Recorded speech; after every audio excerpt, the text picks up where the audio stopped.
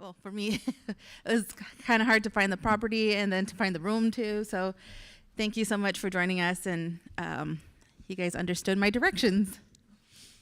Today we have some really wonderful people joining us. We have a great lineup of speakers, but just to do some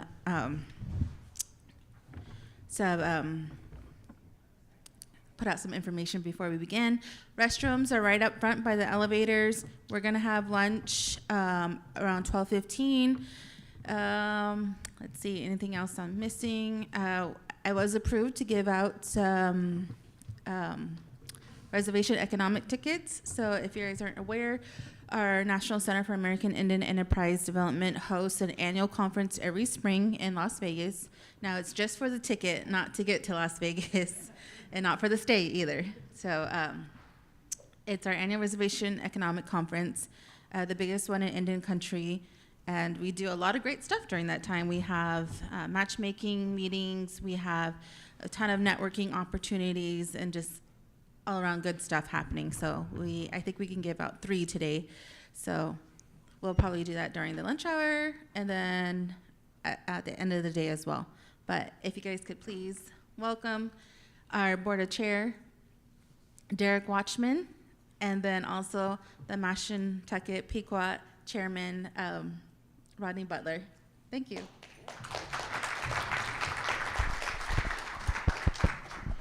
Good morning, Yat Bene. That's hello and good morning, greetings in Navajo. Thank you, Kaya. I appreciate it. Good morning again. I'm Derek Watchman, and I'm the chairman of the board for this long word, National Center for American Indian Enterprise Development. So I won't say the acronym, but it's good to be here. Thank you, Mr. Chairman, for joining us. I'm the chairman of the board, and we have a board of 18, and so my colleagues include folks like Chairman Ernie Stevens, John Echohawk, and others. And so our organization is a nonprofit organization, and we actually been around over 60 plus years. And so our primary purpose is to support and help economic development in the Indian country, Alaska, and Native Hawaiians. And so, but we're known, as Kaya mentioned, we're known for our Reservation Economic Summit Res. And so this past Res 25, was tremendous. We had over 6,000 participants, great conversation, great discussion. And so get on your calendars, Res 26, back in Las Vegas, the week of March 11th. And so, but today I'm here to help push and promote our Native Edge Institute. So we appreciate you all joining us, and this is the last of our season. So our NEI Institute has been very, I think, very informative. It's one-day sessions around the country, and we've been doing this for several years. I've been to many of them, and I do pick up, I'm a small business owner myself. I'm the chairman of the board. I also have a tribal affairs consulting business, but back home on Navajo, and my joke is I'm a Navajo from Navajo. And so, but back home in the little community called Navajo, New Mexico, I actually own a Marathon gas station. And so, but that's been there since actually 1967. My father, then it was a Chevron station. So my father was one of the first natives to be a franchisee with Chevron Standard Oil. So we still have that in the family. So I go through, every day with my manager, the challenges of running a small business. But through the National Center, our focus is to advocate for favorable legislation policies so that we can get economic development going in Indian country. And so we're in this huge facility, and it's always great to be here. I've been here for many years as a former banker, tried to be part of the lending team in the day, and so very familiar with this. And so, but other parts of the country, we still have a long ways to go in terms of building our economies. And so over the last few years, I've noticed that many of our brothers and sisters are leaving reservations for economic opportunities, growth, and whatnot. And so that's creating a big void back home, if you will. For us, it's the Nebkea, our land. And so one of my missions as the chairman of the board for the National Center is how do we improve and create an environment where we get development at home? Because someday, what happens if all of our people leave reservations? That won't look good. So through the National Center, we certainly try to do that. So Some of my other big goals is taxation. I've been a part of the whole tax talk for about 40 years. Mr. Chair, you don't know that. And so I got started under the former president, Nat Peterson-Zaw, just trying to push for favorable tax treatment in Indian country. I'm also a former banker, and so really worked on how do we improve the flight or access to capital in Indian country. So through the National Center and today's event, strategies for growth is the theme for today. And so how do we collectively together work together to bring economic, job, and community development opportunities for Indian country? And since we're a national group, for our activities on and off reservation. And so, but it's a pleasure to be here. And I want to thank our staff, for putting this on. I heard some of, including myself, had a hard time getting out here because of weather. So it took me actually almost 24 hours to get here, but I'm here to support the activity. So Chairman Butler, thank you for being here. We appreciate it from the National Center, and we hope to come back in the future years to participate in this great complex here. So thank you for joining us, and I encourage you to keep up with us on social media, because that's a big thing now, and of course our website. We have many, many positive programs that we do. Our tourism program, we were pushing that, this NEI program, Native Edge Institute, and of course our Reservation Economic Summit, which I think if you'll participate with us, you'll find that it's very informative.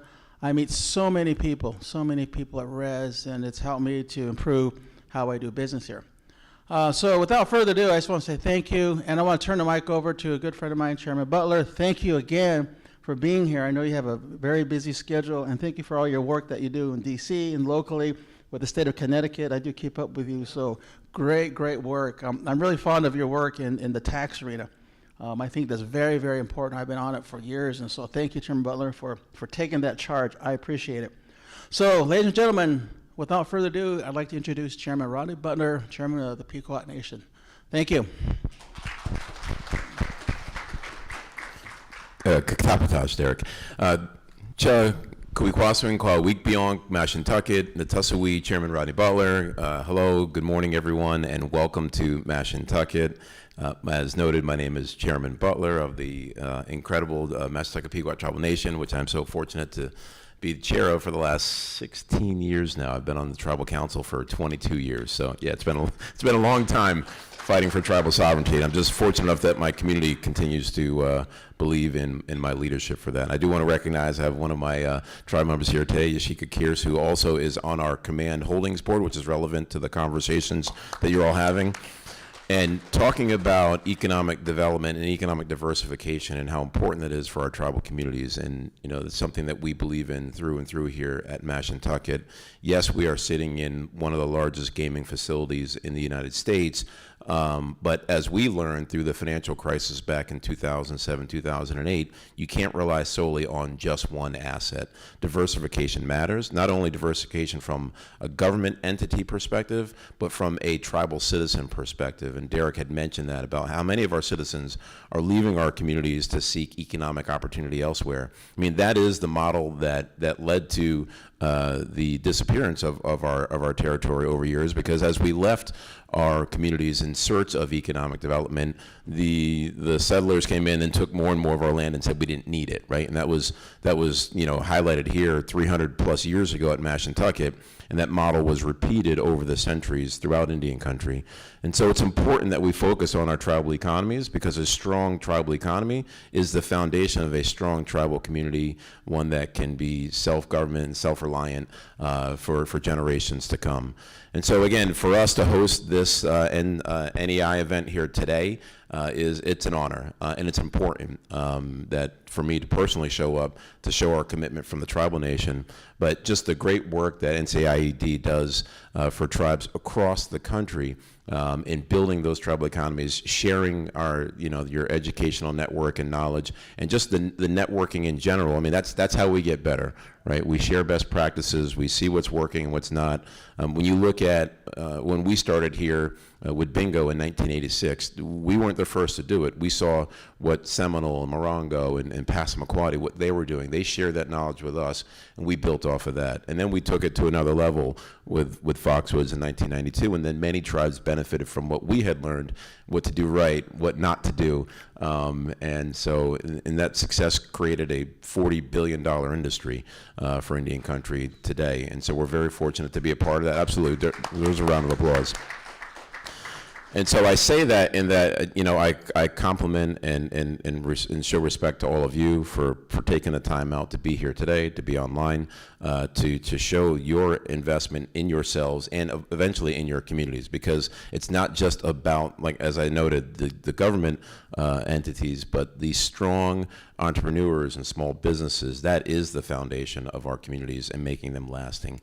And so again, I have a tremendous respect for all of you and your personal drive, and it's a pleasure to just be a part of that path that you're on, and hopefully share some insight, and hopefully that you all enjoy our incredible property here. I do have a couple of notes. If you have time, we do have the world's largest Native American museum about a mile away, and so it'd be an honor for me to let the staff know that if you show up over there with your conference badge, we'll let you in with free admission. I'll let them know that today. Also, we just opened up a couple of new restaurants here on property. We have Hell's Kitchen. We have Morimoto's Momo-san. It's a great ramen restaurant on the other side of the property. I know it's a large property. It's a little intimidating for those that haven't been here. It's almost a mile from this room to the other end of the property, but so there's a lot to see. So we hope you enjoy yourselves here, but we really hope you be able to get out and enjoy Mashantucket, and most importantly, continue to learn and build off of each other's success, and learn that next step forward and that path forward to your continued success. So again, Katapa Tuyimu, we thank you all for being here and look forward to a successful conference. Thank you.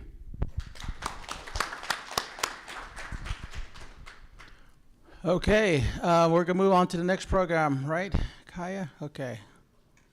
Oh, okay, all right. But you're open for questions, Mr. Chairman? Sure. Okay, all right. This is opening, but we're open for questions. Anybody has any at this point? Okay. Roxanne, thank you so much for hosting. Thank you so much. Thank you for hosting. I'm Roxanne Nielsen from MBDA Manhattan Center. So I'm so very interested to see how the economic development of Foxwood has, have you been able to develop in other industries? You talk about diversification. I'm wondering about anything in clean energy, any initiatives in clean energy that you all are doing? So we haven't done anything for profit per se in the clean energy field. Let me talk about diversification first. So I noted Dashika, who's sitting right here from our Command Holdings. That's our government contracting entity that we launched courageously going into COVID, and it's grown phenomenally since then, with over $100 million in revenue. That's from government contracting. We have a pharmaceutical network that we provide pharmaceutical and third-party administration for commercial clients in Indian country as well. We have hotel and spa that's just off property. We have some commercial land holdings. We have incredible 2 golf courses right across the street for hopefully that you'll all get to enjoy. But we also leverage the foot traffic that's generated by Foxwoods and partner with many third parties, i.e. the Tanger Mall that you see here on property. That's actually owned by a third party. We just opened about a month and a half ago one of the largest indoor water parks in New England, Great Wolf, just at the other end of the property. And again, we leverage the attraction of Foxwoods to expand our economy there. So there's a lot of examples like that. When it comes to clean energy, we do have some smaller solar projects. We've partnered with a solar project on some of our lease parcels that are about 10 miles from here. It's not and it wasn't for profit. It's really just to do the right thing and help the local economy and help the local energy supply structure. On site, though, we have a cogeneration facility which has 2 natural gas turbines connected to a steam turbine that generates almost 20 megawatts of electricity that powers almost entirely Foxwoods' utility needs. And so that not technically was a business venture, but it's a significant cost savings because we can produce electricity, especially in New England. Those of you that are in New England, the price per kilowatt is 30 cents a kilowatt or something like that, including transport fees. We're producing it for like 6 cents, right? And so technically not a profit center, but certainly an expense saving opportunity that we've enacted about 15 years ago. I think a lot of small businesses would like to know, how do they get involved with subcontracting with the community? Is that through Command Holdings or just on the website? Yeah, so there's various avenues, and I don't want to speak for Command. I'd actually let Yashika speak to that. So broadly speaking, the way that we've structured our entities, they are separate entities. So Command has its own board. Our Foxwoods El San Juan is a property we have in Puerto Rico, has its own board. Our online gaming has its own board structure. And so each one of those have various avenues that you can submit your information to. For Foxwoods at large, you can go onto our website, and we have a purchasing website where you can submit your information. You get added to our bid process. We have a very robust bid process, and there is preference for tribally owned businesses. But a lot of tribes have that structure where you can just go to the website, sign up to be a vendor, and as bids come across, we'll make sure that those go out to you. Hello, Chairman. My name is Joanne Begay-Nota. I'm one of the project directors with the National Center. I'd like to say thank you for joining us today. We really appreciate your presence and your welcome. I'd like to find out what does your tribal enrollment look like, and what is your tribe doing in terms of workforce development and career development? So we're a very small nation. We're just over 1,000 citizens here, and about a third of those live within the borders of Mashantucket. We have a very small footprint. I mean, Navajo, you guys count in thousands of miles. We have about 1,600 acres in trust here at Mashantucket. So just some perspective on that. And most of it is our sacred Great Cedar Swamp, and then a lot of ledge. And so there's limited housing opportunities on the reservation, but generally speaking, our historical territory is about 250 square miles of southeastern Connecticut, and the majority of our citizens live within that territory. From a development perspective, we actually have very robust tribal preference laws that help our citizens and make sure that they have first opportunity in a lot of our openings. But then we have essentially a career development program, for lack of better description, where we have individuals in our HR department that will sit down with the individual trial members, talk about what are their interests, what's their career path, what they would like to do, try to pair them with openings that we have, or shift them towards some of our educational programs and certificate programs that are available for them to further their careers.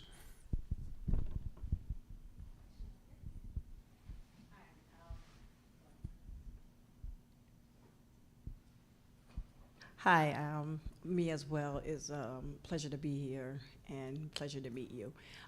I hear about all the economics things, but I want to know, what are you doing for health and wellness? I have a health and wellness business, and I know our health is important in the days and times that we're living in. So I'm a business owner of health and wellness products. So I would like to know, what are you doing for the employees and the community as far as health and wellness? Yeah, so for us, we have 7 strategic priorities. Health is number 1 for us, and economic development is like number 6, right? And so we, as I noted, one of the first things that we did was open up our own health network. And so it's Pequot Healthcare, and we have our Pequot Pharmacy, and we have our Pequot TPA. And so we have a very robust health plan for our tribal citizens, as well as for our employees, because we feel like they're an extension of our family. And so a lot of that we procure a lot of that through our partnership with United Healthcare, but also we have direct contracts with the federal government for prescription services and the like. And so all of our health initiatives pretty much funnel through our Pequot Healthcare network, but we do have some separate partnerships for employees, for employee benefits with various providers as well.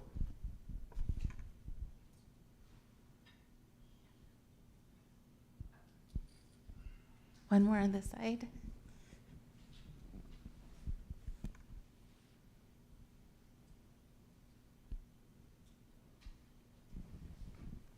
Hi, Jeffrey Wu from Actionable Strategies. We've done a lot of work in emerging markets, and I was wondering what the major constraints were around economic development, specifically here, and if the PPP construct, public-private partnership construct, is something that's viable, helpful, and if it's been explored. Thank you. Yeah, so we've looked at that, the public-private partnerships. They're complicated per se, and I think for us, we focus primarily on building out our economy here.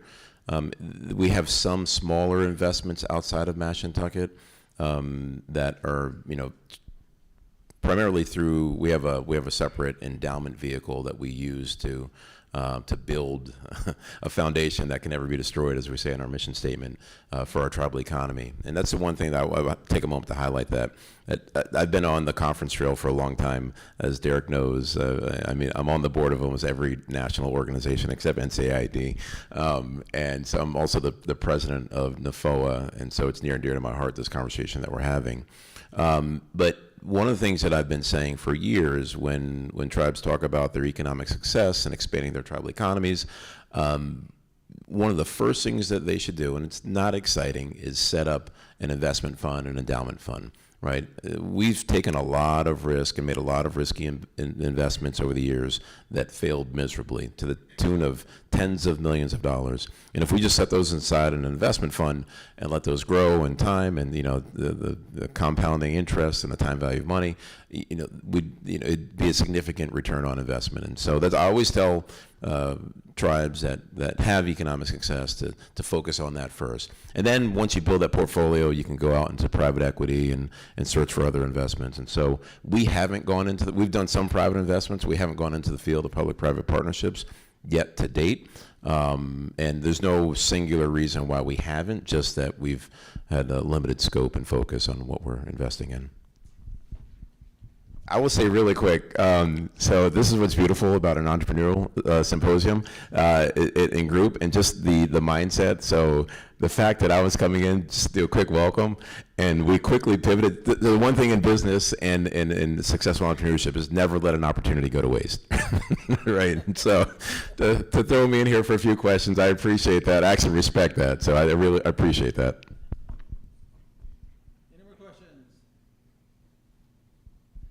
Questions? No? Okay. Thank you. Well, I hope you all have a wonderful day and visit here at Mashantucket. And again, those who have time, I know some of you are on a short schedule. We would love for you. It's most important for us. As I said, healthcare and our culture are our top two strategic objectives. And we'd love for you to go visit the museum and just learn a little bit about ourselves.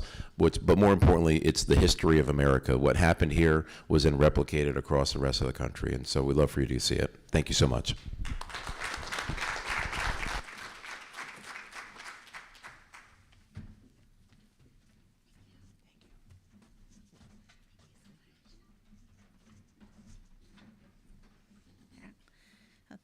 Thank you so much, Derek and Chairman Butler. One more round of applause for them.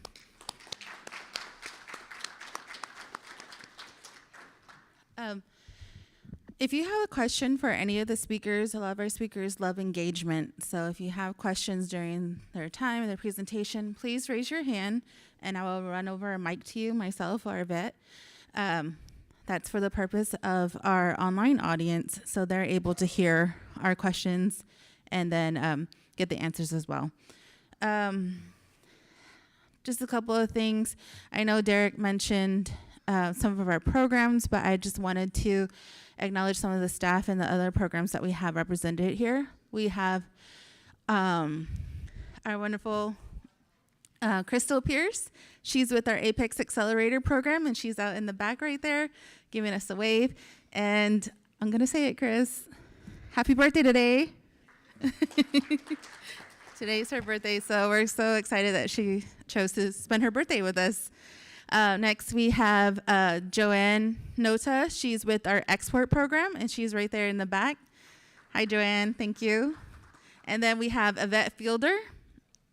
She's with our tourism program.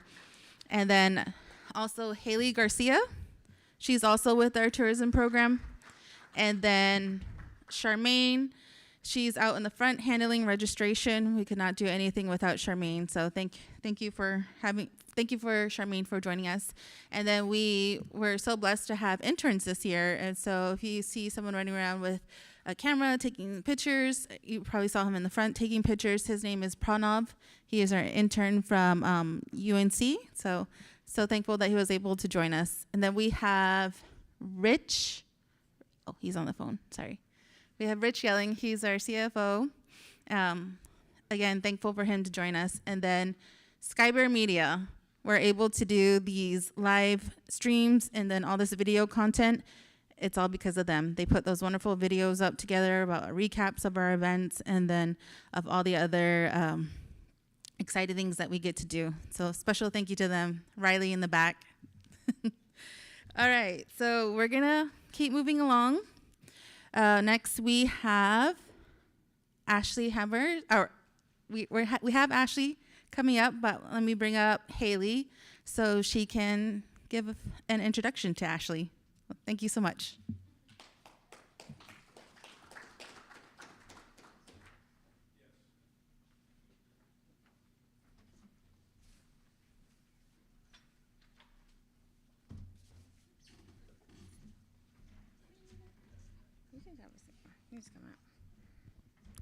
Hello, everyone. Welcome again. I'm Haley Garcia. I come from San Felipe Pueblo and Navajo Nation out in New Mexico. So I'm very happy to be here. I've heard such amazing things about Foxwoods, just growing up with my father coming out here one time, and it's exactly as he talked about and even better. So I would like to introduce Ashley Hemmers, who works with us at NCAIED as a consultant amongst her long list of other things that she does. So she will be having a conversation with us on using feasibility studies to make smarter business decisions. So let me introduce Ashley.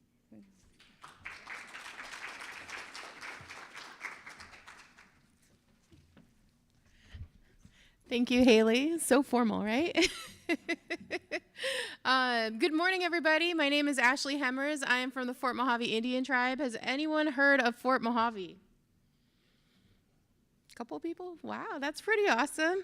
So when I left yesterday, it was 115 degrees on my tribal homelands. And so when I saw the green and the little sprinkles, I was like, oh my goodness, this is amazing. But I'm really excited to be here to talk a little bit about feasibility studies and also talk about the next step in feasibility studies. Everyone's okay with having a plan, but if your plan is not a good plan, then what's going to happen? It's not gonna work out, right?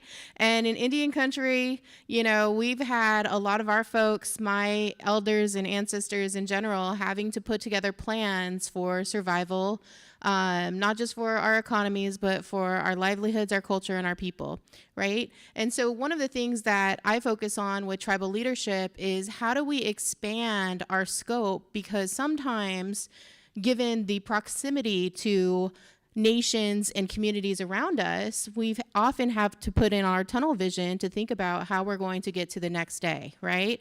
And so for us as tribal people, we know holistically that our cultures demand us to think more broadly about each other, our imprint on the world, our imprint on our families, our imprint on our community. And when we're doing tunnel vision, we don't get to do that as often. And so today when we talk about feasibility studies, I want you to think about what that would mean for your business, your community, your nation, in terms of how to build that in a more strategic, broader strategy, almost like looking at the sky and thinking, wow, water, right? So we'll go ahead from there. So we're going to talk about what feasibility studies are, how they can be helpful, and implementation considerations. So how many business owners do we have in the room? I know we have like a live audience as well. Small business owners, okay. How many of you work directly with tribal nations? How many work directly with non-tribal nations? Okay. And how many have been in business for 5 years? 10 years or longer? Okay, so feasibility is something that you're pretty familiar with. Basically, it's a comprehensive analysis of what we can do to get us to our goal, and if we can do it in a way that will allow us to get our venture or idea off the ground. Now, for us, when I think about that, for me at my nation, especially with our government, we had to have a serious talk with each other around the 2008 housing crisis, right? Because a lot of our ventures and ideas, like the chairman had previously said, were great ideas and then went, right? Just completely bombed. And so we had to think about what it would mean to build something that was lasting for our community and lasting for our nation. And when we thought about that, well, one, we didn't have a choice, but two, when you're building from nothing, it's kind of easy to generate those ideas, right? Because you're starting from the ground. And so when I think about feasibility studies and I speak with tribal leaders and they're talking about projects and ventures and what we could possibly do and why we need it, feasibility studies, how many of you guys have had one built for you before? It's expensive, right? And then where does that plan go? It's good and it's in writing and it's good to show the bank that you had the feasibility study, then it goes right on that shelf, right? Because the plan is not necessarily focused on the outcome. That's why we have to think about strategic priorities in terms of what our outcome really is. So if you're building a business, one of the things that I like to work with my nation, my tribal leaders are like, hey, Ashley, we need you to go focus on this industry. And if it's revenue generating, then for me, that makes the puzzle a little bit more simple, right? Because in a revenue generating business, what you want is revenue, right? So if you have no revenue, how am I going to build the revenue? It's a pretty easy shot from there, maybe a little specialty or experts that we need to help us get there, but it's point blank, right? Where I live is in transformational change, right? For my people, how to get my people out of a survival mindset so that when we do generate revenue, that, you know, I love seeing cars and everything on my res and, you know, making sure that all that's done. But sooner or later, the cars are not just old hoopties. They're kind of like broken down, like Cadillacs or something. I'm like, no, this is not what the revenue was supposed to be doing, right? And so when we think about transformational and behavioral change, then we have to add those methods for prioritizing what that outcome is for our people. Because for us, in the simplest form, we could have a plan, right? We could have a plan to renovate elders' homes, but if I don't have the proper resources, then it's going to end up like this, right? And then people are going to look at me like, hey, why did that happen? Da, da, da. I'm like, well, because we hired someone we may not have, we probably shouldn't have hired, but it was a good thing, but it said to hire somebody. And this is where the breakdown happens. It's in the operationalization. And so when we think about feasibility, we have to think about risk and reward. It's not a conversation in solution, it's a conversation in dynamics. What am I going to be comfortable with doing so that I can get the outcome that I want to get? And so that is really important when we're thinking about how to expand our businesses and how to develop or utilize feasibility studies, because the feasibility study is not the plan. The plan for your business is probably, I have a product, I have a solution, and I'm going to give it to a customer. The feasibility says, yes, you have a product, yes, you can make it in this market, and yes, you could give it to the customer, right? But the broader strategic priority is going to tell you the how you get it to your partner, right? We are at a strategic session for tribal nation building with a nonprofit that focuses on tribal nation economies, right? And when I asked folks to raise their hand if they work directly with tribal nations, not one hand went up in the room. Okay? So when we talk about a brain drain, we know that people go off reservations or off their homelands or off their ancestral homelands for a reason because of survival, right?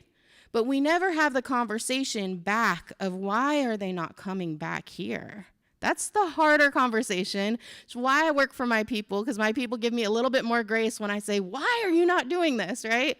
Because I'm not going to march into someone else's. At least in my own nation, I know that they're going to have a hard time throwing me out, right? And so I say that because we have to think about what the cost will be. The feasibility tells you if you can do it. The feasibility is just a researched idea of if you can provide the solution that you intend to provide to your customer. But it doesn't tell you how much it will really cost you, right? Because if you focus on building the widgets industry, right? And Indian country has a good example of this. We're in a beautiful property, gaming industry, right? But tribes are not about gaming, right? Whenever I go to a city, I'm like, hey, yeah, what are you? I'm Native American. It's even better. It's even bigger conversation point right now, right? When people are looking at you, what are you? Oh, I don't know, what are you? And that back and forth, right? And so when I say I'm Mojave, one of the first things they say is, oh, casinos, you guys have casinos, right? I'm like, yeah, my people were in there. We developed it. Creator gave us this, right? No, casinos were a means, right? Casinos helped create a feasible pathway to economic development when people were not coming to check on our people or do commerce with our people and actually erase our people, right? Because if there's no industry, there's no people, there's no economy, then what? The chairman just talked a little bit about the history of what they experienced and how they imprinted that history as they migrated west. If all of that happens, then it's open land, right? I can't believe we live in a world today where we're talking about land release again. It's like, hello, we just went through land grab. We're recovering. Let us alone. And so the best piece about feasibility is it forces us to think about our business readiness. So the business readiness talks about how we are going to get to our goal based on the resources we have in that plan, that feasibility plan, and if it will be viable to give us a solution that we ultimately want for that outcome. And so when I talk about broader strategic framework, you can't just have a plan, a business plan. You can't just have a model. You can't just have clients and a feasibility plan. All of those things have to work in concert with each other because all of those things are a living product. And in Native economy, we know that when we honor that cycle, then we get an outcome that feels good for what we're trying to produce, how we're trying to produce it, and why we're trying to do what we're doing. There's a reason, a why behind it, right? The chairman just talked about strategic priorities. Number 1 and number 2 are health and culture, right? They're building a foundation, a lasting foundation. And so for Native communities, often economies are just a byproduct of our priorities in general. Unfortunately, because of the markets we work in, their priorities kind of take over the scope of what we're trying to achieve when we partner outside to try to achieve that together, right? That's why we have so much confusion today when we're talking about business and people are talking about capital, but forgetting the people, right? That's why people can have multi-billion-dollar weddings, but only pay their workers $575 for, 24-hour service, right? And so I think that, for us, when we're thinking about readiness, it's not just about having the opportunity, but what are you preparing so that you can have the next stages of what you need to feel that you've actually impacted what you want to achieve, right? I've met a lot of very wealthy, unhappy people in Connecticut, right? And sometimes because their priorities are different, then it impacts our communities, right? And so when we think about how we do this, our nations, our culture, our families, our community, it gives us a fabric that has already been woven from generations. And people forget about that generational wealth, right? That generational history, because we often focus on healing from generational trauma. But the balance of that is finding those records, that narrative, visiting those museums to see this broad cloth of wealth that was already generated so you don't have to reinvent the wheel, right? And so for us, when we think about disciplining, what discipline means for communities like ours, it's not a negative thing. It means that I wake up, I pray, I walk in a good way, I do what's right by my people, and then I go to sleep, right? And then I do it again. And that's a disciplined routine. And so when we think about our feasibility and how we get our product and our solution to the people that we need so that we can generate the revenue that we have, then how we do it is through the operationalization of it. If you keep feasibility in that context, then when you're working with your teams and your staff, then you only have 3 basic questions to keep them on target for that larger outcome. The first one being, what is the plan? Feasibility has to be vision-led. You as a business owner are the person who's going to bring that vision to life. There's not anyone else. There's no one else that's going to help you do that. And so when you lead in that capacity, then you're able to direct a plan for those who are helping you get to that solution. So what is the plan, right? Feasibility is not the plan. Feasibility tells you that you have the ability to do something. The plan is what you're going to do and who's going to help you to get it there. Broader strategic concert, right? Planning and feasibility. And then what actions are we going to take so that we get us there? So this whole concert that's happening is only happening to help ameliorate your propensity for risk. Because when you wake up in the morning and you go and you say hi or you say good morning to somebody, you're taking a chance that you're putting an energy out there, right? When you get ready to go and do your business, it can be scary. Especially if you don't have any capital, you don't have any mentors, you don't have a community, you don't have any family, you don't have any mortgages that you can, do whatever with. It gets scary, right? And so when we take our coordinated actions, that feasibility is kind of just a little confidence boost to be like, no, you got it. The research is there.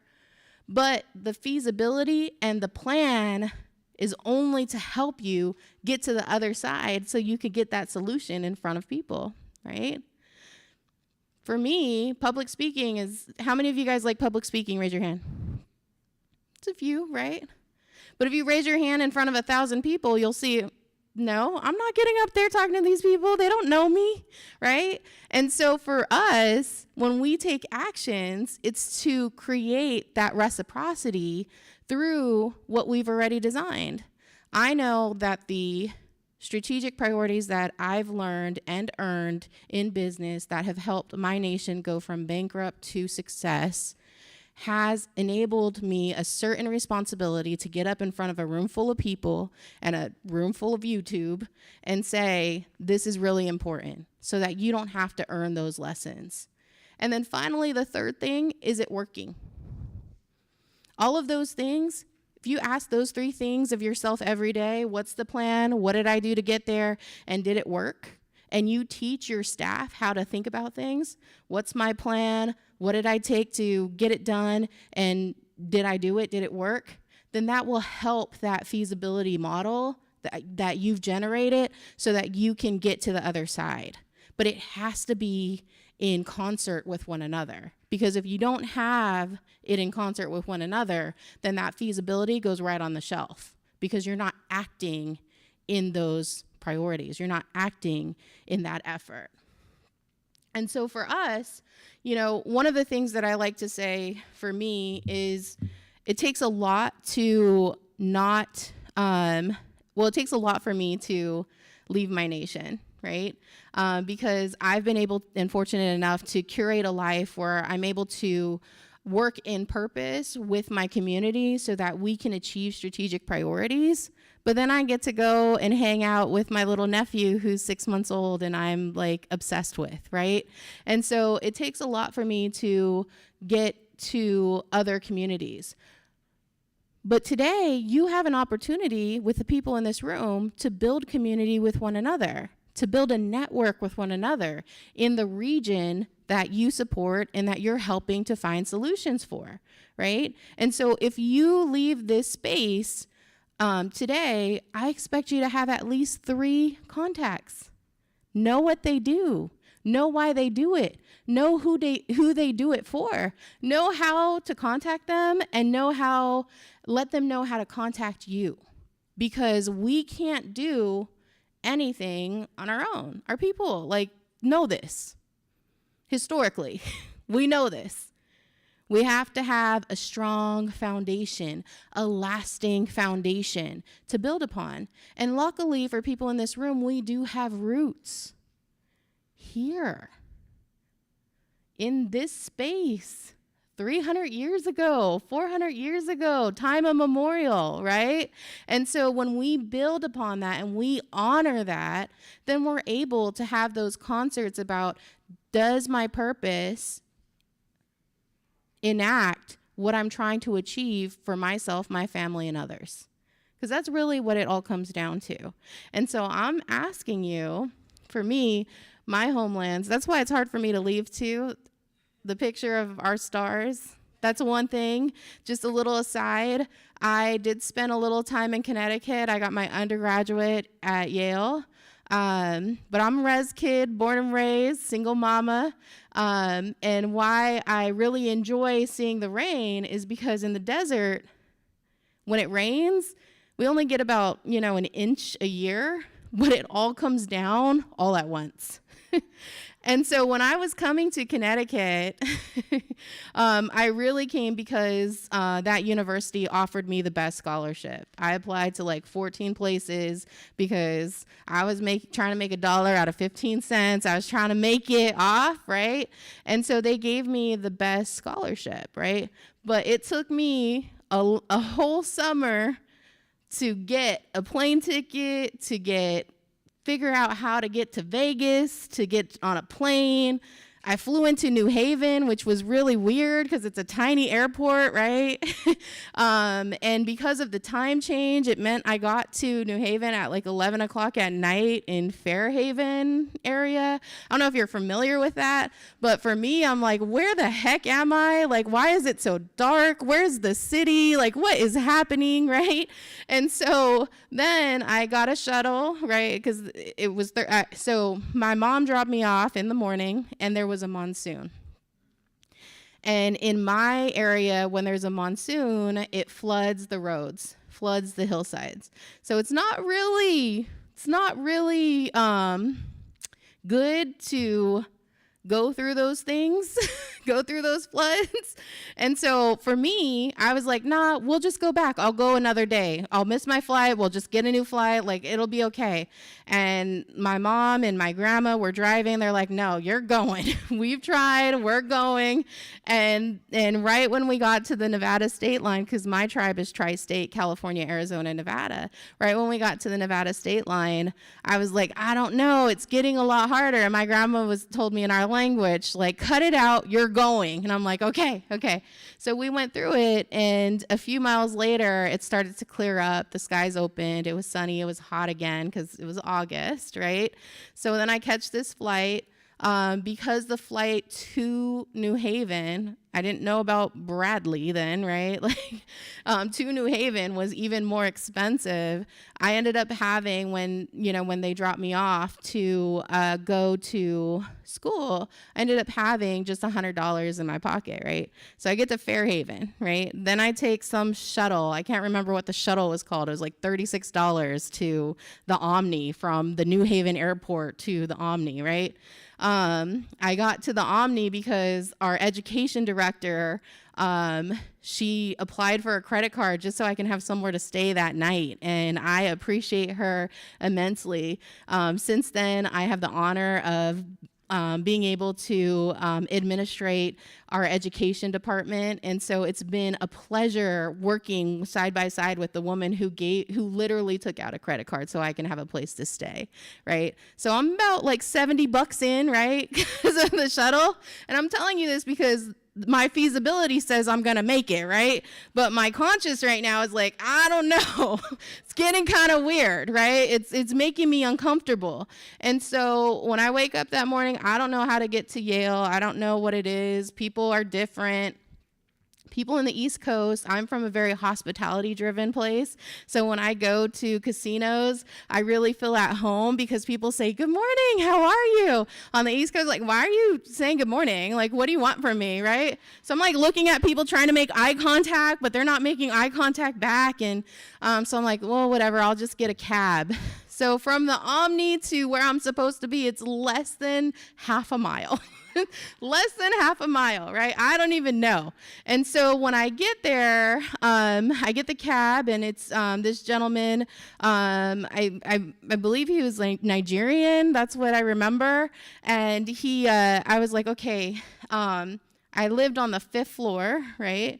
And so I'm like, if you could help me take my luggage up to the 5th floor, because since it was only like a half a mile there, I'll give you this whole $20, right? Because instead of giving the $2 for the little trip, I felt so silly. I'm like, my feasibility says that I could get there, but my actions say I took a cab less than 2 minutes to get to where I'm going. I'm not doing really well right now, right? And so I gave him the $20, and he came, which was unfortunate for me because I didn't know at the university they do free move-in services. So I'm like, what the heck? Okay, what's going on now? And so they're like, oh, we could take it for you. I'm like, no, it's okay. He's got it. We got it. We're gonna do it. So he took my bag up, and when we got there, I had 5 suite mates, and all of their parents were there. But I'm from a single mama, and on the West Coast, when we go to college, that's what happens, right? Like, mama had to go to work. We had some things we needed to do, right? And so I'm used to being able to be in that space. My feasibility says that I could go there by myself and do what I need to do for my family and then come home, right? So I'm met, and they're like, oh, hey, like, it's great. It's a big thing, right? I'm just trying to figure out where I'm going to go to class the next day, what's going to happen, where I'm going to get food, like all those basic things, right? Tell me why my suite mate's parents thought that the cab driver was my dad. Shaking his hand, bringing him into the living room, talking to him, like, while I'm like, they're like, oh yeah, we're gonna go to lunch, da-da-da-da-da, right? So I'm like, what the heck? I'm like, here you are, sir, thank you, not my daddy, right? So right now, I got a little under $50 left, right? Just from that 24 hours, right? And so they're like, we're gonna go to lunch. Okay. Where are we going to lunch at? Because I got a budget, right? My budget is ramen noodles for the week until I find the free food that the college promised me, right? And so we went to a place. It was called ABP, Abonpan. I don't even think it's there anymore. But it was the first time I ordered a $15 turkey sandwich. I'm like, Connecticut, and it wasn't even good, y'all. That was the worst part. I was so defeated. I was like, man, it wasn't even good. And so I bring that story because when we're thinking about feasibility, at the end of it, I only had $10 from that first day until I was able to, recover, and I sold some beaded earrings to some really nice people because I'm a beader, got some cash, got some revenue, built myself up again, and then was there and was able to take that opportunity and turn it into a really great thing for my nation. So in the tri-state area that I'm from, I'm the only one at that time, and I believe still from the local schools, that have ever been Ivy League. And I'm from, right. And I'm from a single mama, right? on the reservation who worked 30 years in the hospitality industry so that her daughter could have an opportunity. That's the foundation that we talk about when we talk about shared progress. And I share that because that opportunity, that feasibility of whether or not I would succeed helped me unlock impact for my nation in that right now in my current capacity, I have 72 students in higher education that are getting their higher education, tuition, living expense, 100% cost-free because of the strategic decisions that we've made and we've been able to provide to our community. So that little $15 turkey sandwich, you know, I'm very particular when I come to Connecticut again. I'm like, I don't know, where are we going? Who's all there, right? Because people like to be spending money and Ashley sometimes don't got it, right? And so when we think about how this impact, how feasibility can help us unlock impact, then I would challenge you also to think about what your greater impact, what greater legacy you'd like to leave for yourself, your family, and others, because that's where you're going to get the consistency and drive in making sure that you continue the conversation. Burnout happens when you have a feasibility that tells you you're going to be able to do something and you don't have the actions that get you to the solution. So you feel like you're constantly hitting a wall.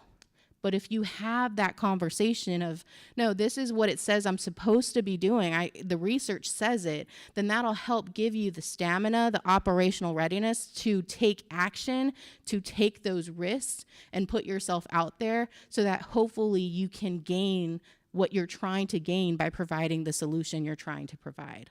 Otherwise, you're going to get a lot of walls, and a lot of walls because you haven't unlocked it for yourself. Does anyone have any questions? I have about 10 minutes to talk about feasibility or anything that we've talked on today. Any questions? Sure.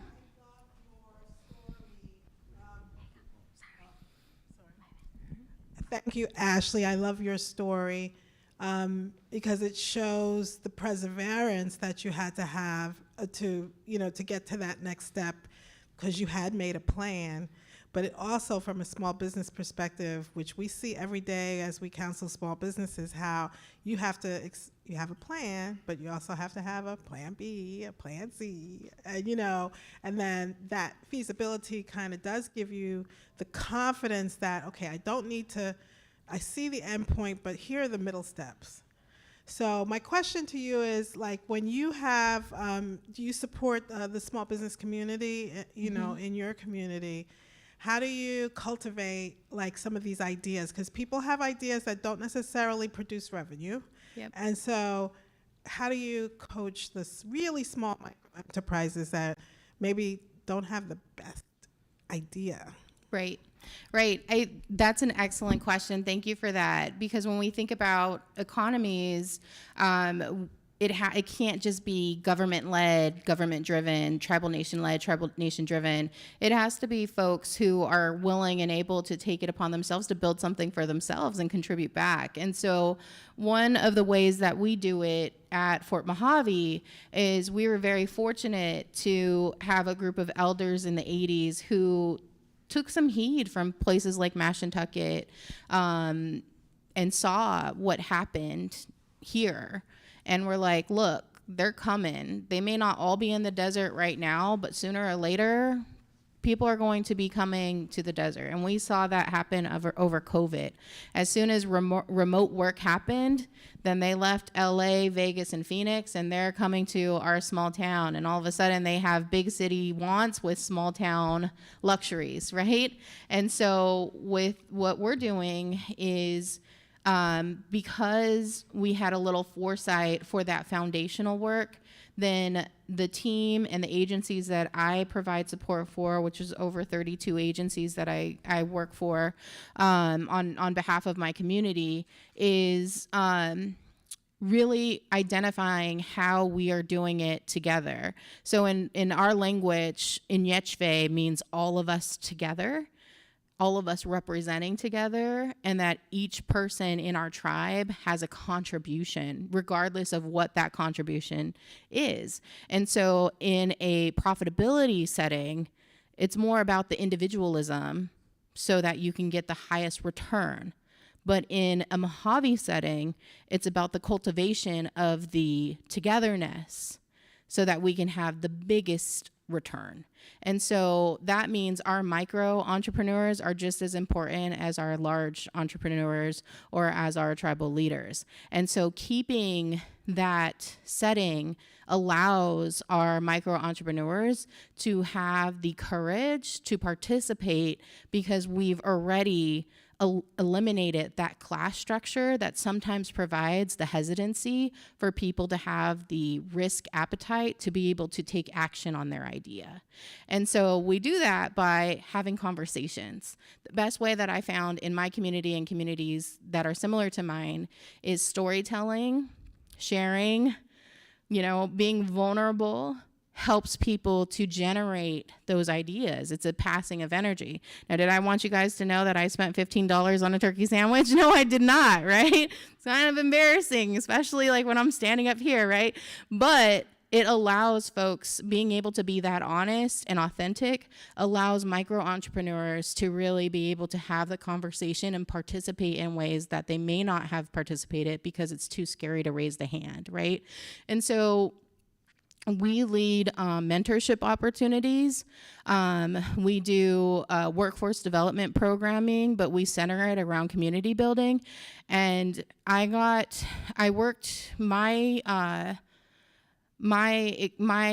background is in funding, mostly grant writing, privatized equity, right? So I kind of found, when I went to Yale, I was like, hey, how y'all rich, right?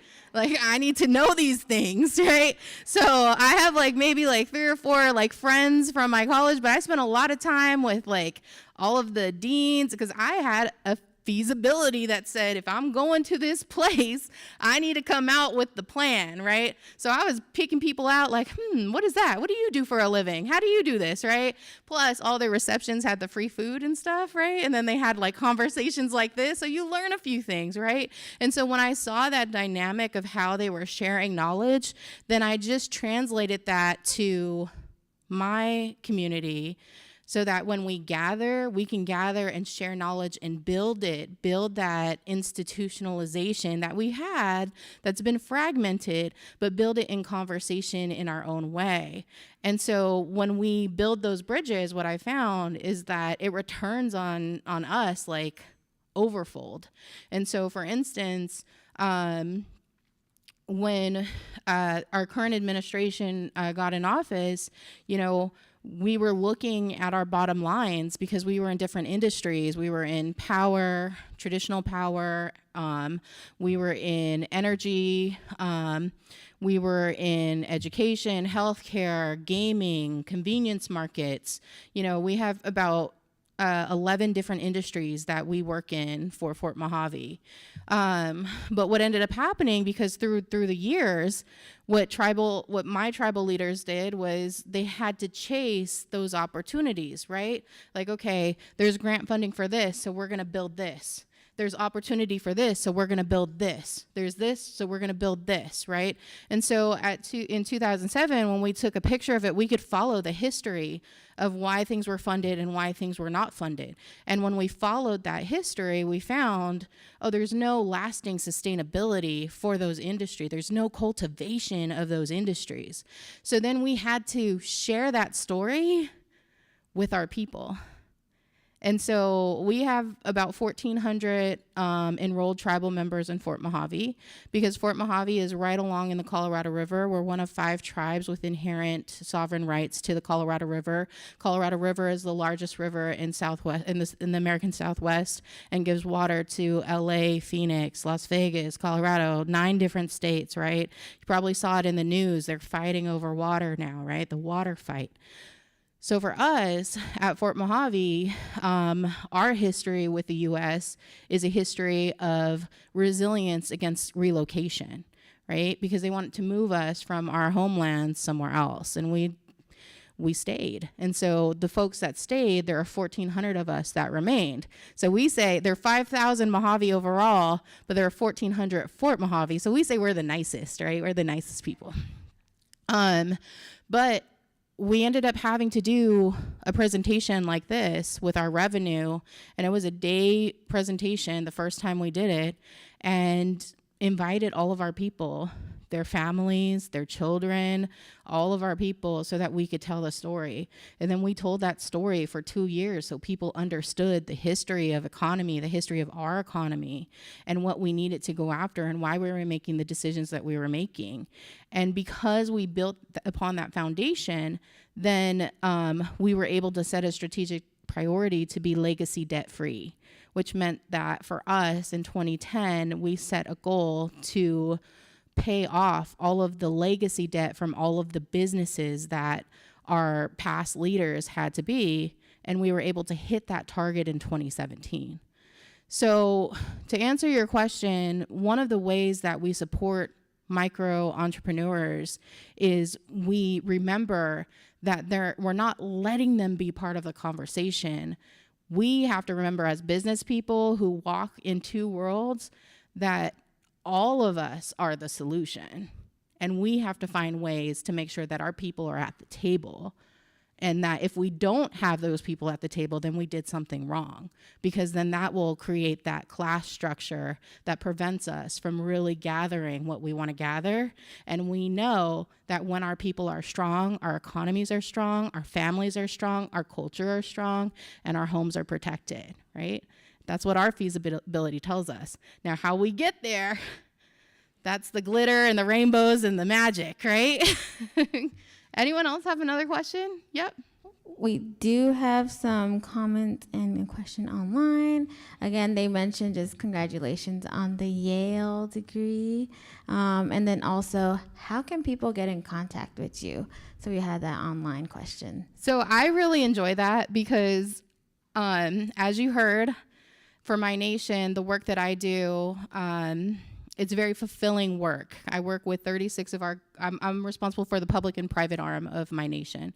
And so the way that I help is I've made friendships with the National Center, who do great work in Indian country, a nonprofit that offers great work and that offers experience at an expert business level. Because how many of you all have been to a conference in Indian country and you're like, this wasn't it, right? And so I've had to be very strategic about who I partner with, because taking time to come here took 3 days away from my people, right? And so for me, now that I'm able to be selective, then I work with folks like the National Center because I know that they have a broad network to be able to maintain and sustain you. If I were to work with people one-on-one with Indian country, then I wouldn't be able to focus how I'm able to focus. But the National Center offers opportunity for small businesses to engage with experts like me so we can provide moderate, light, or heavy technical assistance. And we've done that through, I've sat on strategic sessions, most recently with an economic arm, the Navajo Nation Tourism. We sat in their strategic session because of my partnership with the NCAIED. And I was in that session for, they were like, hey, Ashley, can you listen in? But it was 14 hours, like 8 hours a day, National Center will put you to work if you say you have time, right? And so, but one of the great things that we were able to do and was able to accomplish from that was being able to help provide experience and ideas and facilitations that helped tribal people eliminate their tunnel vision, right? Because that's the hardest thing in business, is when it's you and you're responsible for making that revenue and you're responsible for making that capital, then it's easy to put on those blinders and forget that there's all kinds of other experience. So if you want to get in contact with me, then I hope that you work with the National Center. They know how to find me. I'm also on social media at Tribal Reclamation. I give, free business advice, tidbits, earned experience lessons every now and then. And then I go to the Reservation Economic Summit every year. I go to the Reservation Economic Summit because I like to be around other natives who are thinking these things. And even though they have a huge agenda of workshops, what I find that's most impactful for me is being able to engage and have conversations with people from all over the country. And luckily for me, it's just like a little drive. Like I know that for others, they have to fly and it's a journey. But that's how you can work with me. Be friends with the National Center. Tell them you want to be my friend, and then we'll be friends together. Well, thank you guys this morning. It was so much fun. I really appreciate your time. And hopefully, oh, one more thing. I didn't know that it was a mile around Foxwoods. So I usually like to take a little trip. I did take a little trip. I found that ramen spot, and Chairman was right. Their shrimp tempura rolls were top tier. So if you are hungry, it's a little walk, but that shrimp tempura roll and ramen spot is fire. So you definitely need to try that. All right, thank you.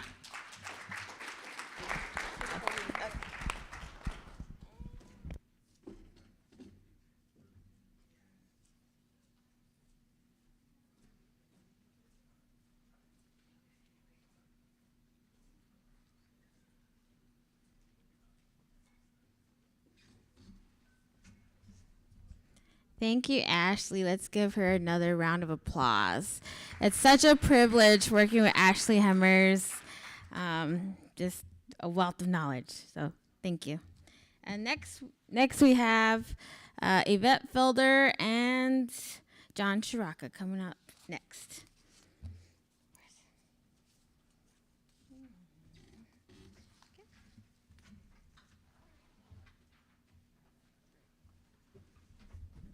Thank you so much, Haley. My name is Yvette Fielder, and I'm a program director here at the National Center for American Indian Enterprise Development. I see a lot of people, familiar faces. Roxanne, she's come to a couple of our Native Edge Institutes and others. Just thank you so much for all being here today. I also manage the tourism program, and also Ashley is a part of our team on that, like she explained. And that's a growing program. So if you're not involved yet in tourism in your communities, I highly recommend that you look into it and see the dynamic ways that you can get involved with tourism in your community, whether it's showcasing your community through tours. There's so many different ways of ecotourism, agritourism, and so many other things. It doesn't have to be a brand new building. It can start off small and grow from there. And so just look into different things, and we are going to be having different webinars this coming year and other ways to interact with us on tourism. And so I'd like to introduce my wonderful friend, Mr. John Shiraka, who has started with us over the 7+ years that we've been doing the Native Edge Institutes. And it was funny because when we first started, they told me I had to advertise the Native Edge Institutes, and I was like, how am I going to do that? So my old PTAC days, Joanne will attest to this, and Chris, I looked into the DSBS, and so we use that today, and that's probably how we found some of you. If you received an email from us and you thought, how did they find me and how did they know me? Well, when you registered in SAM, and previously it was called something else, that's how we found you. And so that's through our friends, the Small Business Administration, and so that was one way that we were able to connect with folks. And John is a former administrator from the Small Business Administration. So I'd like to welcome John, and he is going to go everything. He likes to walk around, and then Riley has to follow him on camera. So when we have a stage, sometimes he's limited, but we've had a great time getting to know John over the years, and he has a lot of information, and he likes for you to be interactive, so don't be shy, and we will run around the microphone for any questions. Thank you. Thank you, Yvette. I appreciate the introduction. I appreciate working with you and the National Center. I want to recognize the National Center for these events that they've done all over the country. And you know, it's in remote areas oftentimes, but it's really to engage with the community and bring the community knowledge, expertise, and to share that and encourage economic development and entrepreneurship. I want to recognize the Mashantucket Pequot Tribe for hosting. We really appreciate it. We appreciate this wonderful venue. You know, when we talk about the federal marketplace, I think given the current circumstances and what we see in the marketplace, it's a little bit of a challenging environment, right? I've done a lot of these sessions. I actually used to run the set-aside programs for the Small Business Administration. So when you talk about the 8A program, HubZone, Women-Owned, Service Disabled, that was my office for a period of 7 years under the Obama administration. And what we're seeing currently is kind of a hot mess because there is no direct guidance, right? There's challenges to the set-aside programs, but there's no clear direct guidance. And so to a large extent, the contracting officers on the other side of the fence don't have clear direction. And then for us on this side of the fence, there's sort of what I call, and I did another session not long ago, we had a conference of our own, what I call sort of little fires everywhere.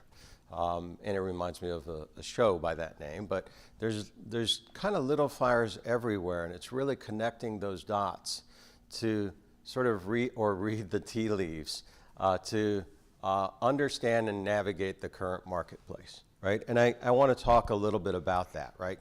My deck, and I'll use it, sometimes I don't follow it too closely because as Yvette said, I'd like to be interactive and engage with the audience and see where you're at and what kind of questions I can answer and where I can provide advice and guidance.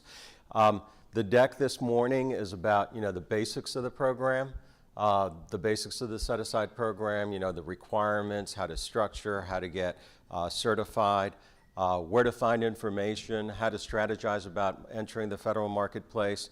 That's the usual standard deck. But I want to also throw in there sort of what we're seeing as far as executive orders, as far as guidance from the General Services Administration, as far as guidance from the Office of Federal Procurement Policy. As far as what we're seeing with our clients, we have something like 74 clients, small businesses doing federal contract work, and then we probably have another 12 tribally owned or entity-owned entities that we support. So what are we seeing with our clients and how are they navigating this unique and challenging time? But before I get started, in order to sort of figure out where to focus on, how many people are currently performing or are in the federal marketplace? Okay. How many people are looking to enter the federal marketplace as a way of expansion? Awesome. Okay. How many people are currently 8A? 8A certified? 8A. What is 8A? Oh, okay. I'll get to that. It's the certification for economically and socially disadvantaged individuals. And it's a program where you have access historically to direct awards, specifically set aside for this type of business. So how many people were 8A certified? Okay. That's service, yeah, so 8A is different, but I'll get to that. Service disabled is a different certification, right? So that was my next question. How many folks are SDVOSB or veteran certified? Awesome, thank you for your service, sir. How many are HubZone certified? Woman-owned? Awesome. Okay. So let me start with that because that was a good question. So we can talk about the federal marketplace, right? Just so we sort of level set. The federal marketplace is an incredible platform for growth and sustainability of your business, right? How many tribally owned or tribal organizations do we have here? Okay, because they have unique privileges in participating in the program, and as the chairman mentioned this morning, you know, that's one area that they went into. Tribes and Alaska Native corporations and Native Hawaiian organizations have unique privileges in the federal marketplace in access to federal contracts as a means of economic development. And so that's what he was referring to this morning, and they've been very successful over the last several years in developing their federal marketplace practice and entering the 8A program, and as he said, they have about $100 million in revenues each year. So it's an economic development tool for tribes, Native Hawaiian organizations, and Alaskan Native corporations. So the federal marketplace, from my perspective, having ran these programs, is a win-win, right? The government gets a service or a product they need, but they engage with small and disadvantaged businesses to create the oxygen for their growth, right? If you're just entering the federal marketplace, though, if you have only worked in the private sector, it can seem daunting, right? Where do I even start? And we'll talk about the basic systems. You can certainly, I shouldn't say you can certainly go to, if you do want to work with the federal government, you have to go to SAM and register in SAM, and we'll talk about that.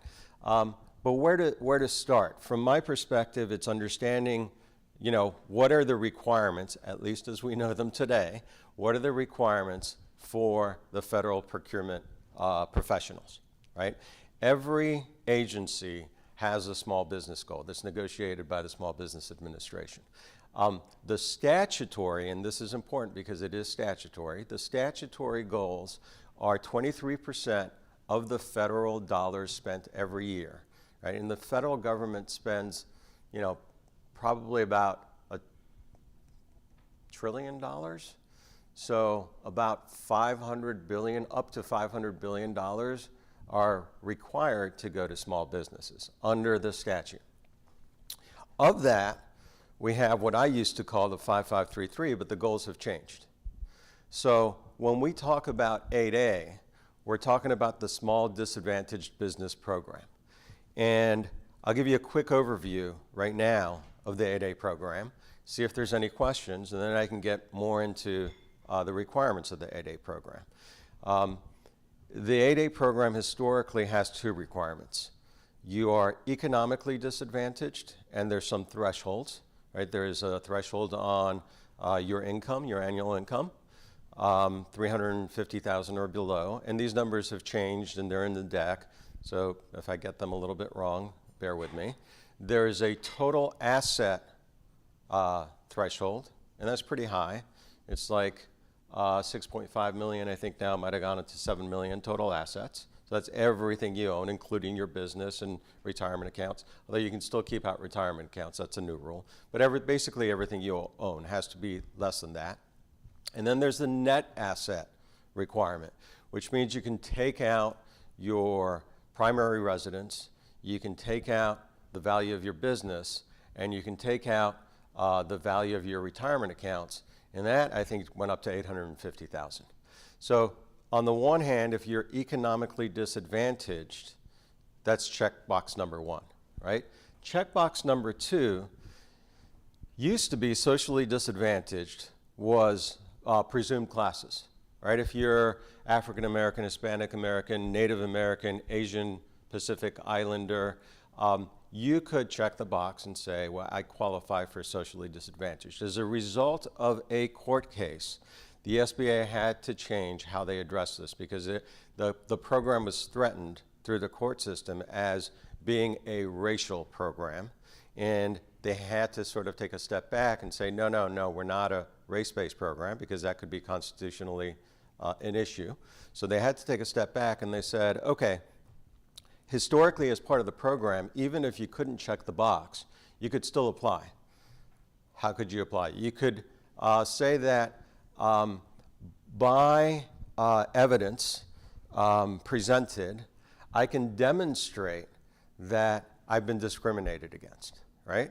And what did that mean? You had to demonstrate that either in education, job, right?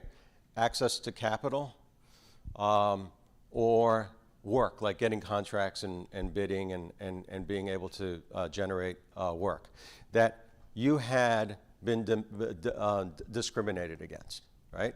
And you'd write what they called a social disadvantage narrative. Based on that social disadvantage narrative, the SBA would say, okay, well, you don't check these boxes, but yes, you have demonstrated by the preponderance of the evidence that you are. So we used to see, even when I was running this program, we would see Caucasian females, let's say in the construction industry, because they had historically a challenge to get work and get promotions and access to capital, et cetera, or in the IT industry. However, as a result of the court case, everybody now has to provide the social disadvantage narrative. How many folks have either worked on that or need to work on that? Okay, it's good number of hands. So I'm going to go there real quick.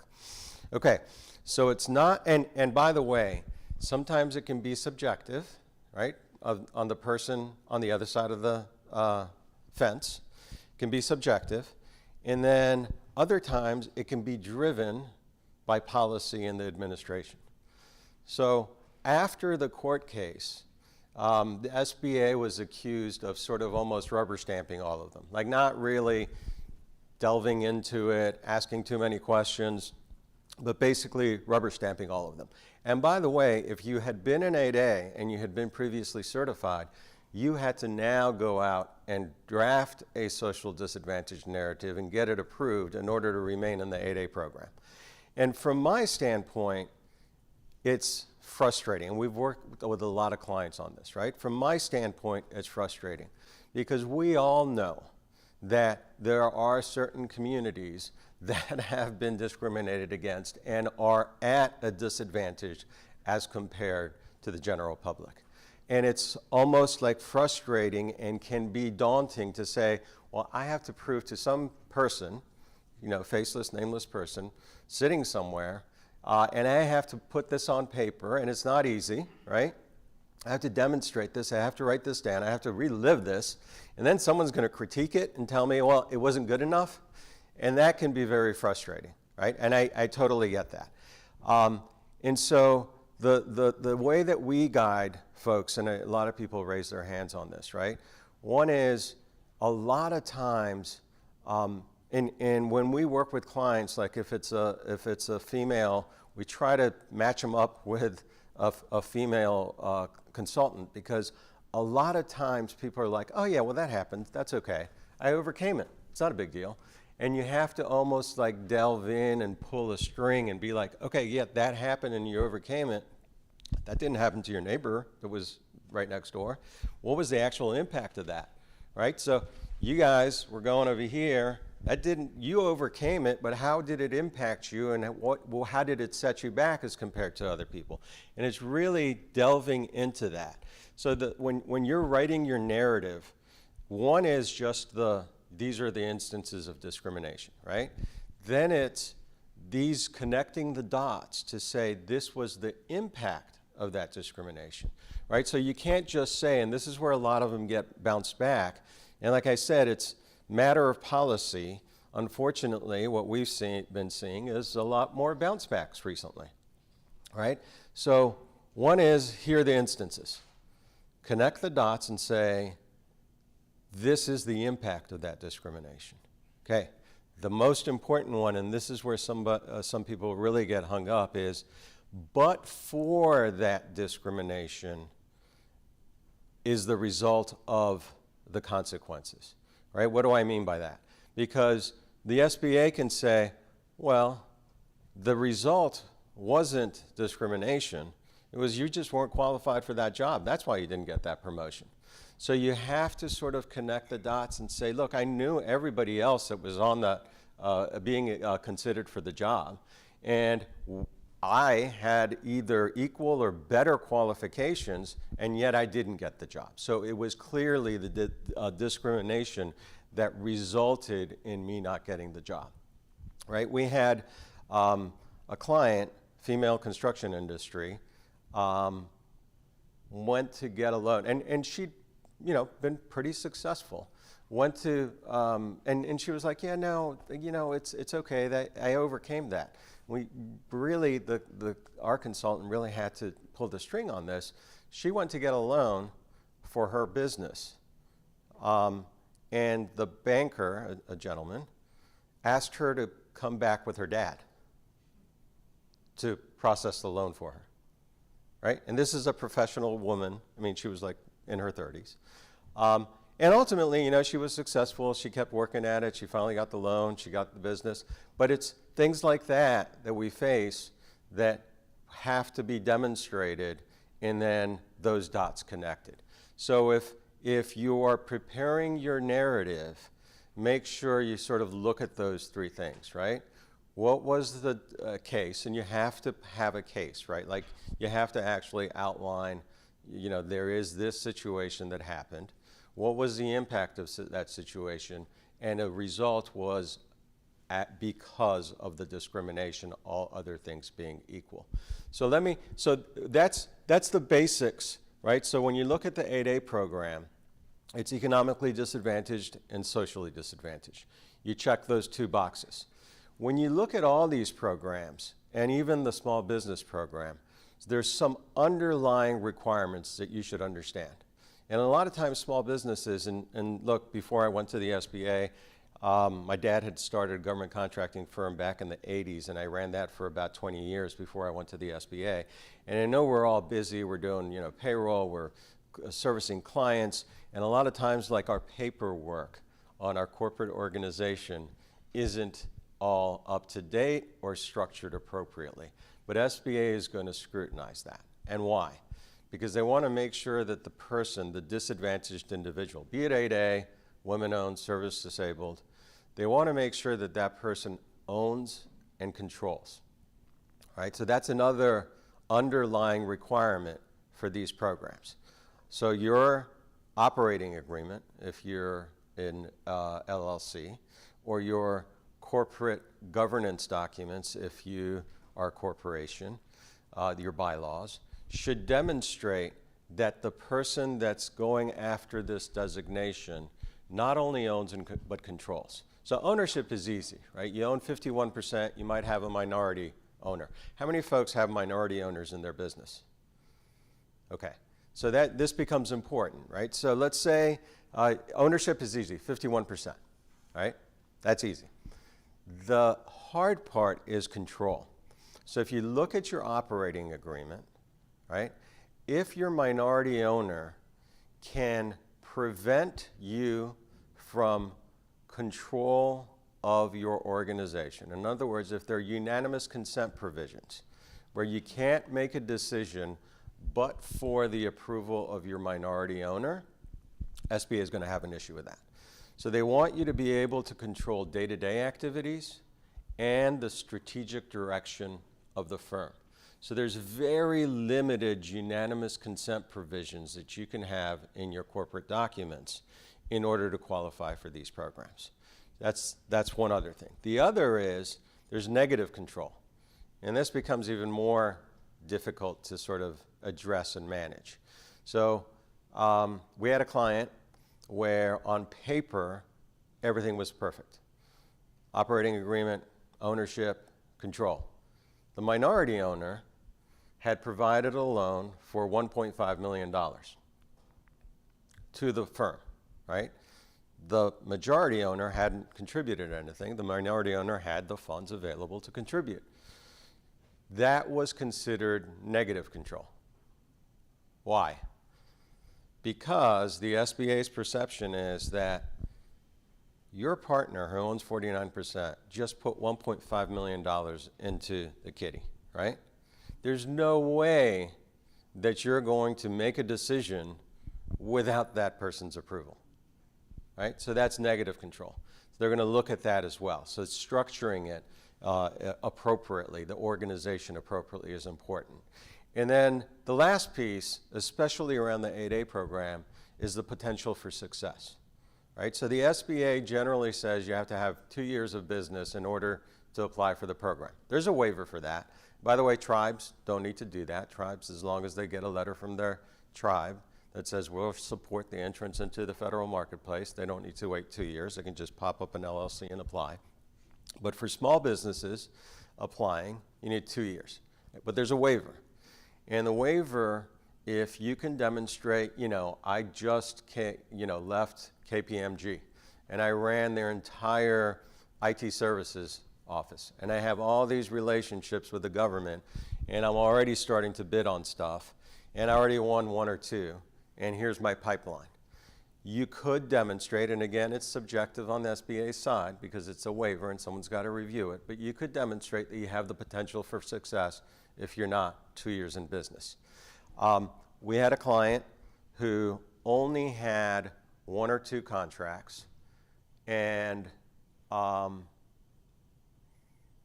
wasn't in business for 2 years, 1.5 years.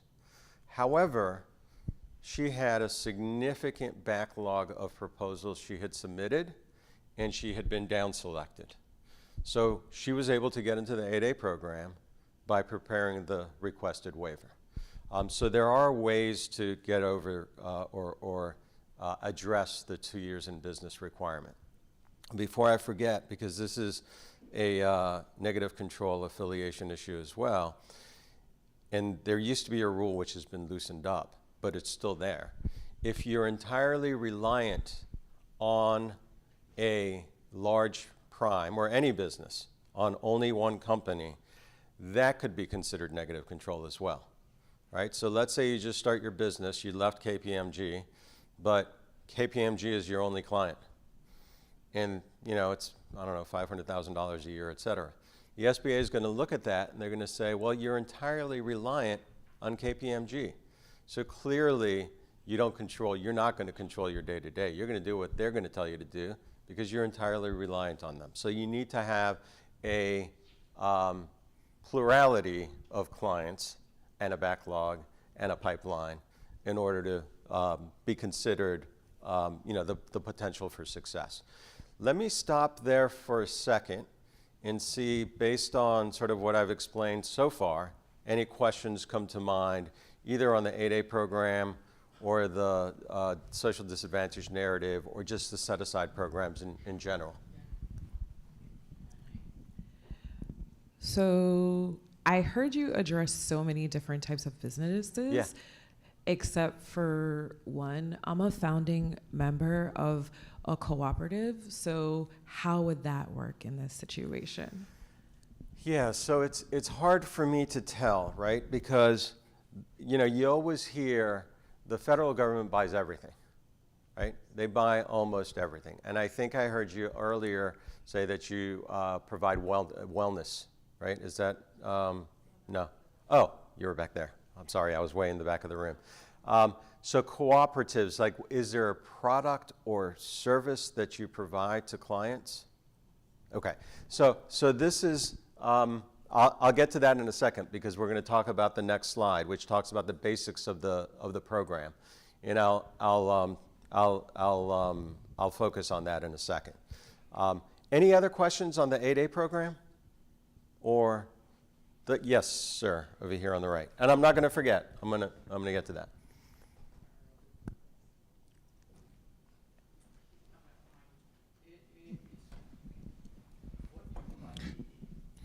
(8A). So real quick over here, there was just a question, what do I mean by 8A? 8A is just the business development program. So there's 4 types of set-asides in the federal government. There's 8A, which is what we just talked about, socially and economically disadvantaged. There's service disabled, meaning if you're a veteran and you have your service disability authorization, you can apply to that program. There is Hub Zone, historically underutilized business zone program, and there's women-owned. So, and under women-owned, there's economically disadvantaged women-owned. So there's 4 different set-aside programs. 8A is one of them. Yes, sir. Good morning. So my company is, we've gotten our city certification, we got our state certification, and during that process, I remember I had, started filling out the 8A form. I just never got back to it, right? Yeah. But I think I might have completed. But so long story short, I got the certification. We got our certification for the company in New York State, and when I'm looking at the dashboard now, I saw that I had SDB as an acronym, and then also the AABE, and then an MBE. Yeah. So how can I leverage that, and does your company help with securing federal contracts with these designations? Yeah, so we don't, I mean, as far as a service of our company, we don't necessarily assist and support BD or capture, right? But we do support, and we work through the National Center, by the way, and sometimes they'll fund some of this. We do support understanding the certifications, getting certified, right? So Small Disadvantaged Business, SDB, is a program that still statutorily exists, but there are no set-asides that occur in it. The government will take credit towards that because you can self-represent. So if you're awarded a contract, you could the federal government will take credit for it, but there's no statutory and regulatory authority to set aside contracts in that category. Where you would have access to set aside contracts, especially given the fact that you're already state and local certified, so you have all the documentation, right? It shouldn't be that difficult to get, historically, it shouldn't have been that difficult to get 8A certified. I would go ahead and from my perspective, I would go ahead and look to get 8A certified because, I mean, one of the things that, 8A is unique in the instance that you have access to direct awards up to a particular threshold, and I think it's gone up to $4.5 million, or they were talking about going up to $4.5 million. So as an 8A, number one, it's a business development program. It's 9 years long, right?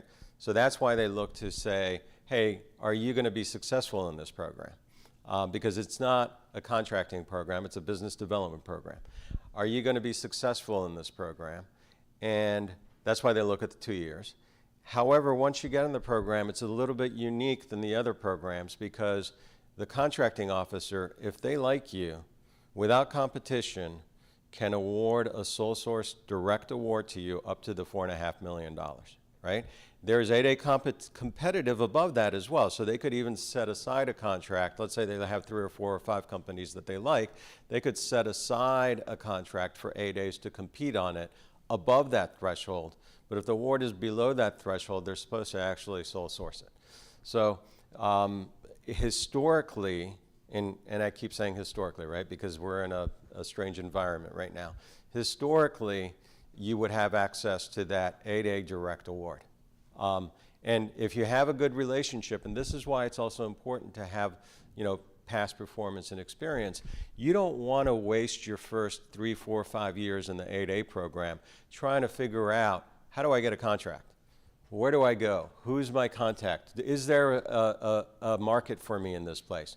You want to have some networks and relationships in the federal government. Now, just because you got an 8A contract doesn't mean you're going to get, just because you got 8A certification doesn't mean, people are going to start handing you contracts. That's why you need the relationships. You have to have done some good work, even as a subcontractor, have done some good work to say, hey, guess what? I've done all this great work for you guys. Now I'm 8A certified. You can direct award to me because I'm 8A certified. So I definitely looking at the 8A program, especially if you have the other certifications and they've been successful for you, I'd look at the 8A program, understanding that you need that network to be able to leverage it. Because in the first few years, the first 5 years, you have unlimited access to direct awards. In the transition years, coming from 6, 7, 8, and 9, you get weaned off of direct awards. So you want to benefit from those direct awards early on. I think there's a question in the back. Riley has a question. This is from online. How do you apply for 8A? Yeah, so as the gentleman was saying, it is a portal on the SBA website. Now, they've gone through various iterations of this portal. And it's better than it used to be, but there's a portal on the SBA. It's certified.sba.gov.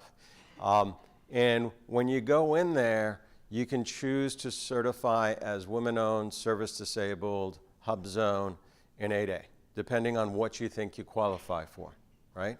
And so the one thing that I always say is if you think you can qualify for more than one designation, I would go ahead and do it.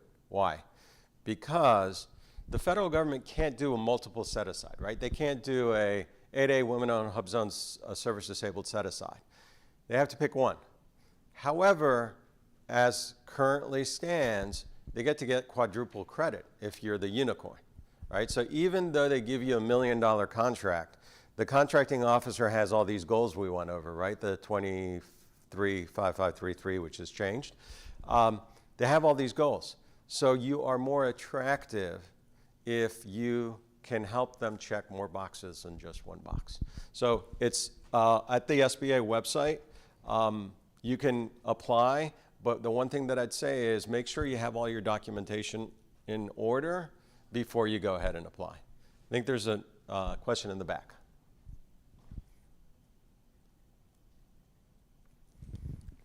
Hi, thank you. My name is Ruth Fleming, and I own a manufacturing company for safety vests with a cooling component in it. I recently was looking at the 8A program. I am a woman-owned business, and I was told that I couldn't register for the 8A program because I wasn't 2 years into the agreement type thing. But as you explained, that if I were able to show my business, and I think that was a very good point, and thank you for bringing that out. Yeah, thank you. I appreciate that. So yeah, a lot of times the sort of the knee-jerk reaction of trying to apply for these programs is, oh, you didn't meet this particular requirement, don't apply. But it's very similar in the case of 2 years in business, there's a waiver process for that. So even when you look at sort of your ownership and minority ownership and net worth, there are ways of sort of strategizing if you're close to the net worth ceiling. Is there a way to strategize to put more money in your retirement account or to have an irrevocable trust for your children? So there's ways to sort of strategize application to the program. And that waiver is definitely one of them. Any other? Yes, sir. Do you have any recommendation for networking? Because right now, I think my company is partnering with about 3 firms, and they kind of like handle all this stuff for us, like the certifications and all that stuff. But so far, they haven't been working, and these programs aren't free. So, yeah. So for networking, obviously, you know, sessions like today are important, so you're going to meet other small businesses that are doing the same thing that you are doing or potentially can partner up with you. And we'll talk this afternoon, if you can stay for that, because we're going to talk about mentor-protege and joint venture, how to find a mentor and partner with a mentor, and what does that mean and how can that be beneficial. But there's a couple of things, and I'll talk about this because this was the question earlier as well. When you look at the federal marketplace, you have to be really strategic about how to spend your limited resources. And a lot of people will just go to SAM. How many people are already registered in SAM? Okay, number one, is kind of a pain in the butt, right? Number two, once you get registered, and by the way, as soon as you start it, you're going to get like 1,000 emails about, we'll get you registered, but we'll only charge you $500. You can do it on your own. If you run into a headache, and by the way, the Apex Center from the National Center, and Crystal's in the back, but they can support as well. So there's free resources to help support. So you can do it on your own. But it goes through like a .mil email address, and sometimes it gets stuck in your junk box, and then if you don't reply in 3 days, it kicks it out, and you got to start all over again, and your addresses have to match exactly. So it's a little bit of a pain in the butt. But sometimes people rely on SAM.gov for all their opportunities. Like they'll wait and be like, oh, here comes an opportunity. I got 30 days to respond. From my perspective, that's too late because your competition already knew that was coming up. Your competition probably already has a team put together to respond to it. They probably have already met with the CEO and the program office and are known to them, and then they're going to submit the proposal, and they know the client's requirements, right? So how do you figure that out? So federal procurement data system, FPDS, is the underlying data system for all contracts in the federal government, ever led, right? Now, that's not up here because FPDS is like Internet 1.0 and it's horrible. It might still be up there somewhere.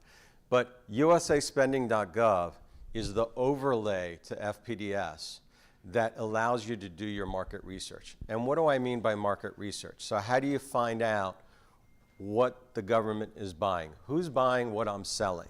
So if you go to usaspending.gov and you can look it up by NAICS code, North American Industry Classification Code. You can look it up by PSC, Product Service Code, right? Or you can look it up by keyword. So from my perspective, before I even start figuring out where to network and who to approach and where to spend my limited resources, I want to know who's buying what I'm selling. So once you do that research, and then it's like slicing data, right? Because once you do the research, let's say you have, Aberdeen Proving Grounds buys $1 billion of what I'm selling. Well, that's great. But what if it's just one contract for $1 billion? Well, as a small business, I'm probably not going to get that, right? So number one, is there a plurality of opportunities, right? So, it might be Wright-Patterson Air Force Base, or it might be out in Hawaii, wherever it is, someone that's buying what I'm selling and a plurality of that opportunities. And then the next question is, how are they buying it, right? Are they going off of a GSA schedule? Are they going off IDIQ, a government-wide acquisition contract? Because if they're going off the schedule and I don't have the schedule, I'm not on the GSA schedule, that's going to be difficult for me to break into that marketplace.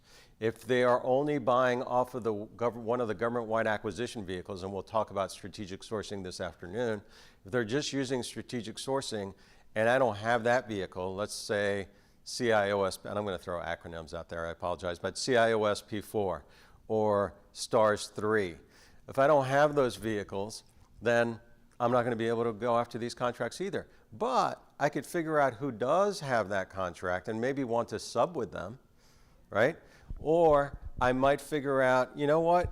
They're buying a ton of widgets. I sell widgets, but I'm not big enough for this contract.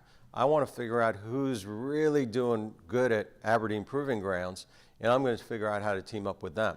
So as far as networking, once you identify who's buying what you're selling, so you do your USA spending, you figure out who's buying what you're selling, you figure out if there's a plurality of opportunities. So let's say it's Wright-Patterson Air Force Base. Then you want to figure out, and the challenge, so I'm just going to throw this out there because this is a challenge. With the federal workforce reduction, there's a challenge on matchmaking, industry days, networking, et cetera, because there is a lack of small businesses, and this, I'm not trying to be political, right? But there's just a lack of small business specialists across the federal government because of the significant layoffs. However, the way I would look at this is, let's say Aberdeen is, I said Wright-Patterson. Let's say Wright-Patterson is where you want to go. So, okay, so who's the small business specialist at Wright-Patterson? Every large activity has a small business specialist. And they report to an OSDBU, Office of Small and Disadvantaged Business Utilization, or in the Department of Defense is called OSBP, Office of Small Business Programs. So I want to know who that small business specialist is. If my top 5 targets, right? I want to know when they're doing an industry day, and then on industry day, they call their large primes to come out and meet with the potential small business subcontractors, because large primes also have goals. So just like the federal government has the 235533, large primes have small business goals. So large primes are looking for 8A companies, hub zones, women-owned, service-disabled to subcontract to. So if Wright-Patterson is up there on my list, I want to figure out who the small business specialist is. I want to know if they're going to be at RES next year, right? I want to do networking and matchmaking with them. I want to know if they're going to be at the Hub Zone Conference coming up in this summer, or the Society of American Military Engineers, SAMI Conference. And I want to sit down with them, but I want to be prepared before I sit down with them, right? I'm going to have a list of the contracts that I found out on USA Spending. I want to know when they're going to expire. I want to know who the incumbent is. I want to know who the program office is and who the contracting officer is. So from my perspective, the way I look at it is sort of a 3-prong stool. Who's the contracting officer? And sometimes people just stop there. They're like, contracting officer, I'm going to bug them. They do the award, but it's not their money. The program office is where the money comes from and where the requirement comes from. So you want the CO, you want the program office and then you want the small business specialist. And I would work all those three at, in tandem. And hopefully that comes together on a requirement that you know is existing, you know is coming up for rebid, and eventually might be on SAM, or it might just go through one of the schedules or one of the larger vehicles, but you know, and you can create a teaming strategy rather than just waiting for SAM to list requirements that you bid on. How many folks have been successful bidding on requirements that just came out of SAM? Okay, a couple. Okay. But this strategy helps you develop, your limited resources, a target for your limited resources. And then, because this was mentioned earlier, I think Yvette talked about dynamic small business search, and that is being sunset. They're going to call it something else. Hopefully it'll be better, although even though dynamic small business search is like Internet 1.0, it's pretty good for doing research. And what a lot of folks don't realize is when you register in SAM and you say you're small, right? It asks you questions about your revenues and your total number of employees, et cetera. Depending on what NAICS code you're in, it determines you're small. It opens up a dynamic small business search profile for you. A lot of people don't know that. You can upload past performance into DSBS. A lot of people don't know that. And then you should continuously update it, because when the CO contracting officer does a search for potential small businesses, it's old Internet 1.0, so the last updated file comes up first. So, we have clients that will go in and add a sentence, take out a sentence, add a period, take out a period, just to be first on the DSBS. And a contracting officer is required to do market research to figure out if they're going to set a requirement aside for small businesses or 8A or Hub Zone or women-owned. So it's important to know that how many folks have been in DSBS? Okay, good. It's important to know that DSBS exists. You can click through SAM and get to it, or if you have the USA logon, and it's going through iteration, so it might be broken right now. But you can get to it one way or another and make sure you update it. And then as the transition happens, make sure you stay on top of it, because it's a tool that the contracting officers use to do market research in order to identify if a requirement should be set aside. Any questions so far? Did that answer your question, by the way? Where do I find the government, what they're buying, and how? Oh, I actually specialize in doing market research, and have done plenty of market research, down to the contracting office emails, everything. I've been able to do a pivot table in Excel, extracting the data from DSBS. Awesome. So my question was more geared towards cooperatives, because when you were talking about unanimous consent and negative control. Yeah. So would the government look at our bylaws, and also how much experience does the government really have with procuring business from organizations that are cooperatives? Yeah, that's going to be challenging, because one of the requirements is for some of the programs is like 8A, individually owned by a disadvantaged person. So cooperative, depending on the ownership structure, isn't going to meet that requirement. Other programs are, it's a for-profit entity.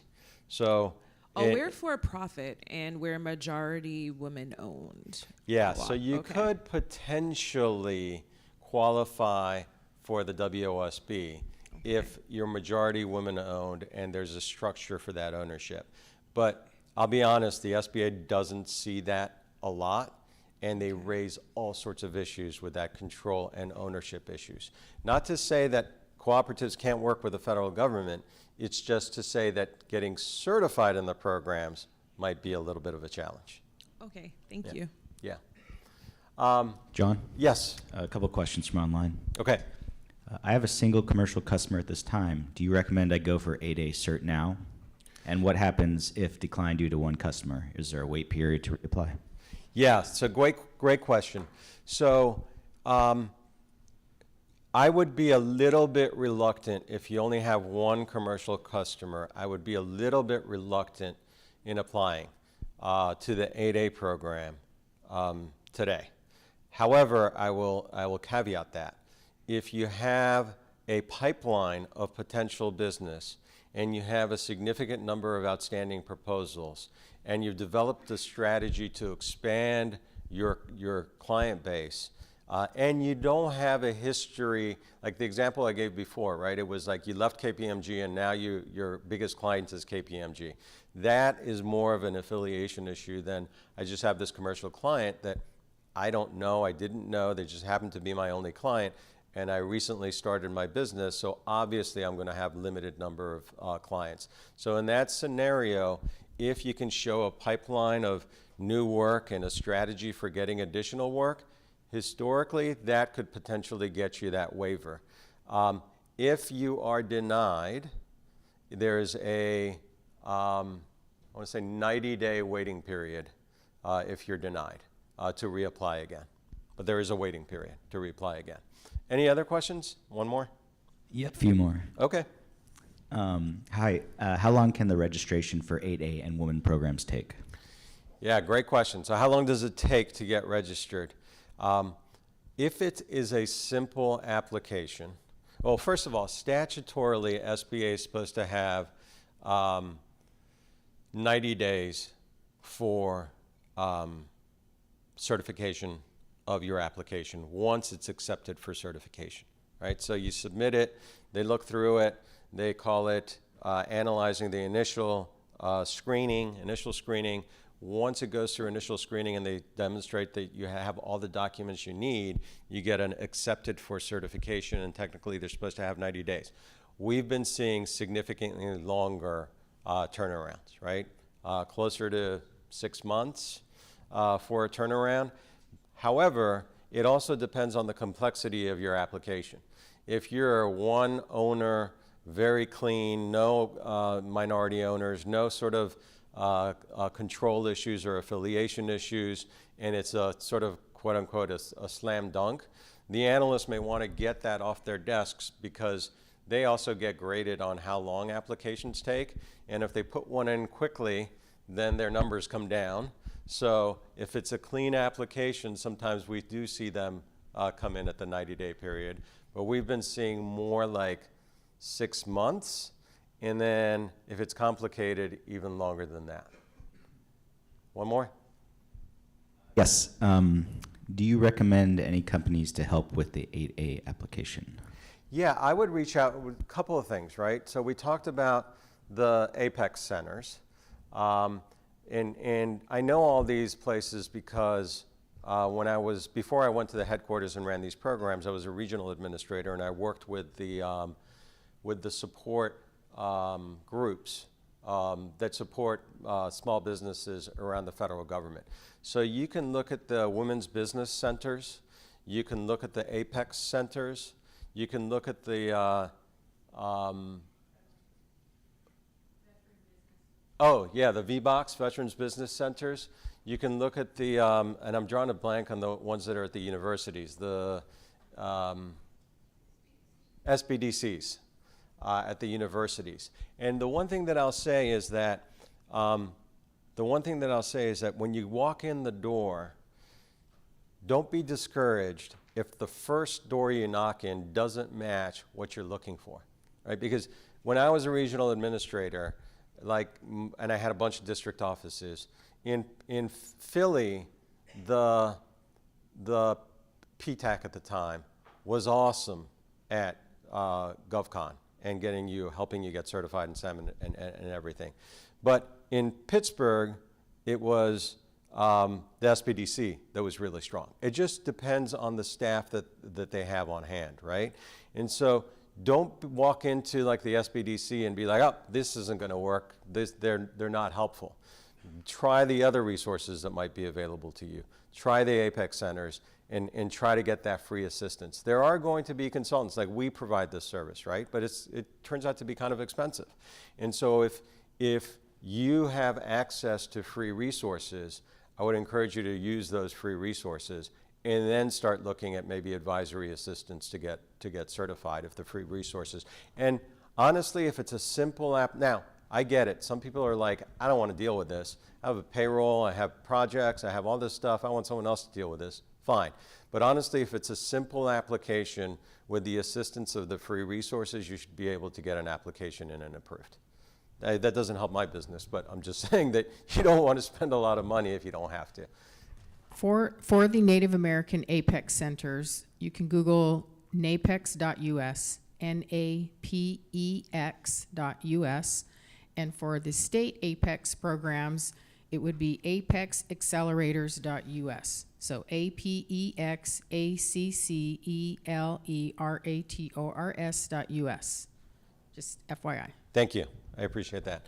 So, thank you. So real quick, because I always end up running out of time. I apologize. We got about 10 minutes.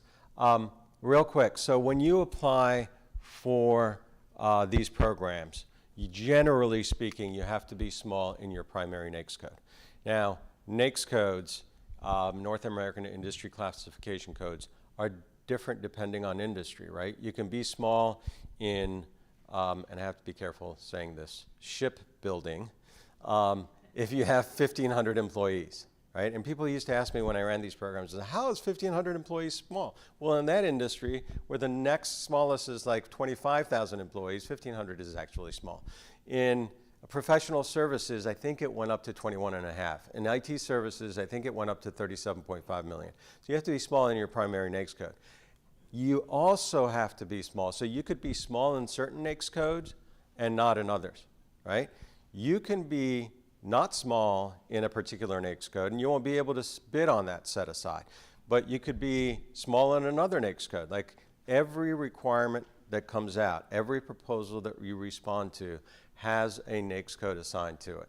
And you have to be small for that requirement as of the date that you apply for that or submit your bid for that contract. So that's just something to be aware of. You don't have to be small in every NAICS code. You have to be small in your primary NAICS code, and then you have to be small for the opportunities that you're bidding on. This is just sort of talking about, what does small mean? They look at a 5-year, it used to be 3-year look back. They look at a 5-year look back on revenues. On employees, it used to be a 12-month look back. They look at a 24-month look back now. So it's just the things to be aware of as you consider bidding and especially as you grow. Because one thing that we've seen a lot is like 8A companies, once they start becoming successful, if their primary NAICS code is really on the smaller side, they may have to early graduate if their revenues exceed their primary NAICS code. And then, they'll be like, oh my gosh, I'm going to graduate, and they didn't see this coming, and they're like in year 5, and SBA is saying, we're going to have to early graduate you, and they're like, oh, well, can I change my NAICS code? Probably not at that point, right? You can't just randomly change your NAICS code and say, oh, I want, shipbuilding because it's 1,500 employees and I'm going to be small under that. So, however, if you look at this and strategize over your life in the 8A program, you could, because you have to submit an annual review every year in the 8A program, you could plant the seed that, hey, I am expanding our services to computer IT services, and we're starting to bid on these opportunities and show that track record of bidding on the opportunities, and we're starting to generate revenues from this NAICS code. Therefore, I am going to come in next year and request a NAICS code change. So if you strategize and look ahead, you can try to, if you're growing, which is a great thing, you want to grow, but if you're growing, you can strategize on how to maximize your participation in the program and not early graduate. I think there was a question up here. Yes, sir. So my question is, so I do concrete scanning. It's a service. Uh-huh. So necessarily, I don't bid on contracts because you wouldn't bid for my service. I assist other services. So when using these sites, how do I go about being on these contractors lists when I don't bid for contracts? It just doesn't work with my industry. So that's a good question. So the question was, the gentleman provides a particular service. The government doesn't always buy that service directly, right? There isn't contracts specifically for that service. However, they buy it as a package from larger prime contractors. So the question then becomes, when we talked about the analysis of finding who's buying the widgets, it's really looking at what, and this becomes more difficult, right? What type of prime contracts require your service? So the question is, okay, who needs that scanning service? Is it, construction? Is it refabrication? Is it maintenance? What are the types of contracts that would go to a prime contractor that would require your service? So then I would do the search on that and see, okay, who's winning all these contracts, right? And then where are they working? And then I want to go to industry day, because a lot of buying activities, when they have industry day, require their large primes to be present. Because large primes, like I said, have goals for small business as well. So the large primes will be present, and you can do networking with them. And even when we talk about like Reservation Economic Summit, when they have matchmaking, it's not just the federal buyer that's doing matchmaking, it's also a lot of the large primes that are doing matchmaking. When you look at the National 8A conference, there was one in Alaska, I think early June. There's usually one in Alaska in June and one in somewhere in the lower 48 in February. They have matchmaking, not only with federal buyers, but with large prime contractors as well. So it's really doing that analysis of who's getting those contracts and how do I approach them, because they have set aside requirements. Any other questions? Yes, in the back.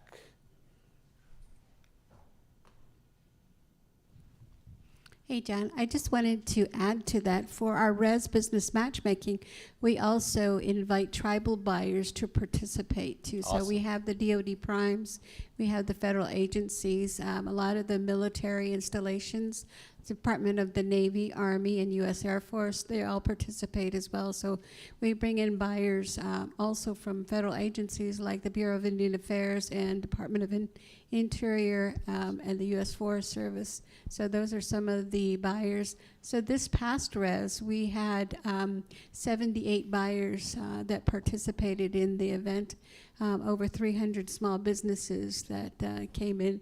Awesome. To do over 400 meetings. So it's a big event, and it's coming up next March as well. I'm going to put the National Center on the spot here. Yvette, are we handing out any free? I don't know. Can we ask Chris? Anybody else? Yeah, there's another question. We're doing 3 today. Oh, what's that? We're doing 3 today. Awesome. Do they have to stay till the end? Okay. Yes, ma'am. Okay, so my question, and I hope you probably talked about this, but I didn't, it went over my head. No, it's okay. As far as the next code is concerned, shouldn't it be aligned with your industry and what, I'm a product-based company. Yeah. And so I have many different products. Yep. And I can never really tell which code to use, because I don't know which one is competitive or which one. Yeah. So what would be your suggestion? What should I do there? Yes. So the way that the SBA is going to look at it is they're going to try to analyze to determine what is the preponderance of the product that if you're a manufacturer. Now there's resellers, right? And that's different. That's a different NAICS code. Or there is manufacturing. And when you look at manufacturing, they're going to look at what's the preponderance of your where does the preponderance of your revenues come from? And generally that should match your NAICS code.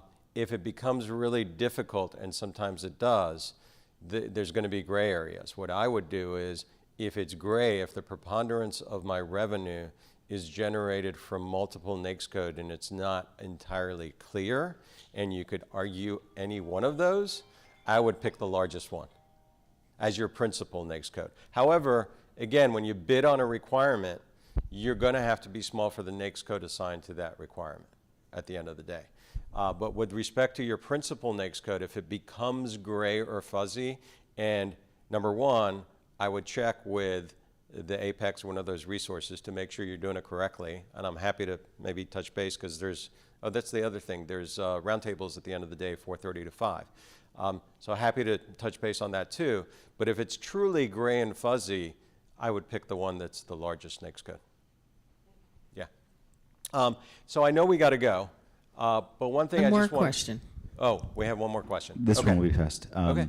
So we have a business owner that's EDWOSB/WOSB certified, and they thought that the same certification process was used for 8A. They're the business with one customer.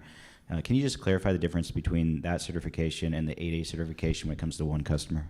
Yeah, so they are different certifications, right? But the fact that this firm is already EDWOSB, and when I went to the SBA, by the way, they kept talking about Ed Wosby and Wosby. I was like, who's Ed? Like Ed Wosby. But the requirements for Ed Wosby are very similar to the 8A program. So yes, and the reason that they had upgraded the certification portal was to allow you not to have to upload the same document multiple times in order to apply for various certifications. So automatically, just because you're Ed Wosby doesn't make you 8A. However, the fact that you were certified as Ed Wosby should, if all things are equal, allow you to be 8A certified because you meet all the economic disadvantage issues. They're similar. However, you still will have to submit a social disadvantage narrative to demonstrate the preponderance of the discrimination in order to get into the 8A program. I believe that the portal has been updated to the point that you don't have to re-upload all those documents. You can start your 8A application, transfer or move those, migrate those documents to the 8A application as well, and then upload the SDN. But it makes it much easier because you're Ed Wosby certified. The reverse is true though. If you're 8A and you're certified, becoming Ed Wosby is just uploading your 8A certification letter to the WOSB program, and 9 out of 10 times, unless there's some sort of major issue, you will become Ed Wosby certified. I think they were asking about the one customer issue, how that may be different in the 8A application. Oh, okay. I see what you're saying. They have only one customer and they're already Ed Wosby certified. I would be cautious. So I know my time's up. I apologize. Real quick, I would be cautious because you don't want it to mess up your Ed Wosby certification. So I would diversify or have a strong backlog and pipeline before applying for the 8A program. And here's the thing, real quick, when I was running the programs, we had decided that we wanted to encourage service disabled veteran-owned small businesses to also apply for the 8A program if they could qualify. The 8A program is very rigorous. They were already an SDVOSB certified by the VA at the time. Now it's all moved to the SBA. And so we encouraged them to come in and get 8A certified. They came in, this very similar issue. They came in, it went to the 8A department. They said, oh my gosh, you're reliant on one source of revenue. Let me send this to size. Went to the size specialist. The size specialist said, oh my gosh, you're entirely reliant on one source of revenue. You're actually other than small because you're affiliated with this large company because you rely on them.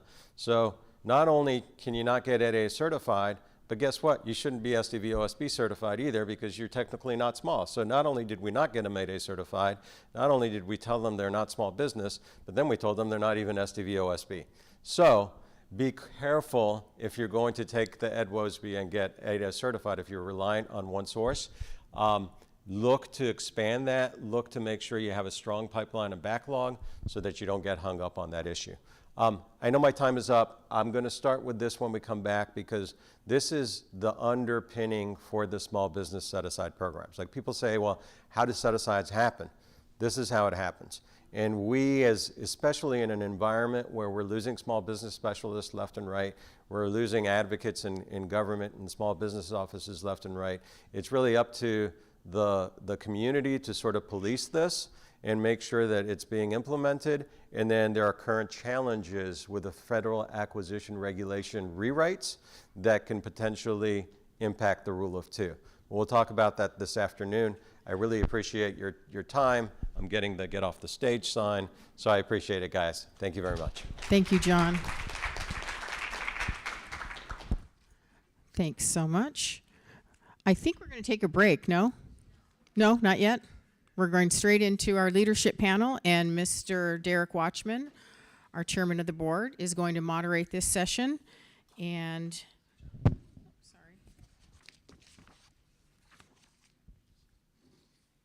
so welcome to the stage again, Derek, and Richard Sebastian, board member of the Command Holdings, which is part of the Pequot. So you can reintroduce that, I guess, and then let me get the name tags. Thank you, Yvette. How's everybody doing? Good? Learning a lot? I hope. Great. Okay.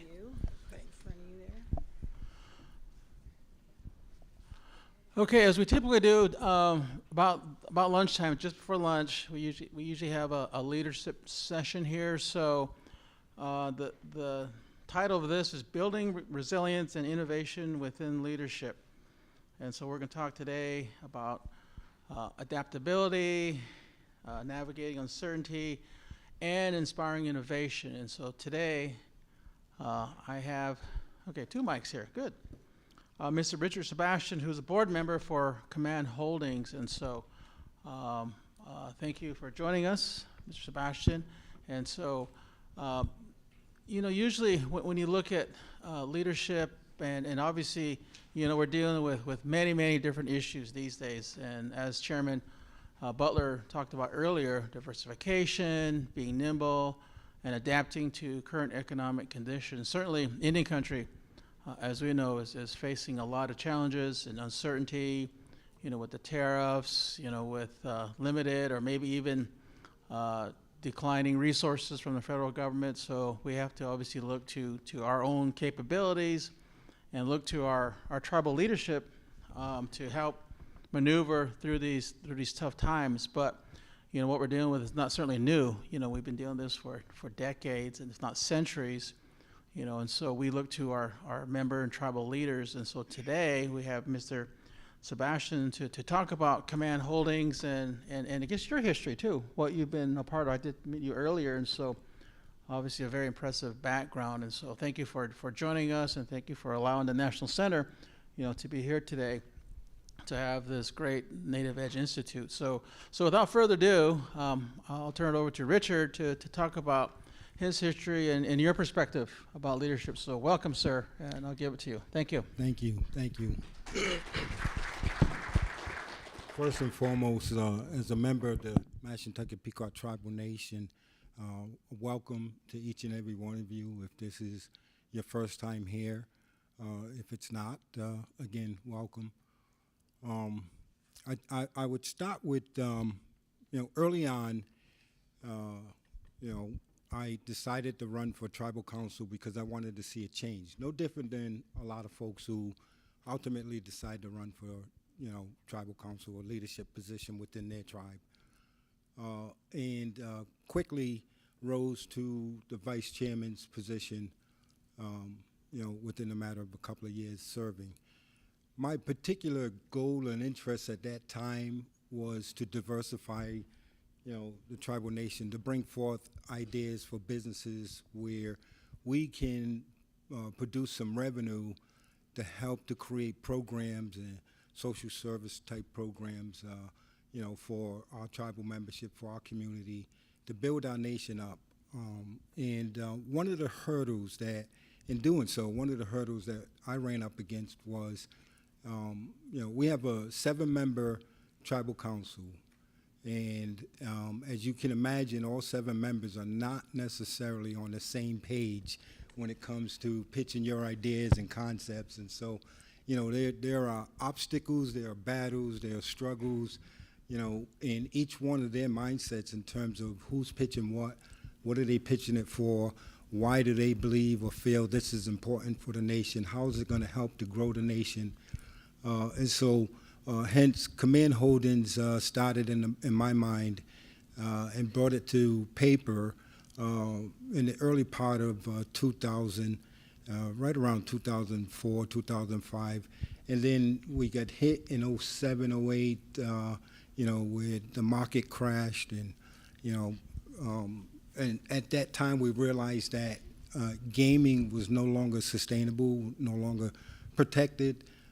Every business got hit. We went through the process through SBA, trying to understand whether or not we would be eligible, to get SBA approval. And I think, as the earlier gentleman was stating, I mean, it's a process, right?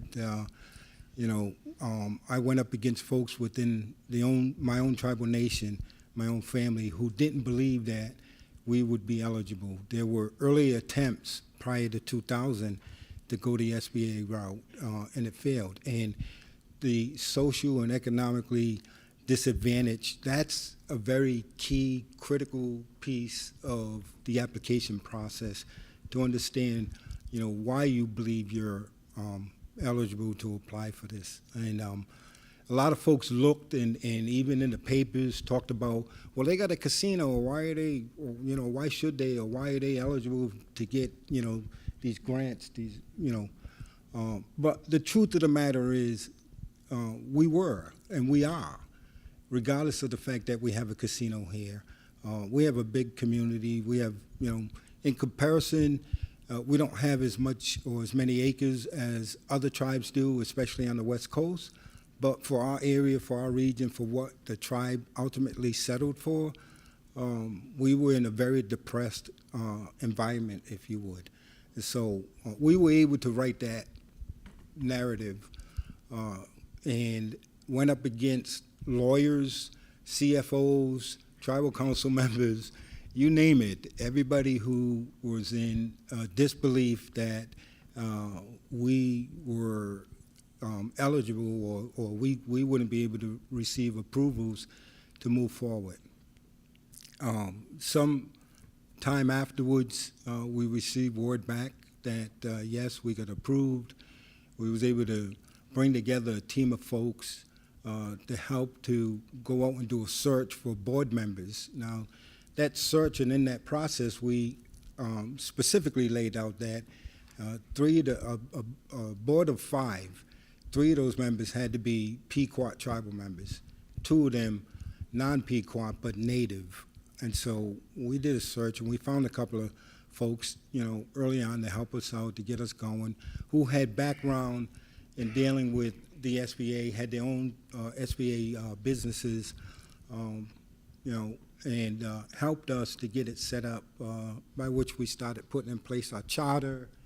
And the Command Holdings, before it became Command Holdings, was the Mashantucket Pequot Business Development, a longer name.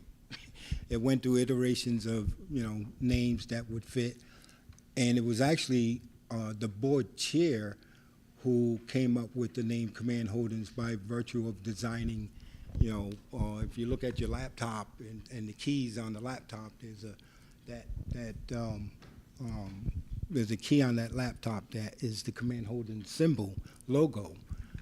But also it's our basket weaving, here at Pequot. So we went through that process, and in doing so, we also went out and searched for a CEO to run Command Holdings, and that's where we came across, I don't want to butcher his name, but John Paneroff, Alaska Native, and he has dealt with, helped to set up and actually run a lot of the Alaska Native business corporations, or some of them. So good guy, strong, very strong financial background, banking background. Command Holdings today, through John's assistance and the board, we laid out what our priorities are. What is it that we want to go after in terms of these contracts, and how we feel that it's beneficial, not only for Command, but for the tribe ultimately, to be able to grow. So we set in place, some guidelines, some rules, but also some goals for us to achieve. And we've been successful up to this point. We've run up against some challenges with, like most of y'all probably have with Trump coming into office. But again, you early planning, take a step back, and look at what some of these obstacles might be in your way going forward, and how you can overcome them, and what you need. What are the tools you need? So, needless to say, it's business is it's not as easy, but it can be, and you keep your head down and you stay focused on what your goals are, what your priorities are, and you should be able to overcome those and make good for the business. I'm very proud of Command and where it's gotten to today and what the future looks for us. And there were a lot of things. We offer up opportunities for our youth in the tribe to come on board. We have an ABLE chapter that we support, and so some of our youth are getting involved in that. We try to get behind and support tribal initiatives, tribal programs, all because of what we've been able to do with Command Holdings, and like to see that grow stronger and get better. So, I mean, if there's anything, and you have to forgive me, I'm a little nervous here, but I'll work my way through it eventually. But if there are any questions you have for me, yes. So I was looking here at what they wrote. You've been here since 1989. So I have a military background, and my question for you is: you seem to have held so many different positions. Where do you see change happening from history and tradition to new ideas and innovation? Because you don't want to give up the stuff you learned in the past, but innovation and new ideas is everything. So how are you teaching and coaching the new generation to make new ideas? So thank you for the question. I mean, first of all, you got to be open, right? You got to understand, even us at our age today, that we went through a process, and whether that process was that somebody did not bring us along or did bring us along, we still learned something from that, right? And so be open-minded, be creative, right? That innovation that you're looking for, allow folks to speak freely, bring forth ideas, promote them to bring their ideas forward, because that's the future. They're the future, not us. Not trying to wipe us out, but I mean, these kids are the next generation, literally, and they're the ones that you're paving this road for, and that foundation has to start somewheres, right? So creativity, openness, inclusion, those kinds of things is where I see as a start. The other I would say is ensuring that academically they're connected to the right types of programs that are going to help their personal growth, right? Because yes, you could send kids to these different schools, but if those schools don't foster what these kids are looking for, they're going to be out on the streets doing other things. We don't want that, right? So make sure that they're connected, to a school system that fosters growth, personal growth, development.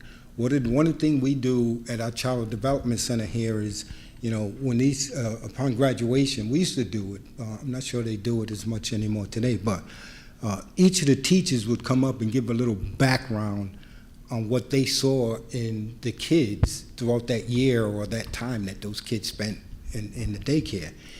And some of them, as you can see, were interested in being a police officer, a lawyer, or a doctor. Well, that right there is telling within itself. You want to talk about creativity, innovation. Here these kids are at very young ages, and they're already dreaming of being something much more bigger, powerful we always said, you dream to be the president of the United States. Well, what are we doing to support that? Even if that child along that way doesn't make it to be the president of the United States, maybe they're the vice president, right? So open-minded encouragement, let's grab these kids by the hands and support them. Those are some of the things that I see. I hope I've answered that. Thank you for the question. I think there was another one in Back the there. Go ahead.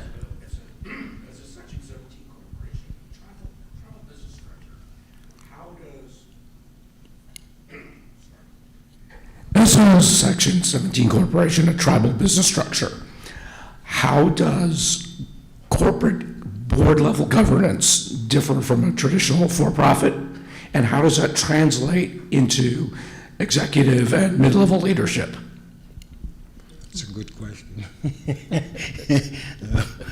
I can, let me try to answer that from the perspective here at Mashantucket in the command. And so the tribal nation, tribal council is the leadership here. They make the ultimate decisions. The separation between the tribal nation and command holdings, as you all know, the federal government, requires that you are two separate entities, right? But we create our own bylaws, our charter, etc. Sure, the tribal council will go through that, probably help to make some edits to that, to clarify that, and then approve of it. But command operates on its own, and so our marching orders are, build business, and bring in the revenue, the profits, and there's a percentage of that goes back to the tribal nation. It all doesn't go to the tribal nation. It's on a percentage basis, something that we set up, early on. The tribal government does not govern command holdings. They don't operate it. They don't get involved. They hands off. We do our thing. We report back to them. We give them bi-monthly updates, quarterly, semi-annual updates, as far as, the business and, what our aspirations, our goals and whatnot are. But in corporate America, the board sets the direction for the business. So in that sense, it's somewhat similar to a corporate, but as a tribal nation, culturally, we're a bit different.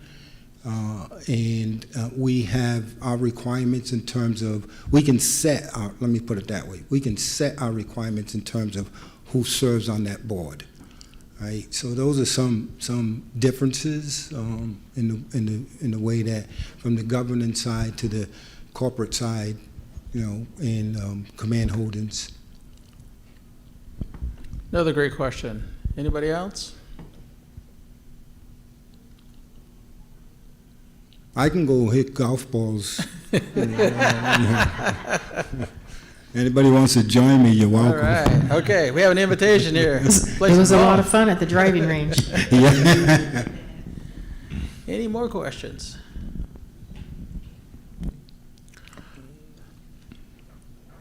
Okay, I know we're standing between us and lunch, but thank you, Richard. I appreciate your good words. Thank you. Okay, Kaya, I think we're ready for lunch, right? Okay. Well, enjoy lunch, and thank you so much for being a part of this, and those online. I appreciate it as a chairman of the board. So we look forward to some more great sessions this afternoon. And from my standpoint, be sure to connect, share your business cards, because there's a lot of knowledge here. And thank you again for being a part of this. And so my hat's off to you for being here. So thank you very much, and enjoy lunch. So thank you.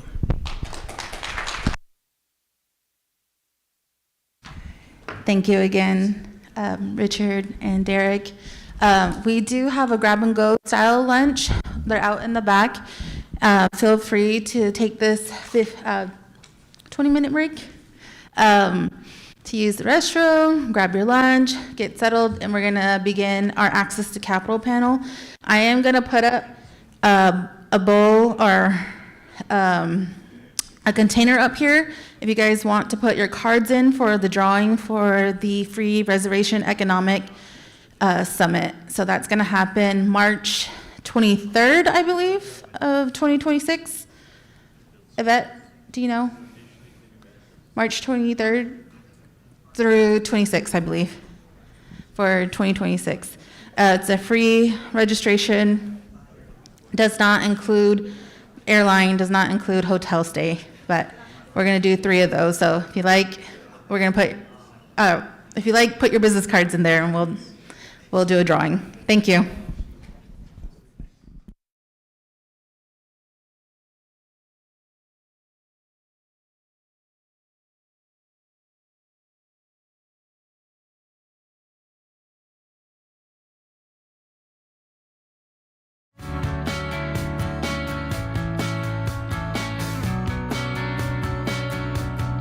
I love the word knowledge share because it's not always just sitting in a room, receiving the knowledge. It's like you're also part of the conversation and sharing the knowledge as well.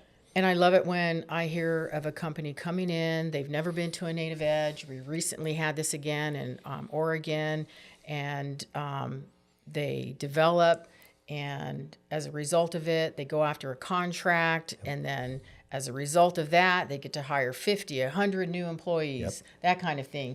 And then they come back and they tell you, like, hey, this past year, this is what I've done, and thank you because you gave me the strength and courage to just go after it. Yeah. Because a lot of times they sit on their hand, they have so much information, and sometimes it's just at their fingertips, and it's just that little bit of encouragement that then they want to go pursue that. Well, a lot of times we use the word empowerment. What does the word empowerment mean to you?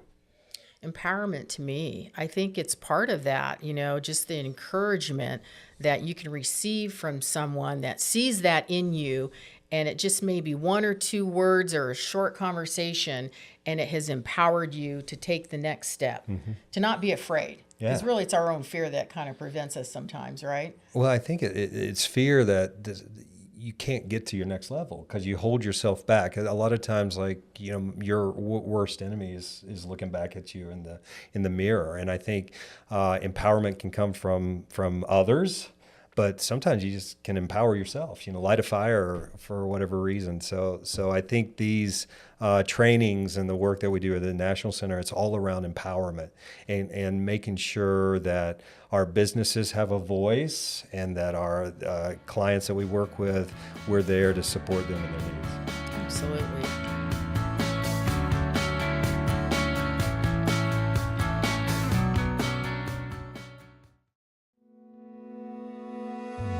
I grew up here in the community, lived here all my life. Our families were entrepreneurs, we had to be. Our entrepreneurial spirit, we used that to start small businesses that would bring jobs to our reservation. PCI Federal Services, we started with 1 employee. The exponential growth that we've experienced, we're hopeful that we'll cross that 1,000 employee threshold later this year. We continue to look for partners, and we continue to look for organic growth. Native Edge is a great way to do it. The Native Edge Institute, this is our 2nd time here in Alabama. Business is complex. You're not alone. There's programs out there funded with our tax dollar. There's state programs, there's local programs, there's national programs like our Arizona NBDA Export Center, and our services are for all minorities. I put a panel together of myself and Brian Davis, Alabama ITA, working with him to see what our clientele needs are and what he can offer. Using SBA's programs, Hub Zone, Apex Centers, Minority Business Development Centers. These programs alone help me leverage into working with prime contractors and being prime to the government. Opportunities like this, getting to interact with a lot of business owners, just provides so many different networking opportunities that can really help a business exponentially.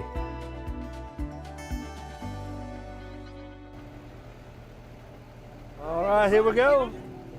I'm so thankful that all y'all wanted to go on the tour. Hopefully you'll be able to see some great progress that our tribe has made.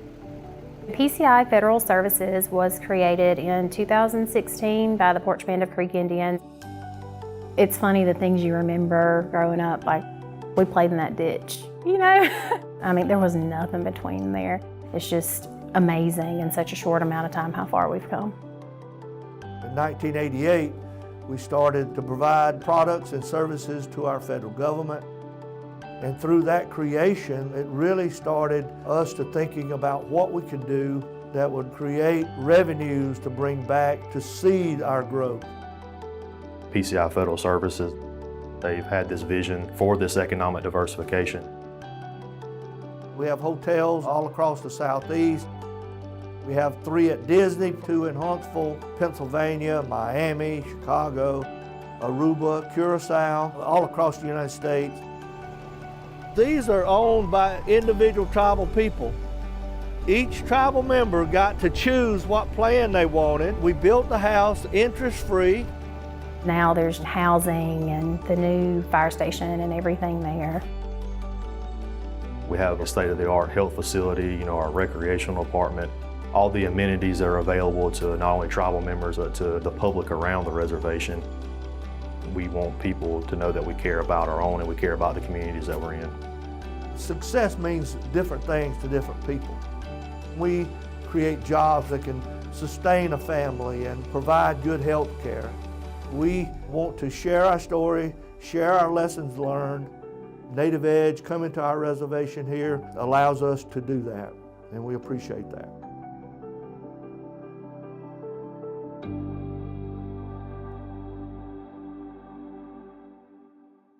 We just want to welcome you and thank you so much for being here in this amazing space. Kat, thank you for joining us. Great information to improve Indian country. Today we're in New York City at the beautiful Hard Rock Hotel owned by the Seminole Tribe. There's some lucky attendees that are here today. They're getting the first-hand experience of what a Native Edge Institute is. It's important to attend events like the Native Edge Institutes because of the resources that are here. Networking is always a big part of any event that we do at the National Center. We like to pride ourselves in being the #1 connector in Indian country and for Indian country. So we're able to connect these different tribal nations to each other because we're everywhere in contact with everyone. We see what someone on the West Coast is doing versus someone on the East Coast isn't aware. So person A has something that person B needs, and we're able to connect those people. And our goal is to expand globally. I'd really like to see our tribal enterprises and our Indian-owned businesses selling to the world and doing trade with the world. I've been with the National Center since 1980. We're one of the first Native American government marketing assistance programs to introduce the 8A program to the Native American community. We've pretty much been there since the beginning. And my tribe's super active with the National Center, calling, asking for consultation. They're looking into working with our export team on exporting rice and doing their agriculture. For me, the 39 tribes in Oklahoma, we all have tourism groups. It would even be more beneficial to us if we had a museum, and the National Center, especially with the exports, could definitely get us there. They're going to Africa soon. They're doing great things. We're going to South Africa and we're going to Ghana, and we're going to be meeting with businesses who are looking into importing and exporting. This being the first mission is pretty exciting. We're going to see what opportunities there are, and we can bring them back to our clients. Economic development, we think about it as a circular economy. How can we share more of the resources that we have and expand on that and build it? Our goal is to create more opportunities for investment into tribal communities and Native-led nonprofits, and we do that by advocating and working with tribal leaders and Native-led nonprofits. Whenever you support a Native business or a tribally owned enterprise, That money doesn't go into the pocket of one person, of like a millionaire or billionaire. It goes into the pockets of the community. These tribes are assisting the local communities, the surrounding towns, the state that they reside in. Even though it's a sovereign nation within the state, they still provide financial assistance to the state by providing those jobs and supporting the local economies. A system that has made tribes dependent. If we're allowed to be creative and to bring into our culture, elevate tribal ecological knowledge, then the outcomes will look quite different. A lot of the communities that I went to when I was younger, you go there now and you see the growth, and that growth comes from the economic development that these tribes have done. Being able to provide resources and be an organization that can help move tribes and the businesses into their next level, that's something that I really enjoy.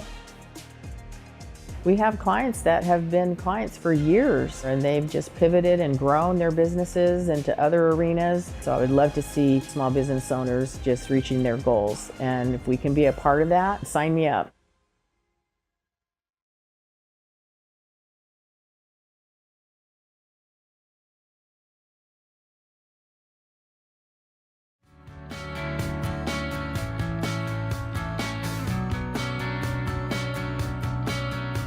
So do we have a small clip to run of Lance and Yvette's interview from Ho-Chunk? Let's run that clip. We have divisions. Government contracting is probably our biggest division. We have a large real estate development company. We have a local division that includes manufacturing of tobacco products, farming, stores, retail, distribution. We focus our attention on profitable business relationships off reservation, and then we try to take care of our own on the reservation. So that was from your interview with Lance, and it was pretty amazing.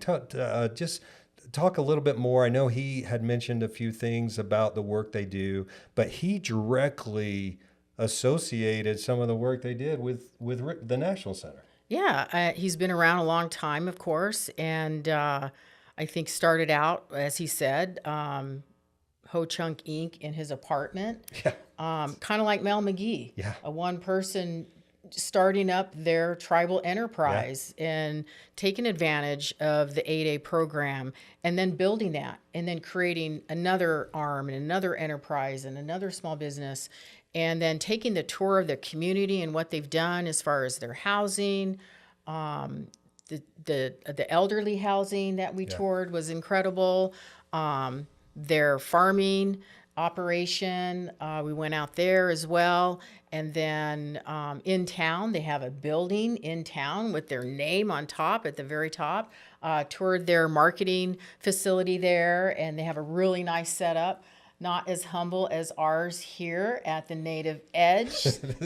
Our setup is awesome. Though. It's so awesome. We don't have our name on the building. 8-10 story building. Well, we have all those stickers. We have a lot of stickers. We do have a lot, and our logo is very cool. Yeah.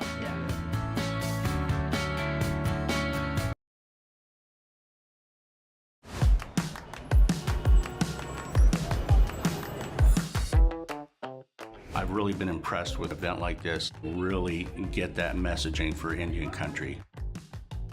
As an organization to come together, to have an uplifting, motivational group of people, that style of topics behind it, it's incredible. It's been really great to be here at the Native Edge Institute. It's a really great networking opportunity in Indian country, especially for businesses. I want to bring that creativity. I just don't know where to start. And that's why I'm here today, to kind of learn a little bit more about business. We're here today in the Duwamish Longhouse. It is in the last village site of Seattle. When people come to Seattle and they're wondering who the first people of Seattle are, we are those people. This is Seattle, and this is our home. I became the Chief Executive Officer of 8th Generation about 2 years ago now. We're putting out anywhere from 40 to 100 new products a year, and we are the only company that we know of in Seattle that manufactures blankets. If you want a real Seattle gift, this is the place. A lot of places you go, it's like kind of stuffy, kind of feel out of place, but nobody at any of these events has ever made me feel like that. Everybody's very, very accepting and welcoming. Networking, sharing information, the event is the cornerstone of small businesses. Having these types of opportunities are very important to you as a small business. I'm fairly certain that I can grow that foundation to move up and be where you want to be from here. KeyBank formed a dedicated line of business in 2004 to serve Indian country. It's important that understanding the tribal community can pursue business and they can be successful. So this is new information that's really exciting. I can't wait to bring it back to my community. Business to me is absolutely critical. We employ our people, we better society. I am a proud Indian, proud of the Duwamish, and proud to be an American here in Seattle, carrying on the legacy of our Native people. If you are an entrepreneur, if you're a small business owner or a business who wants to work with tribal nations, this is a place to do that. The National Center has done a great job of adapting to the business environment and growing their offerings. The idea of promoting Native American small business and helping them understand what company are looking for is a really great job. So thank you, Indian Country, for 55 years with the National Center.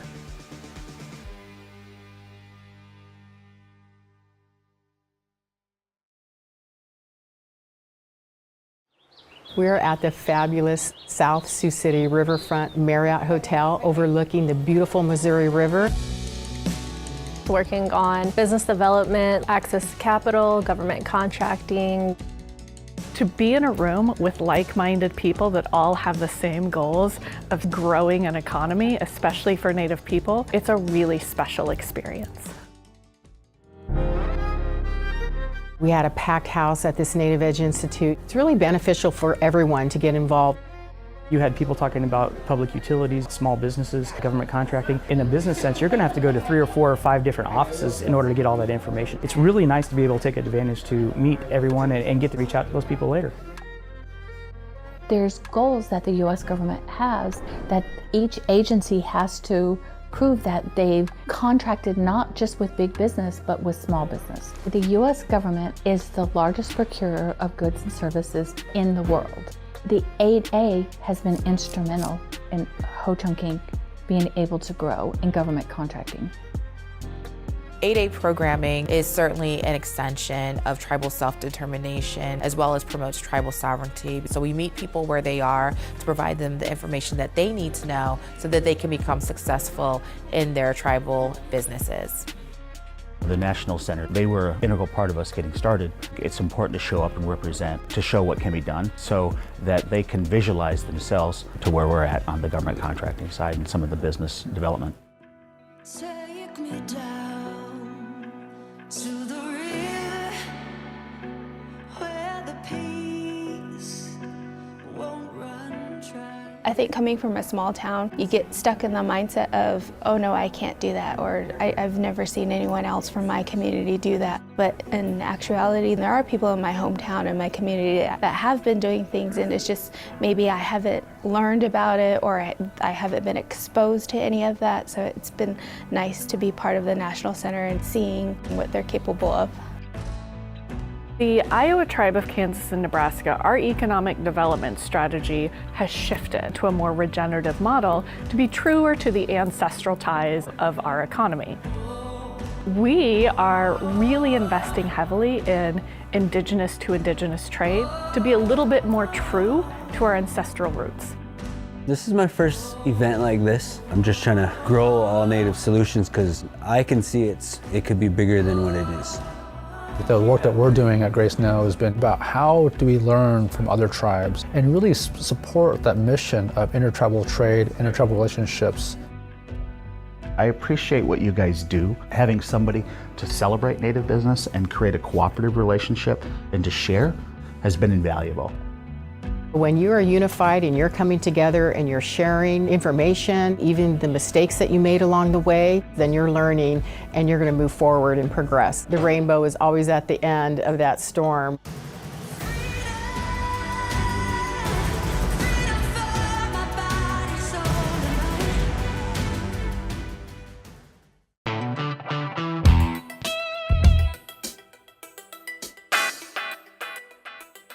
We mean business. We want to get out there and work with the small business owners and tribal enterprises and other minorities.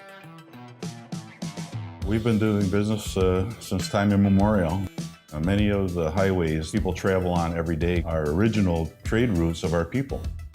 We have to continue to fight for those things that we were given in regards to being indigenous people of this continent, to be able to maintain and grow in business. Sovereignty is something that's always been with the Native people. They've been defending it from the beginning.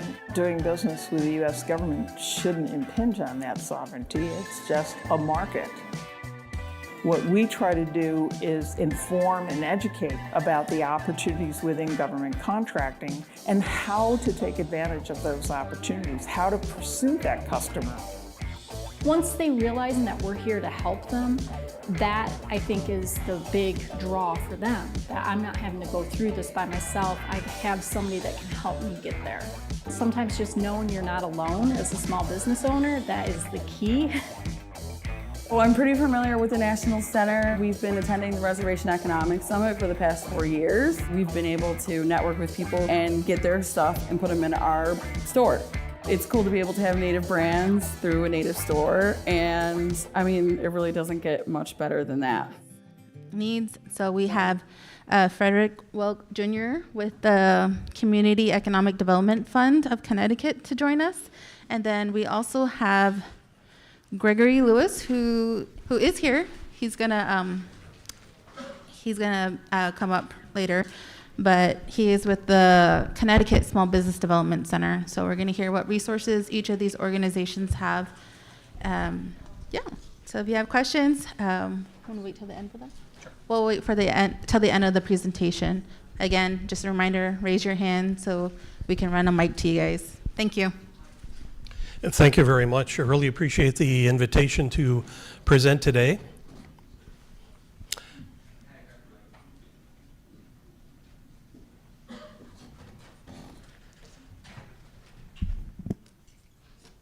Okay, am I about to feedback? Okay, we're good? Okay. Really appreciate the opportunity to present today to you guys. I've been privileged for the last 12 years to work for the Community Economic Development Fund. Tell you a little bit more about the organization later, but just in brief, so you understand what we're up to. We are a 501c nonprofit. We were actually formed by an act of the state legislature 31 years ago, but we're not a state agency, we're not a quasi-agency, we're an independent nonprofit, and we are privileged to be certified as a U.S. Treasury Community Development Financial Institution. What that means is that we have an obligation to do the majority of our loans to low and moderate income business owners and in underserved communities. So we work statewide in the state of Connecticut, and very pleased to have clients in probably about 80 of the 169 towns that are here in Connecticut. And I'm pleased to see my one-time colleague at CEDF, Greg Lewis, has made it. Congratulations. Relax, Greg. Come on up when you're all settled in. So I'd like to be able to present to you this morning, I guess what I think is a valuable tutorial, thinking back to the 23 years that I spent as a business owner prior to joining CEDF. No one ever told me how to get a business loan, and I think that that's a useful piece of information. And this goes not just for community lenders like us, this also applies to banks. So let's get started here. I want to first point out that we need to recognize the importance of knowing what kind of capital we really need for our kind of business. Now, a lot of organizations hear a recurring request. Greg, what's the first thing you hear when people come and ask, what do they want? It starts with a G, right? They're looking for a grant, yeah. And the truth is that, well, grants, when they are available for small businesses, are typically small in amount. They're not consistently available. Here we are 5 years past COVID, and again, they're fading back to, well, nearly nothing, just like they were before COVID. And they're often competitive. So it's not just that, you ask, well, you may be going up against, literally thousands of other people if it's, for instance, a corporate offering nationwide. And remember, the COVID era was very unusual. It's kind of gotten people thinking that grants are kind of a prime way to start a business, and really that doesn't work. It might even require a match with the organization that's offering the grant. And, because they're small in amount, it'll only take you so far if you really want a business that you're going to be able to either make a living off of or sustain. So don't expect that someone's going to give you a grant for your first dollar of investment. Almost every grant that I see is related to ongoing existing businesses. Very few of them, I think Greg would agree, probably don't really align with someone who has just an idea. Okay? Let's talk about equity, because the Small Business Development Center is very good at helping people find business partners and getting equity into their business. But remember, now, if you're going to get an investor, you got a business partner now, and you maybe have them for life. So be sure that you're ready to share your profits with that individual on whatever fractional basis is appropriate. But now, you're kind of connected. And remember that equity investments, that is having a business partner, is really more expensive than debt capital because you're dividing your profits, okay? And that can be a lot more than a typical interest rate on conventional business debt financing. So there is an advantage, though, is that equity can be patient. And what we mean by that is that if you have, as an example, a tech startup, and you've got the $1 million idea for something that will, change the world, but you're not quite sure when you're going to get your first dollar of revenue because there's development to do, and you got to get it to market, and you got to get it expanded, and well, a lender is probably going to say, well, how are you going to repay the loan? You don't have any projectable revenue. How are you going to make next month's loan payment? And so equity may be really the appropriate track for you to be on. So again, if you have little or no revenue, be looking for a business partner, because that may get you the stake that you need to kind of get over that hump. So the advantage also is that you can raise more capital in the long run, because you are going to top out at some point in terms of how much debt is appropriate for any given business entity. Now, when we look at debt capital, remember, you can stay in the driver's seat. You will retain ownership versus having a business partner, although obviously you can mix the two. But you also definitively know the cost of funding, assuming that you're going after what I'm going to call responsible, conventional sort of business debt, as opposed to, let's call it the wild west of the internet and the low doc loans that are based entirely on what runs through your bank statement or your credit card terminal. That can be terribly expensive, and they don't even quote it as an annual percentage rate, and that ought to give you a clue. So debt is cheaper than equity. However, you have to pay as agreed, and you got to do it on time consistently, and therefore you have to have sufficient profits to make the whole thing work. And so, like we said before, there's limits to how much debt that a business can carry. Okay? So the whole question that runs around the mind of a lender is, are you going to be able to repay it? Okay? So who can tell me where the dollars come from to repay a business loan? Sorry, sir? Sales. Well, something more than sales. Well, I want you to be thinking of net profit, because if you don't have profit in the business, ultimately, sales would be an example of just, the cash flow of the business. But, ultimately, if you're just diminishing your assets, the money in the bank, well, that's not sustainable in the long run. You've got to be adding to the pile, right? Okay, so remember that the ability to do debt service really comes out of profit, okay? So who's heard of the terminology debt service coverage? Does that sound somewhat familiar? Maybe if you've talked to a lender before? Okay, so let's see what the formula is in the mind of the lender, because again, I want you to be thinking like a lender.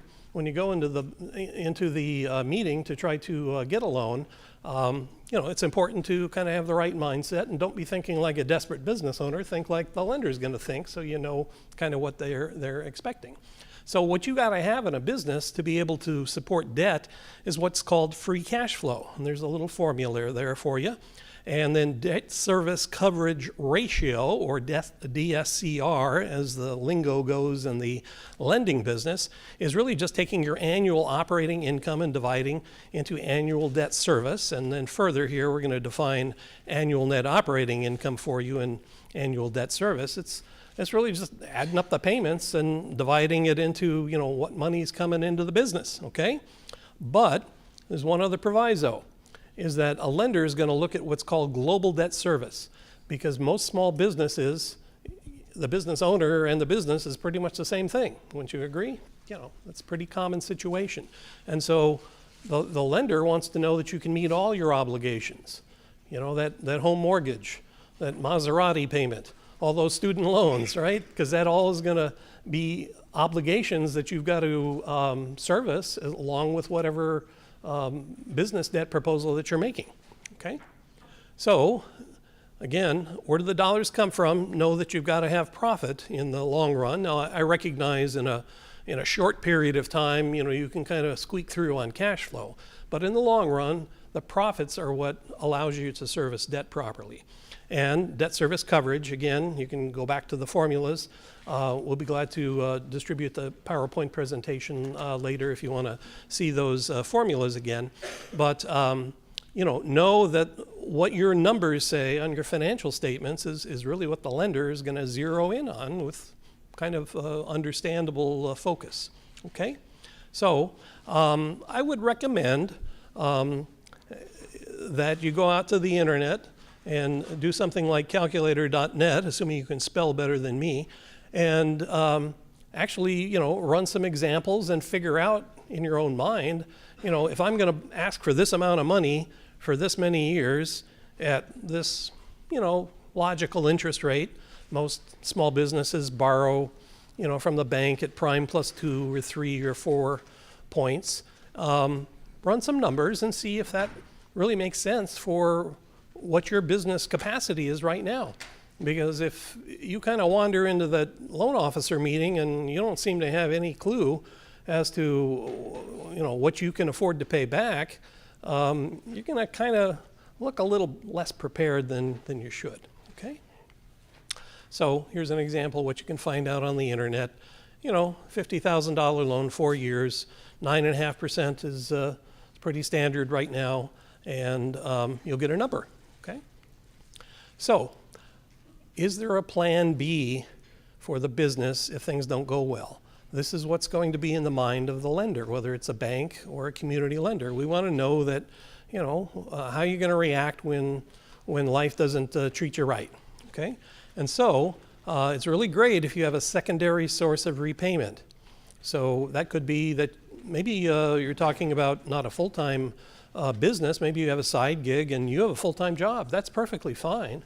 And that secondary source of repayment, will help you get that loan because the lender will be much more comfortable with your circumstances.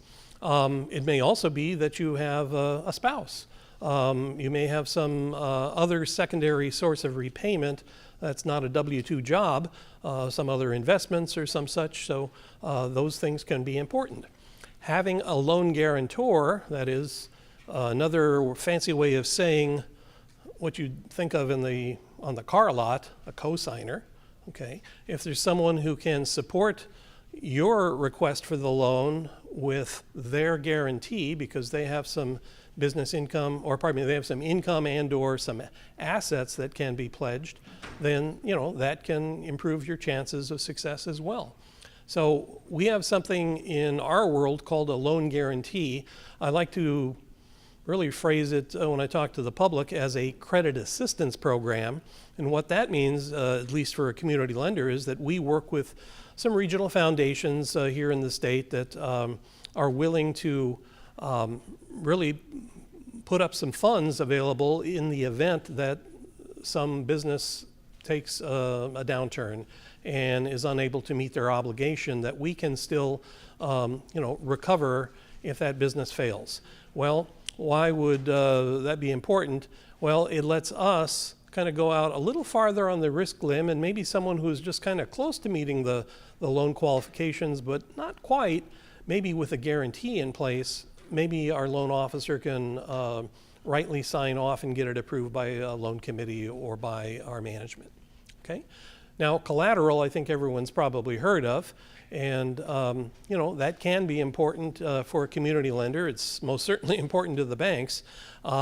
We can be a little more flexible on what we would consider to be the smaller loans. SBA doesn't require a collateral on an SBA microloan, doesn't require it of us. If we have it available, we're certainly going to ask the borrower, because we do want to see that they have a good reason to see themselves to success. But on the larger loans, something over 50,000, we need to take some collateral, because we've got to have some plan B in place in case things don't go well. Okay, so let's talk very quickly here about how collateral is evaluated, because when I was in business, I was a retailer. I had stores in regional shopping malls, and we had piles of inventory, and I spent a lot of money to get that inventory. But let me tell you, the bank didn't really think that was terribly useful to them. And that was a head scratcher for me in those years. So let's look at what's going on with collateral. So there is something called the collateral coverage ratio that the underwriters in the lending department of the bank or even a community lender is going to consider. And that's really just kind of a way of kind of discounting the value that's put forth as the collateral's worth. So real estate itself sounds like the most solid thing, but you know what? Prices have been going up a lot in recent years, right? But they're not going up forever. And sometimes in some eras, the prices are going down. And because some of these loans are longer term loans, well, the banks and the community lenders, they've got to have some degree of protection against that. So, if you've got something that's, you say in real estate is worth $1, the bank's got to say, well, we'll give you 85% on that, because that's what our ratios say based on prior long experience. New equipment typically is discounted 25%. That may seem strange if it's new in the box, never used. Yes, ma'am. 5?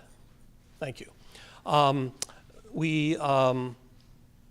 we ever been out to an estate sale and wanted a deal on something that looked like it was brand new? You're not going to pay retail for it, right? Because in fact you expect a discount. So it's not unusual that used equipment is going to be discounted a lot. And here's where we get to the inventory. In a retail case, a lot of times the inventory is shop worn. Sometimes it disappears in the middle of the night. So actually, the bank kind of is going to discount that quite a bit, right? So the next important thing is that the lender actually believes in your business plan. And your business plan doesn't have to be a work of literature, but you need to lay it out to show that you've considered all the important aspects. And what you need to do if you don't have a good solid business plan is work with an organization like the Small Business Development Center. There's also 6 SCORE chapters here in Connecticut, and also the Women's Business Development Council. They can tutor you on what should go into a business plan. And that's terribly important, that you hit the door of the lender with something in place, and it doesn't seem like you hadn't thought about that, okay? And beyond that, down in the very bottom area, financial, be sure that you've got your cash flow forecasts, because your ability to show in a spreadsheet that you're not going to run out of money in the 3rd or the 4th month is terribly important when they analyze what your trajectory is and whether you've really thought it all through. Okay, so lender's also going to ask if you have enough invested. We amazingly, we have people come to us really saying, I've got $3,000 to start my business. Could I please borrow $200,000? And that ratio just really doesn't work out so well for the comfort of the lender. In the ideal world, you'd like to see 20% of a stake into a business. Sometimes we can absorb a little less. Some industries we might want even more than that, because they're I guess, historically risky industries. So we will be asking what's going on in the economy, what's going on in your industry, and what is going on in your specific business. So, you know, those are things that you should be prepared to discuss with the lender very persuasively, okay? And so other things that the lender is going to be concerned about is, well, your personal and business credit score, because it is a proxy for character, okay? There's a lot of things that we can kind of figure out from our own experience of observing businesses, but you know, we can't look into your heart and know whether you really intend to pay the loan back. So we've got to look at some evidence of past history in order to be able to get some better feel for that. And if you ever wondered why banks have a hard line on credit score, well, here it is. This information is from the Federal Reserve, from the people that make the FICO scores. And if you notice that when FICO scores get lower than a certain amount, there's a huge risk to the lender that there's going to be a default, okay? So with a lender saying we want at least 680 or 700 or 720, which is the most common things I've heard in recent years, there's a substantive reason for that, okay? So obviously, if you're going to go to a lender, you want to try to take care of your own personal credit score. You know, a lot of businesses, they don't have a really good way to establish a good business credit score because they don't have trade credit in their particular industry. So a lot revolves, especially with a community lender, on a personal credit score. So keep those in mind. We want to see that you have business knowledge and you have an interest in learning, because we, in fact, you know, are going to be trying to counsel and coach and tutor you through the years. And we really put a value on industry or management experience in what you're trying to do. If you come to us and you say that I've always dreamed about opening a restaurant, and we say, have you been a chef? No. Have you been a line cook? No. Have you washed dishes at a restaurant? No. Why do you want to do a restaurant? Well, because we eat dinner every Friday night at a restaurant. It seems like a great social place to get the community together, and that's just not going to work very well for us. So we also want to see that you can assemble a team. You know, do you have the banker, the insurance agent, the attorney, and the CPA lined up already? Those are important things. So quick summary here. Our organization fits in a niche to help businesses that can't get small business loans because they can't meet the problems that I guess we've generated in our society, because we've got to protect the shareholders and the depositors in the bank. So credit score, time in business, or collateral usually is why small businesses stumble when they get to the door of the bank. A community lender like CEDF or the other community lenders in the state can be more flexible generally. And we happen to be the state's leading SBA micro lender. Those are up to $50,000. We do larger term loans, lines of credit, and commercial mortgages. I'm going to leave some literature back on the breakout table, although I won't be there in the afternoon. So we thank you for your time today. And do you want to do questions now or wait until Greg's done? Okay, so Greg, you're up.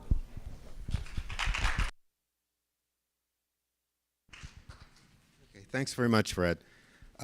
Quick question. Does anyone here have a technology-based business that they, okay. All right, it's a very different conversation. So I'm gonna skip over a lot of things I would normally talk about related to technology businesses because of, sorry? Typically it's my biosciences, computer sciences, things like that. Okay, it's just, absolutely, aerospace, yeah.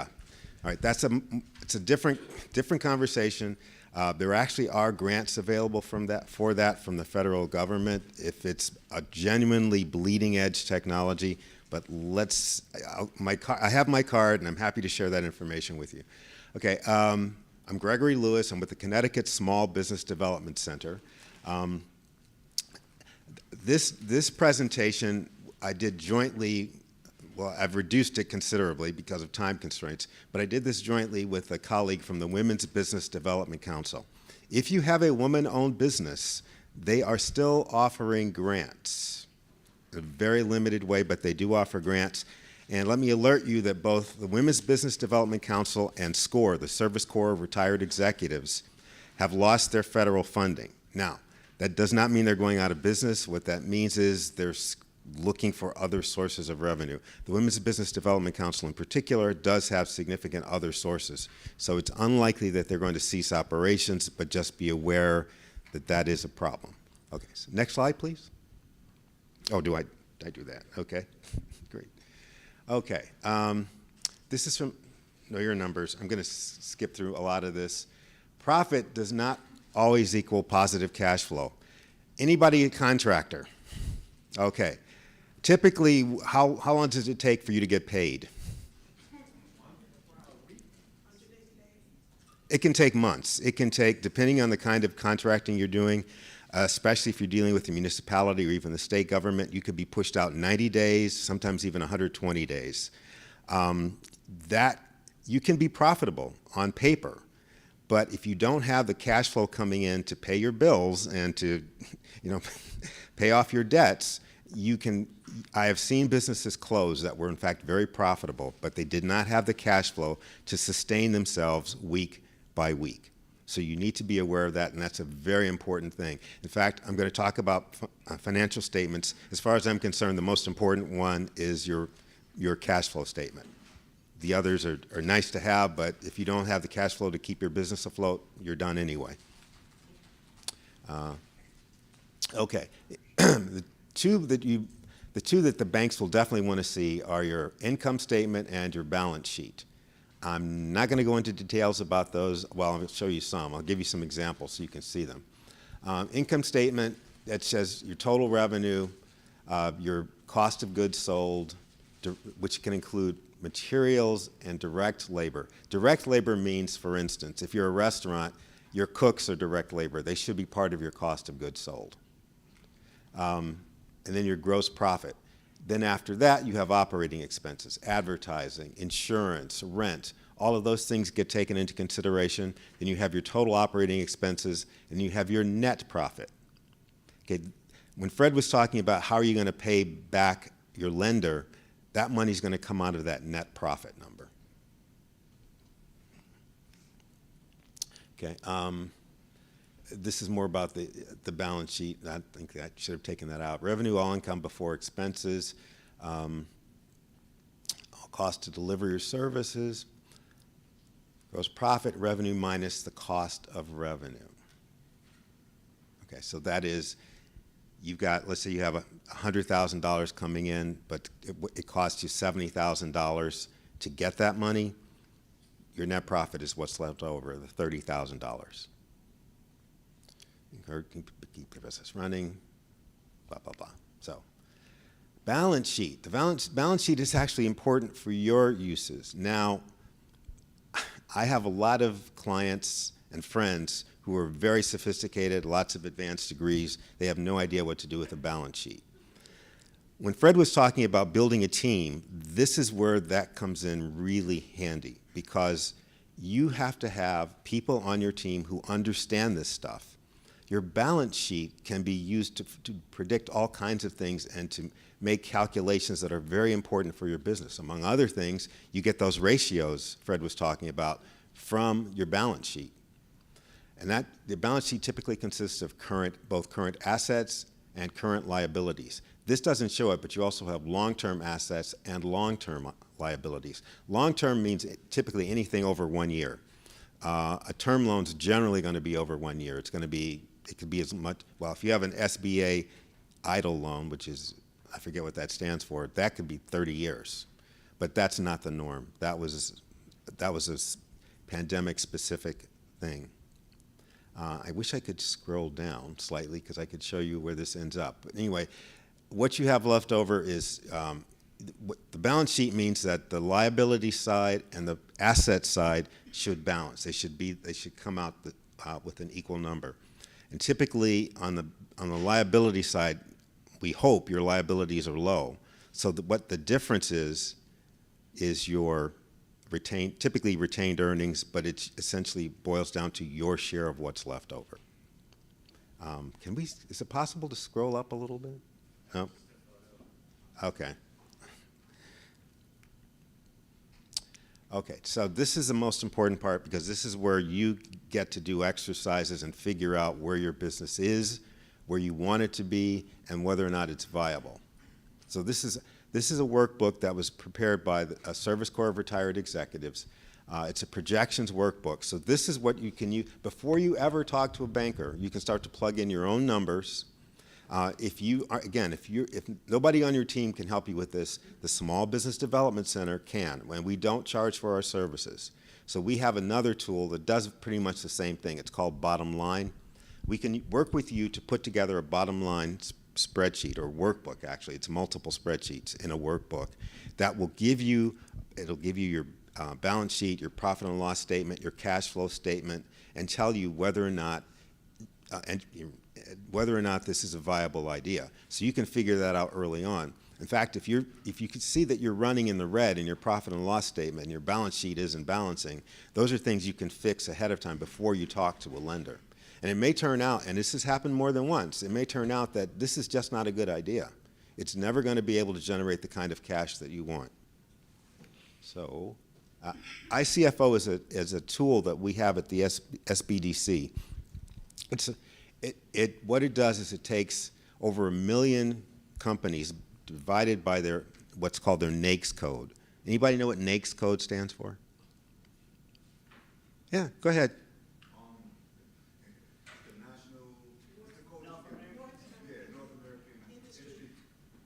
Classification system. Yeah, close enough. That's fine. So yeah, North American Industrial Classification System. That's how the information is divided up, and it's by your NAICS code. That's something that you put on your tax return, as a matter of fact.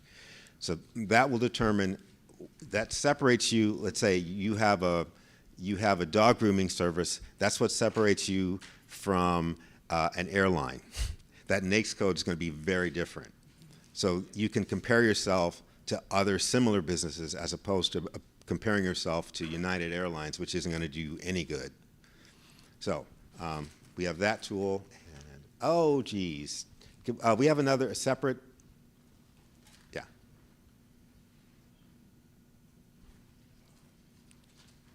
Okay, I want to walk you through this. I'm going to need you to change from worksheet to worksheet. Can you scroll all the way to the left where it says start here? Down at the bottom. Down at the bottom. Yep. The left arrow, go all the left arrow up here. Yes, left. This one. Yeah, go all the way to the left. Keep directions. Okay, that's fine. All right, we'll start there. This is very helpful. You can just read these. This will explain everything. This is a sample, just so you see how it works. So if we could now go to starting point, the next tab, great. So this is where you would put in, this is where you put in what it is you're going to be doing to start your business. Are you buying a building? Are you buying a land to put a building on?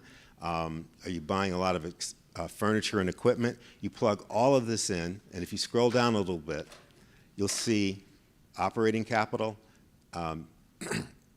Shows you more things that you need for the business. Inventory, legal and accounting fees. All of this stuff gets added up, and then sources of funding.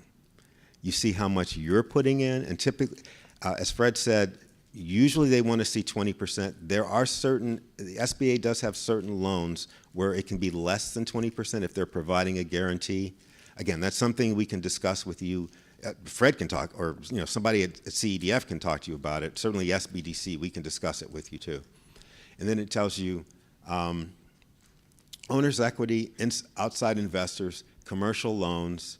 I think we have that at 9% as well. So that's about the going rate. There are exceptions, but figure that's going to be your rate. Next tab, please. Oh, we have a lot to cover. Okay. So one of the first things you're going to calculate is, can you do this by yourself, or are you going to need to hire anybody? Try to avoid hiring people as long as you possibly can, because it's very expensive. You can see a full-time employee. It's not just what you're paying them hourly. They're also, as you can see, payroll, taxes, and benefits. That gets added in. Okay, and you can see on there it's 11.7%. Technically, I'm a University of Connecticut employee. Our rate, our that total payroll taxes and benefits rate is closer to, I think it's 40%. So you need to be aware of not just what you think you're going to pay somebody hourly, but what it's ultimately going to cost you with the inclusion of all these other things. How am I doing on time?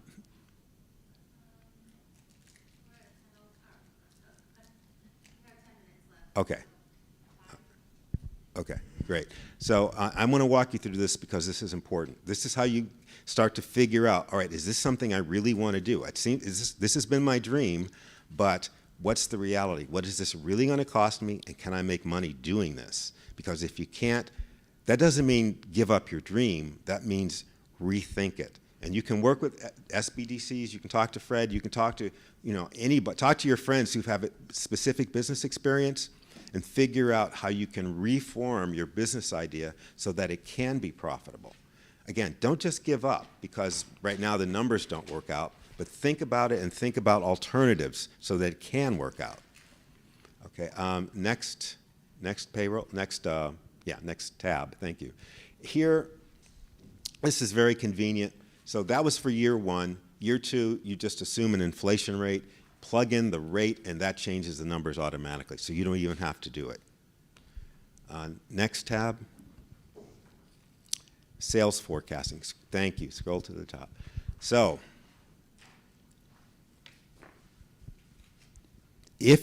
most of you are probably, no matter what, with some exceptions, even if you're a service company, you're going to have some kind of product. It's generally, you don't want to overwhelm the spreadsheet by putting in 30 separate products.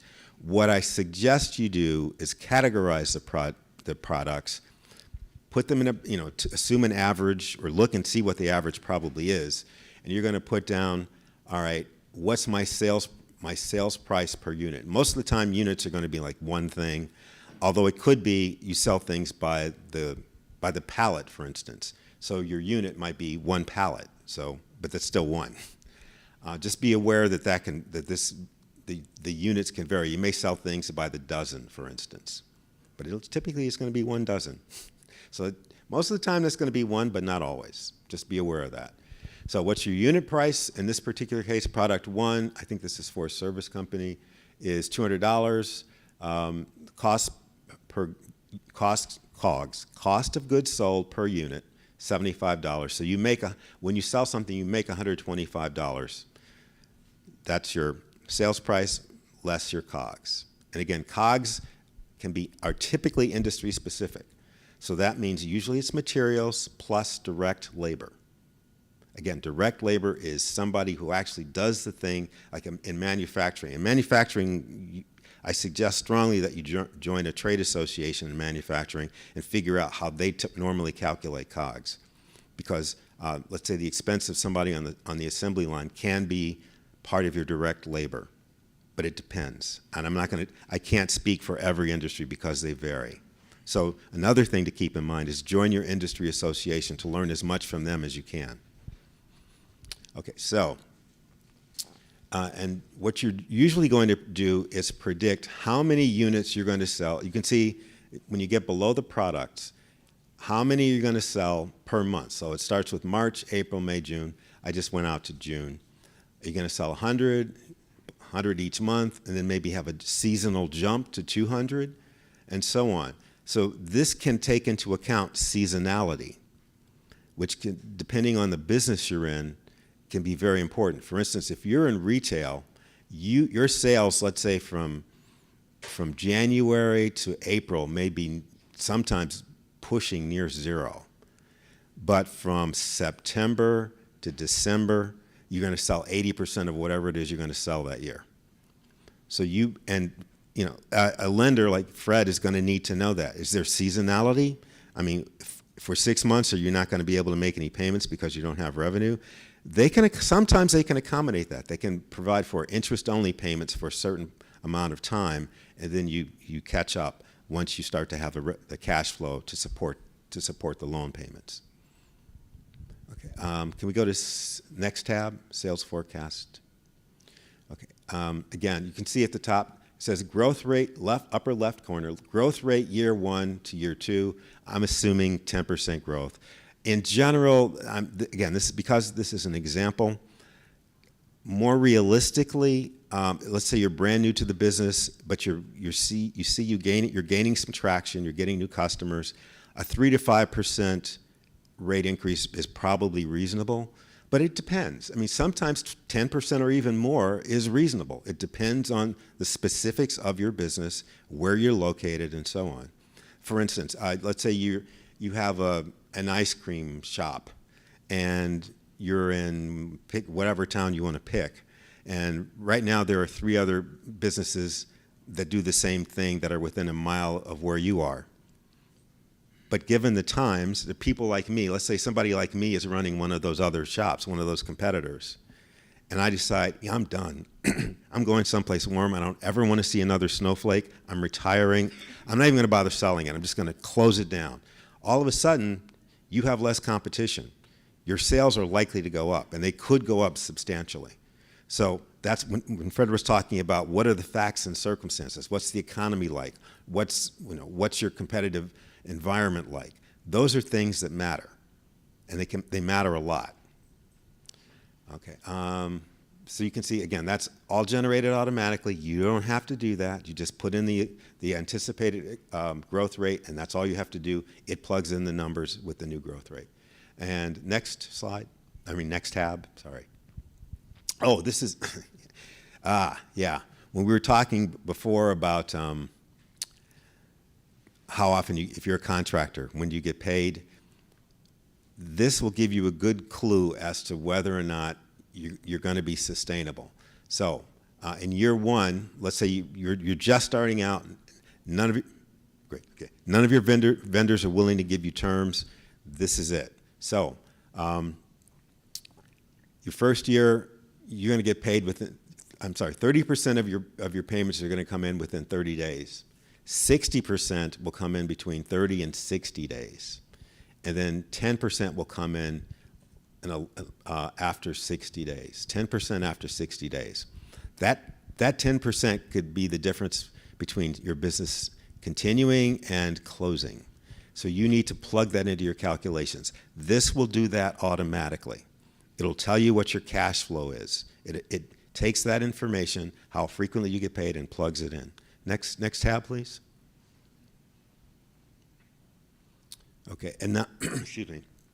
And again, back to those expenses. These are the other things. This is often referred to as overhead. These are those other expenses that you have to take into account. So you got your revenue, you've got your cost of goods sold, your direct expenses, and then your other expenses. This is rent, supplies, travel, contract labor, advertising. All of that stuff gets plugged in. And next tab, please. This again makes a calculation. Assume your growth inflation rate. That calculates that. Next tab. I'm gonna go quickly. Okay. So now the spreadsheets, the workbook, and the spreadsheets. The workbook will take information from separate spreadsheets, plug them all in, and now you can see your cash sales, cash flow. If you can scroll down, you can see this cost of goods sold, expenses, and then you end up with ending cash balance. So that tells you how you're doing month to month, and if you have a line of credit, it can tap into that. So next tab. Next tab. Okay.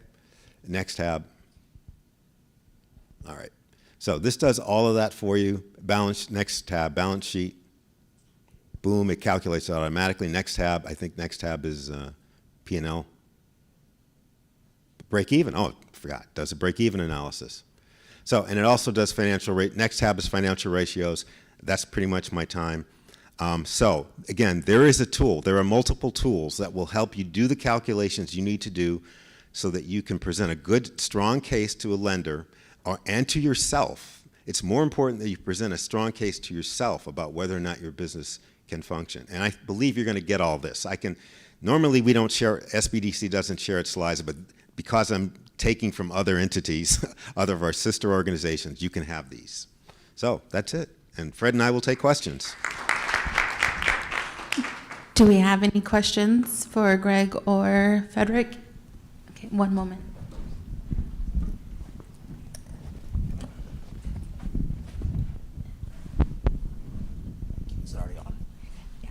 Hello. Yeah, my question for as far as business credit goes, is the DUNS number the best way to show them that you have business credit? And then the second part of that question is like, when you're building personal credit, you know, there's ways to build it, you know, buying things, paying your credit off, you know, month to month. With a business, is it the same thing where, you know, example, you could buy something for, you know, $5,000 or whatever, paid off month to month, and your business credit grows the same as your personal credit? For my second question. Well, because personal credit is a highly regulated industry, it's also a lot more transparent.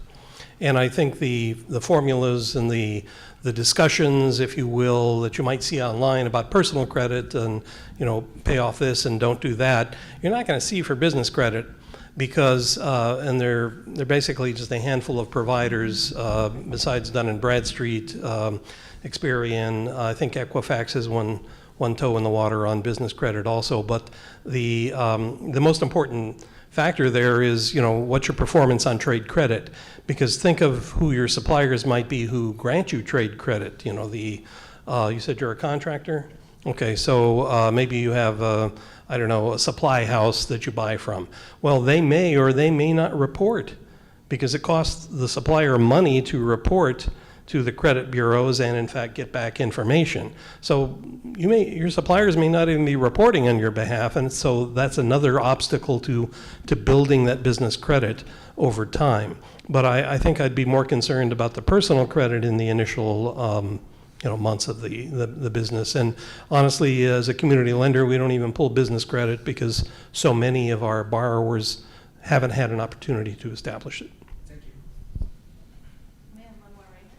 Yeah, just have a quick question for Gregory Lewis. I just wanted to know, is that the SCORE projections workbook that you had? Yeah, that's the SCORE, and you will get the slides, and it has a link to it.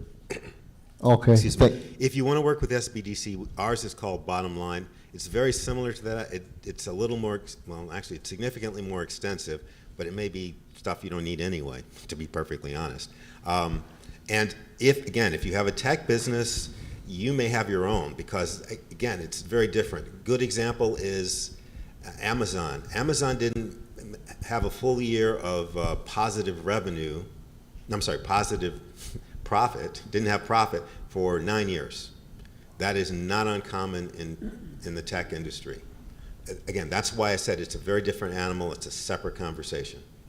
Okay, and also the ICFO financial tool, is that from Connecticut Small Business Development Center? Yeah, we pay for that. It's ICFO.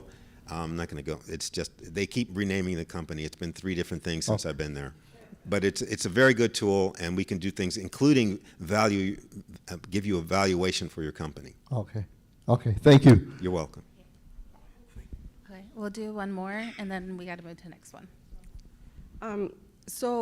The Small Business Development Council, is that specific to Connecticut? No, the overarching entity is called America's Small Business Development Center. There's at least one in every state. I think there are now 63 in total around the country. Mm-hmm. Connecticut's small, we only have the one. Okay, because I'm in Massachusetts and I have not heard of it. You have it, you never really? No, I've heard of it, but only for Connecticut for some reason. Every time I go to your website, everything is specific to Connecticut. Fred thinks there are 2 or 3, and they're really good. We work with them all the time. It's nationwide. We all collaborate. Is this with one another. WeBank, Women Business Enterprise National Nope. Council? Okay, I have to do some research then. The other question I want to ask is CDFI. Is that similar to what you do? Well, I began with that.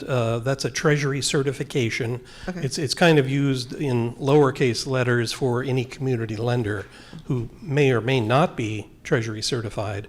But that's, I guess, an overarching label, if you will, for what you might call a loan fund that is not a depository institution. We don't take deposits like a bank, and we do mission-driven small business lending. Probably about 800 around the country with different focuses, and even more doing affordable housing. Okay, just one more question. Sure. So I had a CDFI, probably still have it, loan from Axion Opportunity Fund. You know that one? It's now called Ascendus, based in New York. Okay, so here's my pet peeve with that. And I've had maybe three loans. Each time they report it as if it's a personal loan on my credit account. And it's very, oh my God, it's not good at all because it's a business loan, and they're reporting it on my personal credit. You know, so it goes against, you know, what I owe overall on my personal credit. Yeah, our organization actually doesn't report to credit bureaus. It's not in the best interest of some of our borrowers who are struggling. I don't know what the policies are for Ascendus or previously Axion East, but you may want to contact them and ask about that. And you may want to look at your loan documents and keep in mind that there are aspects of business credit that are hitting personal credit cards now because of the personal guarantee. So if I have a business credit card, that may end up on my personal credit report as a consequence of the personal guarantee. Yeah, don't have any way to comment or Can I say? Yeah, sure. Can I say one quick thing? Very quick. Fred's organization, CEDF, can't work with everybody. There are limitations. If you can't work with an organization like his, please go to a small local bank. Please do not, as a small business owner, do not deal with the large national, international banks. They don't care about you. They don't care if you live or die. Do not deal with them.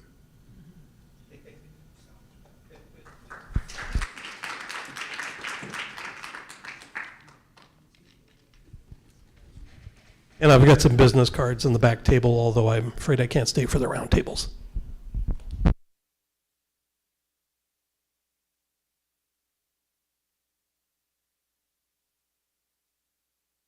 Okay. Thank you very much for your time.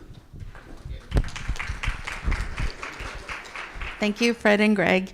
Next, we have Mr. Rich Yelling with our organization, the National Center. Rich is our CFO, and he is going to go into starting a small business and what every entrepreneur should know. Do you want it up here? Or? Where's the clicker?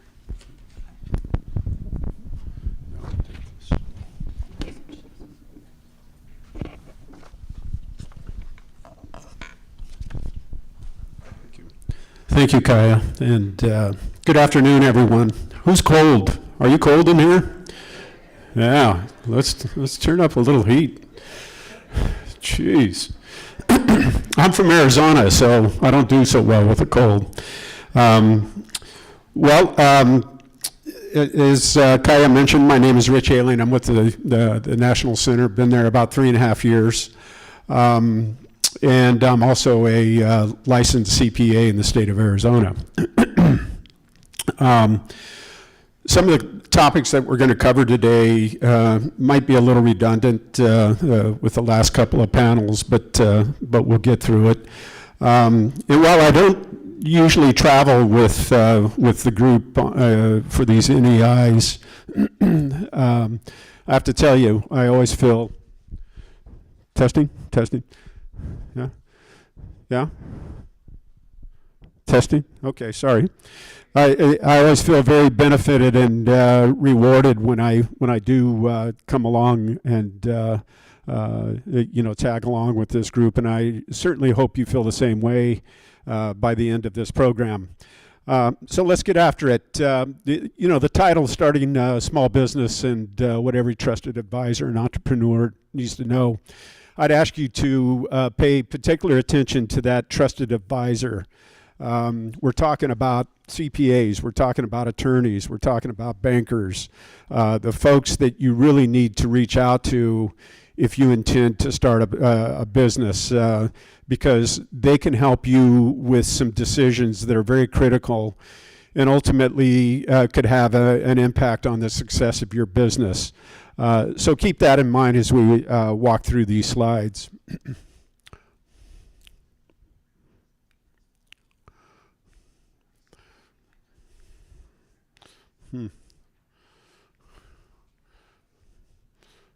There we go. So the topics we'll cover today, discuss some of the reasons for creating a small business, a business plan, what corporate structure might be valuable for you, avoiding the piercing of the corporate veil, which comes along with the corporate types that we're going to talk about, insurance financing, and establishing your owners and investors. And I will tell you, this list isn't comprehensive. If you're going to start a business, there's many other topics to concern yourself with.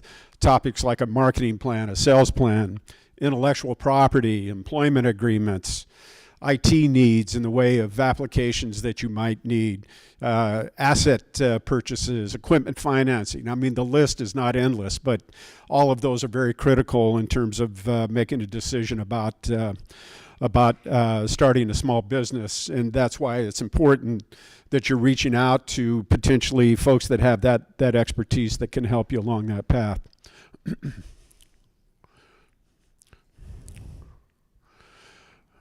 Yeah, what's going on here?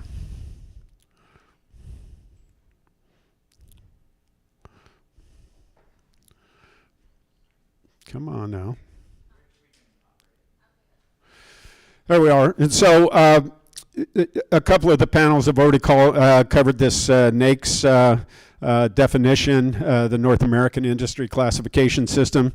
They consider the Office of Advocacy with the Small Business Administration considers small businesses that have less than 500 employees. There's about 20 of these categories that you might fit into, and underneath each of those categories are subsectors. So it's really there for statistical analysis that the government employs, but it also helps them understand in terms of qualifying for programs and assistance with your business.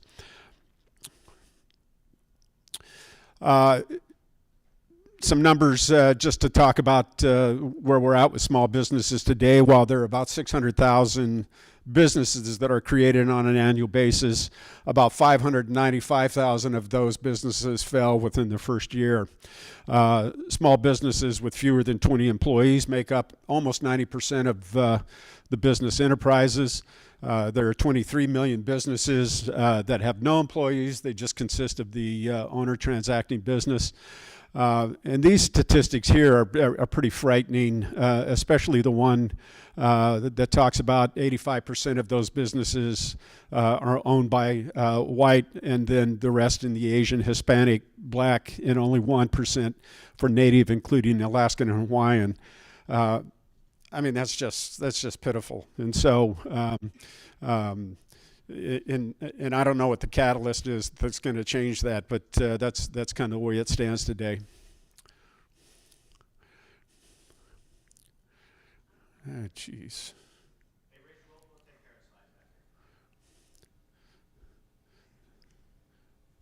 Thank you. Go ahead.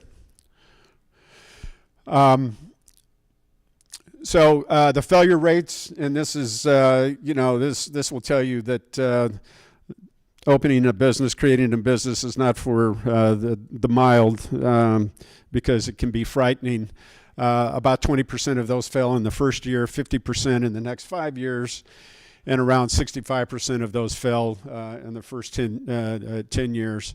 And the failure rate increases over time.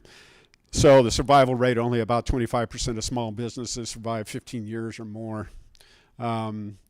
As I mentioned before, 595,000 businesses fail each year.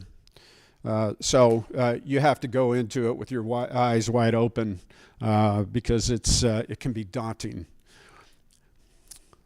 Next. So reasons to start a small business, and I think certainly if you feel up to it and you think you've got a good model, a good business model, certainly go for it. But generally, it's a way to create wealth, and it's a way to reduce tax liabilities. If you're not a trust baby or planning to hit the lottery, it's a way to get to wealth. And for a couple of reasons, obviously, folks that get into a small business, they try to control their expenses. They know that their wealth is concentrated in illiquid private company stock, and so the motivations are there to succeed. So I think it's it can be successful. Some misconceptions about that in terms of owning your own business that I think are important. Folks think that they're going to be their own boss. In reality, the customer's the boss. They can get rich overnight, and they can expect immediate income. And generally, that doesn't happen for until 6 to 12 months into the business itself. And I can start my own business with little or no money, which is a fallacy as well. So something to keep in mind when you think about that.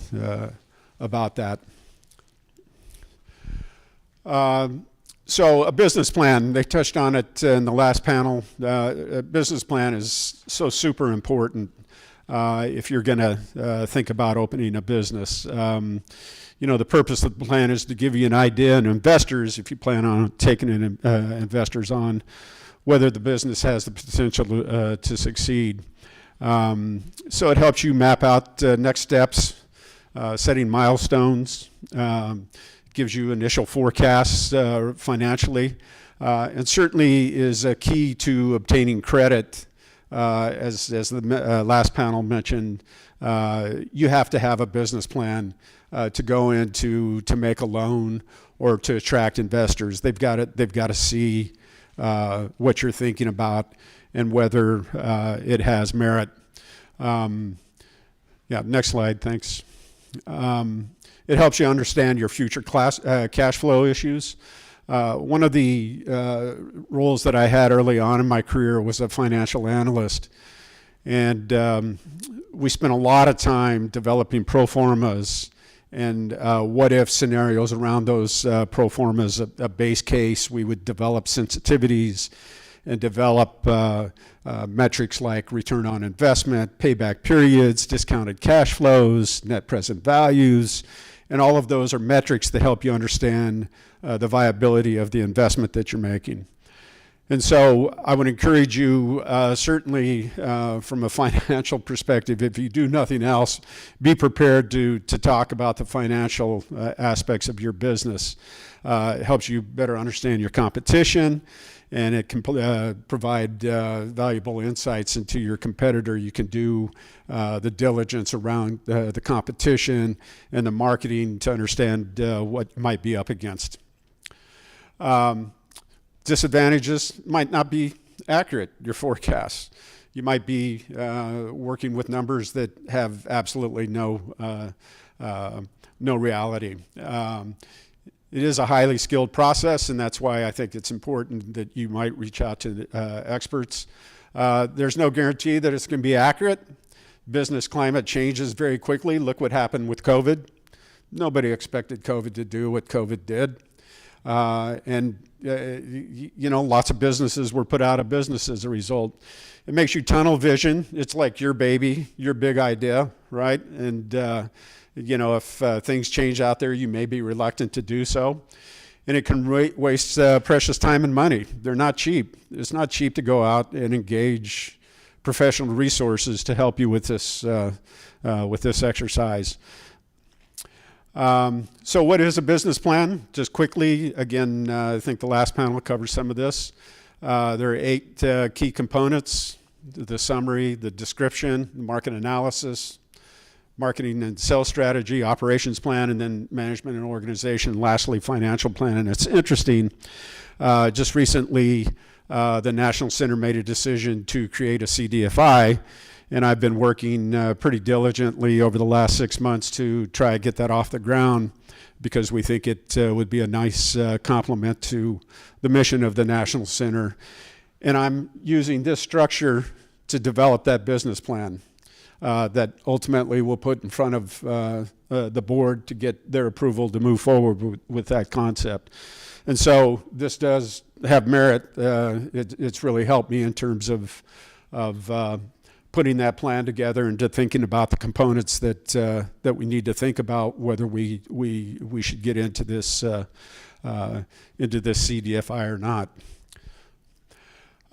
Talking about business structures, just a couple of different business structures that I think are important if you're going to open up your own business outside of being a sole proprietor or some partnership arrangement, an LLP or an LP or so on. There are really two that you should consider if you're going to be concerned about your personal assets and the liability that comes with a business. And those are an LLC and an S Corp. So there are advantages and disadvantages to both of those. So next slide, please. The advantages for both the LLC and the S Corp come with the fact that you get this limited liability protection that, again, protects your personal assets in the case of a suit against the entity. And the second most important piece of it is that you get this pass-through taxation issue, whereas if you're a corporation, dividends, for instance, are taxed at the corporate level, and then they're taxed again at the personal level. Well, with both the LLC and the S Corp, that doesn't happen. It's only taxed at the personal level because profits and losses are passed through to the members of the LLC or the S Corp and aren't taxed at the entity level. And so that's a big advantage because you can get some great tax benefits as a result. The LLCs, they do have limitations, certainly not the number of members. You can have as many members as you want, as opposed to an S Corp. They're limited to 100 members. And then the distribution of profits can be varied, as opposed to an S Corp. Those are set based on the member capital that is invested in the entity. LLCs can be a little bit expensive. Again, I just went through this with bringing the CDFI on board, creating the articles of organization and the bylaws and the different governing documents that are necessary. But you can see the numbers up there in terms of what it might cost. Ownership in an LLC is more difficult to transfer when compared to a corporation. Members should outline that before they get started. But LLCs have a little bit more history. If there is litigation, there is case law that's available for LLCs. Next slide. So an S Corp, again, the two common most benefits are this pass-through taxation as well as the limited liability protection. One of the nice benefits of an S Corp is that the members can draw a salary, and that's a deduction in terms of an expense to the corporation, and as well as dividend payments that are, the S Corporation is going to pick up that 50% of the FICA contribution that needs to be made when you pay for salaries and wages. And so that's a real benefit in terms of the tax that ultimately is going to be assessed on the income that is ultimately distributed to the members. So that's a great benefit that you don't see in the LLC. Next slide. Again, disadvantages of the S Corp: only 100 shareholders. There can only be one class of stock. Different voting rights are permitted. And as I said about the profit and loss allocations, S Corps must allocate profit and losses among the owners based on the percentage of ownership and number of shares held. They're a little more rigid in terms of their reporting requirements, a little more formal. Both S Corps and LLCs must register to do business outside of the home state. So LLC's been around since the 70s.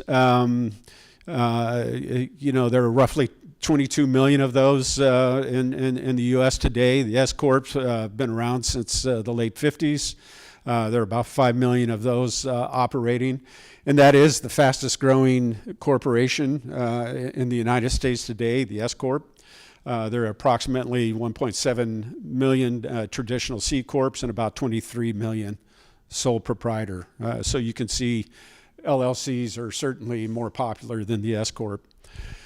This piercing of the corporate veil, and again, this has to do with the limited liability protection that I mentioned that comes with both the LLC and the S Corp. So, it's not to say that, just because you're an LLC or an S Corp, you're never going to be sued personally. And that's what this piercing the corporate veil is all about. So it allows the owners to become personally liable to creditors. And the way that happens is many states have developed this three-part test. The business entity is a mere instrumentality or alter ego of another entity or person. The entity is engaged in improper conduct. There's been unjust loss or injury to the plaintiff, or the business entity is undercapitalized. So if one of those things are taking place, then the plaintiff or the individual that wants to go after you might have a case. They're very rare, though. These litigation cases are very rare as it relates to this.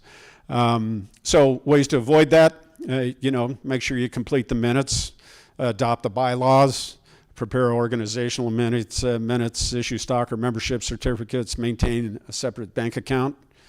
Don't commingle personal assets with the business assets. Title business assets in the business name. Don't use business assets for personal use. Sign all contracts as the office manager of the business and not an individual capacity. Avoid signing a personal guarantee of a business obligation if you can. Sometimes if you're looking for a loan, a personal guarantee is necessary. And then timely file your annual report.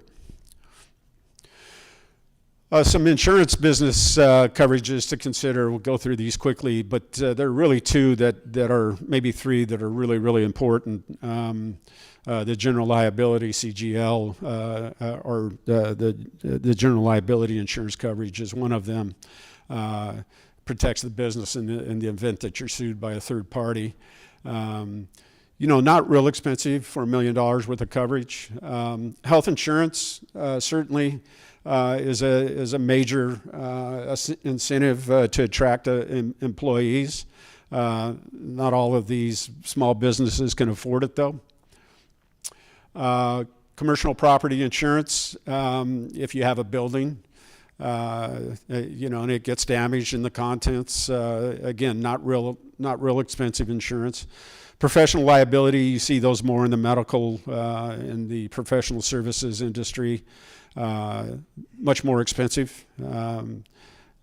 Next slide. Workers' comp in the state of Connecticut, if you have one or more employees, it's required. The exact cost obviously varies by location, number of employees, type of business, and so on. And then cyber insurance is the next, I'd say, the next most important one, certainly with what's happening out there in the IT world these days. And it's an expensive coverage. We do have cyber insurance at the National Center, and it's one that is pretty critical. So financing a business, it's the last panel talked about ways to make that happen, and so some of this might be redundant, but there's I guess the thinking is to try and stay close to home and to get as much of that startup founded by dollars that aren't going to cut into your future profit.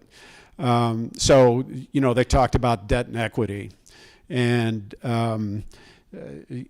debt is certainly one way to go, but you might find families or friends that want to make a little, contribution. If you have to go with a loan, they're out there. There's certainly, lots of opportunities for bank loans and life insurance loans and credit cards, and those all will carry a cost. But debt financing is certainly is cheaper than equity financing, and with equity financing, it's much more expensive, and certainly you start to lose control of the company with that kind of financing. So it's important that, again, you're talking to professionals that can help you and guide you with with that kind of information. So we talked about secured loans, short-term financing. There's factoring of accounts receivable.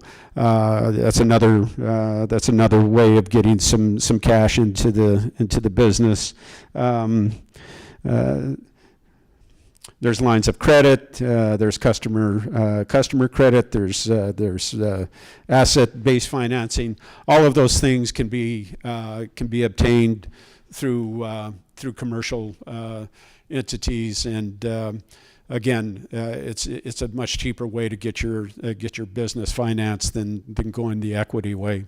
With equity, you're bringing in most likely another investor, and I can tell you, investors that are interested in investing in a business, while they may be very interested in the opportunity, they're certainly more interested in the certainty, and so they want to know when they're going to get paid back and how much they're going to get paid back.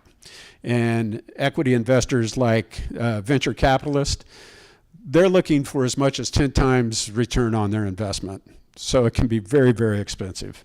In fact, less than 2% of startups, small businesses, less than 2% are funded through venture capitalists. And about 20% of startup businesses are funded through business loan, commercial loans. Other resources out there, the SBA has a variety of loans. The SBA doesn't loan directly. They loan through entities, they're private lending institutions. But here are some of the offerings that the SBA has, 7A loans up to $5 million. And they have different requirements in terms of how those work. There are 4 types of cap loans that they offer, and some of those loans can be much more than $5 million. They kind of just based on what's happening. Some of these larger projects are going to require much more than $5 million. Micro loans up to $50,000. The USDA 1RD guarantee loans also have large facilities that they can loan out to. You can see business, industry, community facilities, single family housing, and water and waste disposal. I guess I'm not sure where those programs are at today, given where the Fed is at and what's happened with the cutback and the clawback of some of these programs. But it might be worth talking to somebody in the SBA to understand what might be available to you. And then kind of lastly, finding the right investors. You want to work, if you are going to bring in another investor, you're going to work with somebody who believes in the company's vision and appreciates what the challenges that the company faces. So are you working with an angel investor or venture capitalist? Because angel investors tend to be a little bit more lenient, a little more patient than a venture capitalist. And here we are with a venture capitalist. They often they're going to look for a solid business plan. So you can certainly get out there on the net and look around, learn about the types of assets investors can offer. Are they experienced in your industry? Do they provide guidance? Do they respect the founder's decisions? What are what are the investors' track records for success? How will they mesh with your culture? Understand how the investor's vision for the company comports with the founder's vision. Find investors who mentor, who can help you be successful.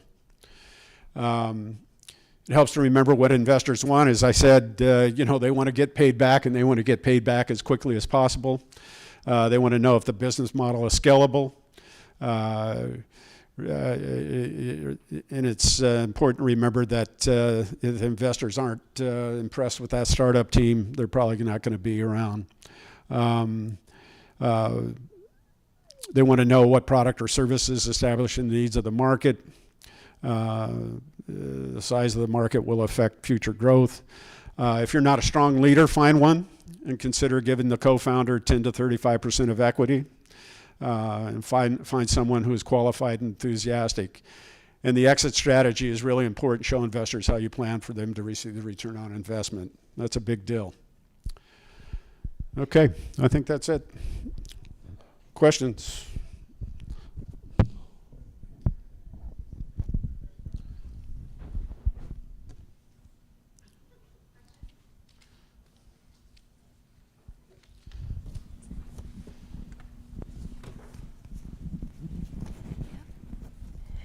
Thank you. Very insightful presentation. I currently have a C Corp.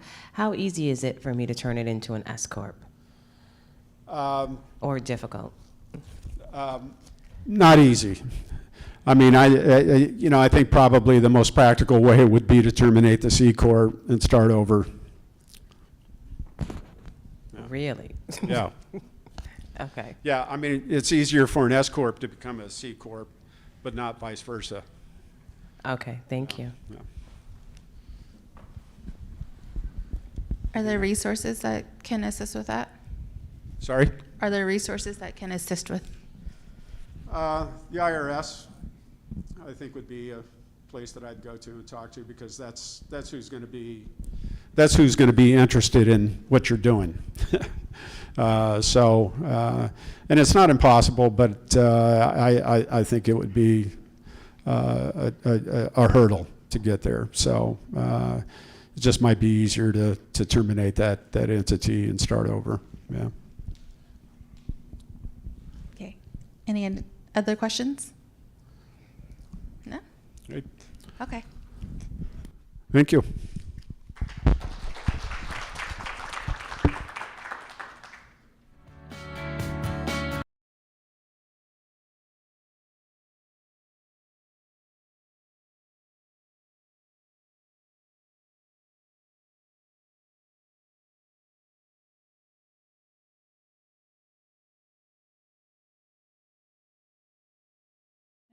It's a good time. We can do our first drawing. So if you haven't already, please put your business card in here. This is for our Reservation Economic Summit, a free ticket.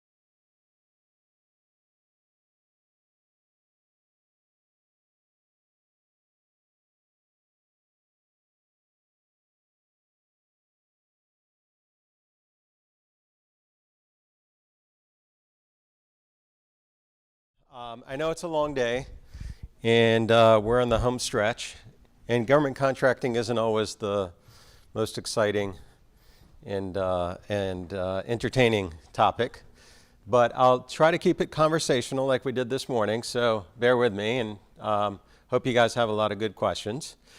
So where we left off, I had mentioned that I would go back, but I'm going to start on my new set of slides.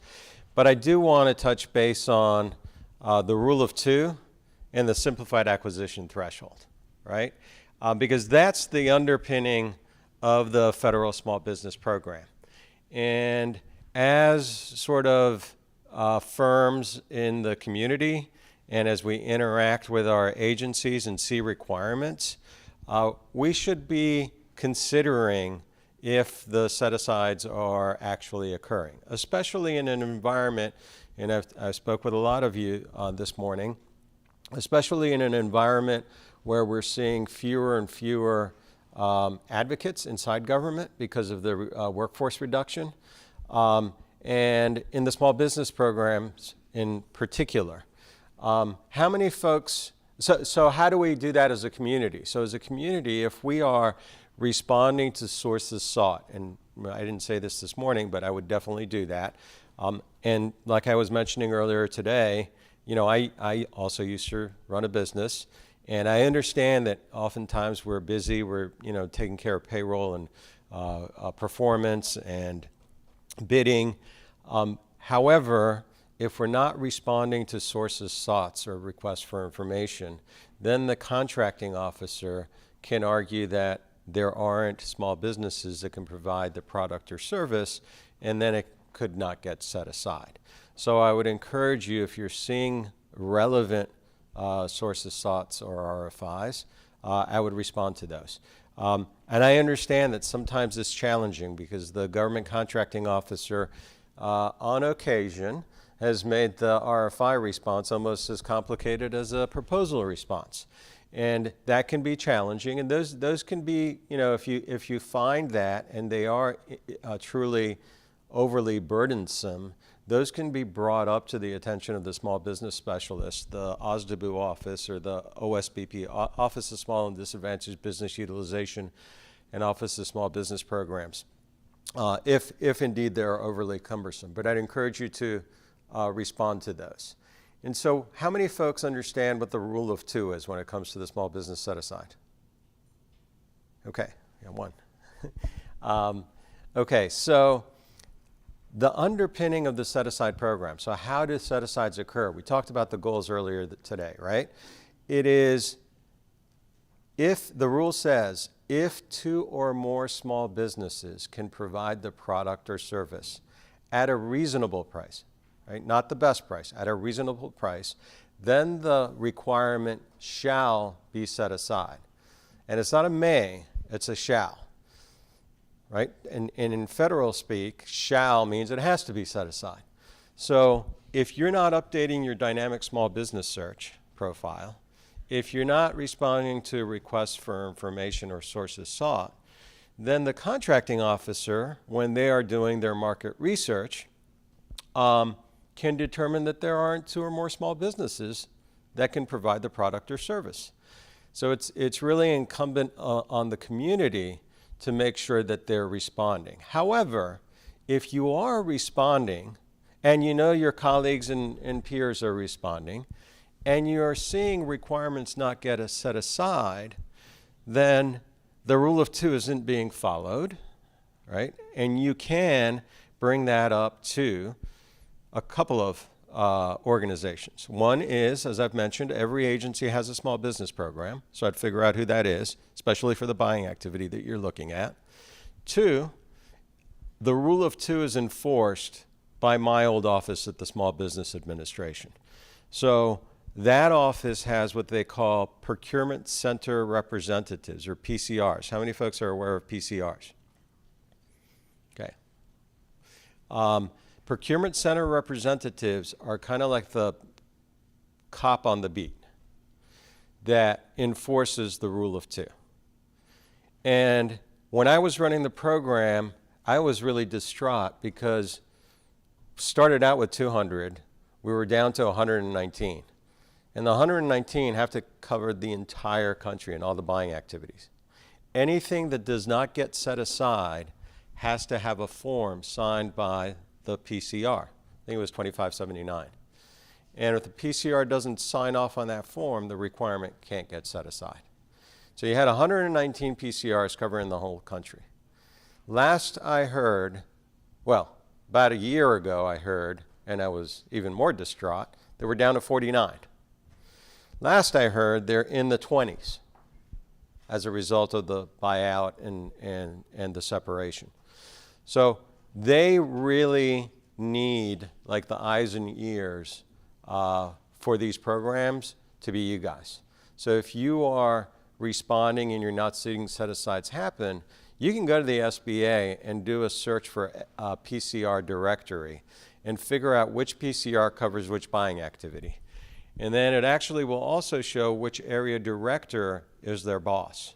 And so if you're seeing issues with set-asides and you want a venue to report your concerns, that's one way of doing it. The other thing that we often work with some clients is acquisition planning. So a lot of times small businesses, and these are larger small businesses, I'll grant you that, because they're small by employee size standards, not by revenue, so they have a lot more resources. But if you are seeing a requirement that's getting ready to come out, and you feel that this should be small business set aside, you can, a lot of times contracting officers are like, no, I can't talk to you. That's not true. Once the requirement is issued, it is on the street, they can't talk to you. Before it gets issued, you can engage with them and promote the idea of the requirement being a set-aside. You can work with a contracting officer, you can work with the small business specialist, you can work with the program office and help frame the acquisition strategy around a set-aside. And we've had clients where they'll present the whole marketplace. They'll say, look, we are in this marketplace, we make widgets, but look at all these other small businesses that make widgets as well. Or, hey, look at all these other 8A companies that make widgets as well. So this is ideal for you to set aside for the 8A company category or the women-owned, or et cetera, et cetera. So acquisition strategy, even though I understand as smaller businesses we might not have the bandwidth to influence it, but it doesn't mean you can't have those discussions with a contracting officer or your program office. So that's the rule of two.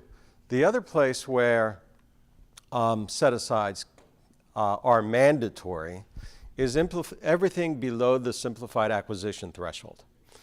And the simplified acquisition threshold is $250,000 and below. And that seems a little bit low, right? So you got to go after a lot of $250,000 contracts in order to get a good source of revenue. However, it is a good place to get your feet wet in the federal marketplace. And these are entirely reserved for small businesses, $250,000 and below. So if you're seeing requirements come out that are $250,000 and below and aren't getting set aside, I would encourage you to contact the PCR as well. Now, there are some instances where they won't get aside. Think about like a Cisco or a Microsoft license. Small business can't necessarily provide that unless you go through a reseller, so those might not get set aside. And some agencies are a lot better. Some agencies are like 92, 93, 94% with respect to compliance on SAT. Some agencies are doing incredibly poor. They're like at 74%. So that's another area that set-asides have to occur. When we think about what's happening in the marketplace, where we talk about sort of the small little fires everywhere or the tea leaves, there are two things that concern me and you should be aware of. One is, and it almost sounds good, because they're looking to increase the simplified acquisition threshold potentially to $3.5 million. That to me sounds good, right? Everything below $3.5 million set aside for small business. I think the flip side of the coin is how many know there's a federal acquisition rewrite going on? Okay, so the administration has embarked on an initiative to redraft the federal acquisition regulations to streamline and simplify the federal acquisition regulations. The threat and the challenge that I see is, based on what we've seen released to date, it hasn't been small business friendly. And what they have said is that they're only going to incorporate what is in statute, not regulation. So if you think about it, statute, from statute comes regulation, from regulation comes your federal acquisition regulations, your policies, et cetera. So they've said that the federal acquisition regulations are only going to implement provisions that are in statute. The rule of two is in statute for items below the simplified acquisition threshold. So the rule of two in statute is only for 250,000 below. Above 250,000, it isn't in statute. It's in regulation only and hasn't been put in statute since the federal acquisition regulations were being drafted. When I was responsible for the program, I always used to argue that, listen, we have to revise the statute to make it statutory with respect to the rule of two. A lot of pushback was, don't worry about that. No one is ever going to challenge the rule of two. Well, here we are today, and it looks like it's going to be challenged. And so, you know, when I was in government, I couldn't say, you know, and the National Center does this very well. When I was in government, I couldn't say, you know, call your congressman, right? Or advocate for this, or join an organization that's going to advocate for this. But it's critical that the rule of two gets implemented in statute. And there's some statutory amendments floating around on the House side, but the Senate side is not taking them up. So if you are advocating for these programs, if you have any connections with your congressional delegation, the rule of two being statutorily implemented is critical to the small business set-aside programs. Now, why did I say that they were thinking about increasing the simplified acquisition threshold, and that concerned me? Well, from my perspective, if I'm reading the tea leaves correctly, they're trying to increase the simplified acquisition threshold to $3.5 million and say, well, in statute it says below the simplified acquisition threshold, $3.5 million is automatically reserved for small business. Everything else is free and open, right? I think that's where they're trying to get to. And that, from my perspective, is really challenging because there are tons and tons of contracts above $3.5 million that should and could and, from my perspective, should always be reserved for small business. Small businesses can do $10 million contracts, $20 million contracts. There's Alaska Native corporations that do $50 and $100 million contracts. And so to try to reserve it to $3.5 million, from my perspective, is a threat to the program. So those are some of the things to consider. When we talk about sort of the tea leaves, before I get into mentor-protege and joint venture, when we talk about the tea leaves, a couple of other things that you should just consider and be aware of. The administration, as you probably are aware, when they first came in, they had a very anti-DEI posture. And so we saw a lot of contracts be terminated, right? If your contract had anything to do with DEI,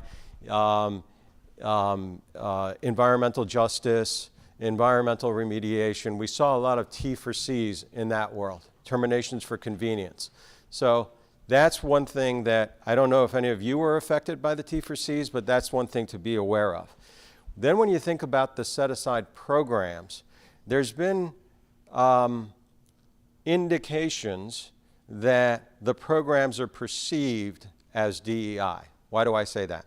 Well, if you remember, the Biden administration increased the 8A SDB, small disadvantaged goal, from 5% to 15%. That was only through executive order, and that was reversed first day this administration came in. So that rolled back the 8A/SDB goal to 5%. Now, when they changed it to 15%, it seemed like a huge stretch, right? You went from 5 to 15. However, the government was already hitting like 10 and 11 anyways, right? So it wasn't that big a stretch. It was already hitting 10, 11%. It was really going to be the last year, which was this last year, where you were going to see a severe or significant impact of the 8A program. But because of the reversal of the executive order, you're not going to see that. Now, the challenge from my perspective is if you're already hitting 10 and 11%, and then all of a sudden now your goal by statute has been, by statute is 5%, but the administration has rolled it back to that, there isn't a significant pressure on contracting officers to set requirements aside in the 8A program. So that pressure isn't there. But I still encourage people, if they think they can get qualified for the program, to get qualified. Why? Because it's still an easy button for the contracting officer.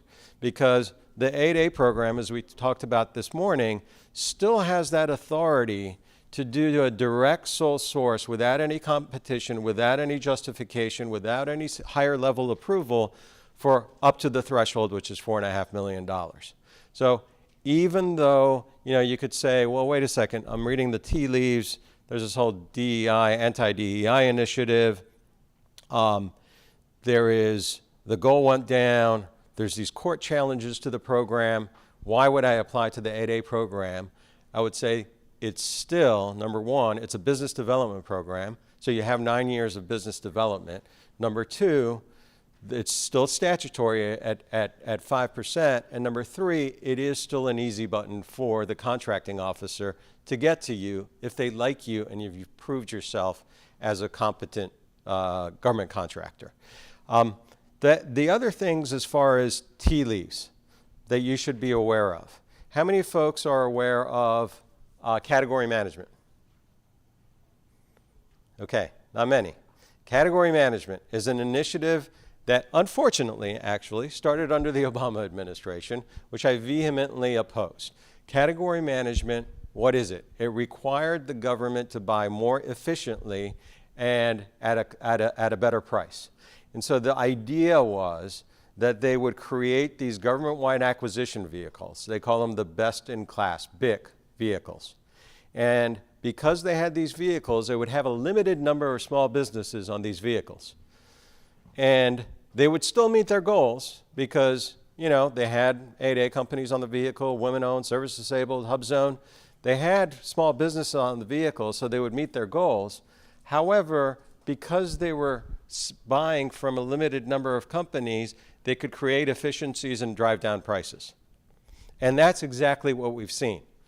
So if you look at, and I have a couple of these charts, and it's not pretty. If you look at category management, I'll go through the executive orders in a sec. Okay, so if you look at category management, first of all, when it started, between 2016 and 2019, 138,000 contracts disappeared. What do I mean by disappeared? Before category management, there were one-off contracts. Like, remember we talked about the plurality of contracts that are available to you? Can you find them? Who's buying the widgets? Where they're buying them? Those contracts went from being individual contracts to being task orders under a government-wide acquisition vehicle. Government-wide acquisition vehicle is something like STARS 3 or OASIS or CIOSP4. And so the government, rather than putting out one contract, then go to these vehicles, it's already standing up, it already has vendors on it, they issue a task order and it's much more efficient, and they try to drive down price as well. So that was just between that time period. 138,000 contracts disappeared, went to the vehicles. And the vehicles are important because they're 5-year vehicles. You miss the window, you're out for the next 5 years, okay? And so what kind of categories are on these vehicles? Basically almost everything that people sell. These are all the categories in category management. And these are all the vehicles. When I talk about STARS 3, when I talk about CIOSP4, OASIS, OASIS Small Business, these are all the various vehicles that the government has created to implement category management. And just like the government has goals with respect to 235533, the small business goals, contracting officers are graded with respect to how much dollars they bring, quote unquote, under management. So they're incentivized to bring more dollars under management, and that has been a challenge. So if you see, the contracting dollars have actually gone up, right? If you look at the numbers, contracting dollars by socio-category have actually gone up since 2010. But if you see the number of small business participants, it's down by 49%. Now, category management is one reason for it. Another reason are some of the more difficult requirements around computer and cybersecurity models, right? So how many of you are aware of CMMC? Okay, you should definitely at least Google that term if you're going to work with the government. It's being implemented. It's being implemented by the Department of Defense, and they've created minimal requirements to be level 1 certified. Then there's level 2 and level 3. And so if you are working with the DoD, you are actually saying that you are compliant with CMMC. And I'm going to mess it up. Cyber,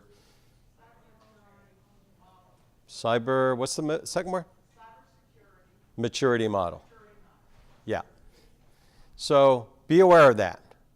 It's at the DoD, but it will, I guarantee it'll be government-wide eventually.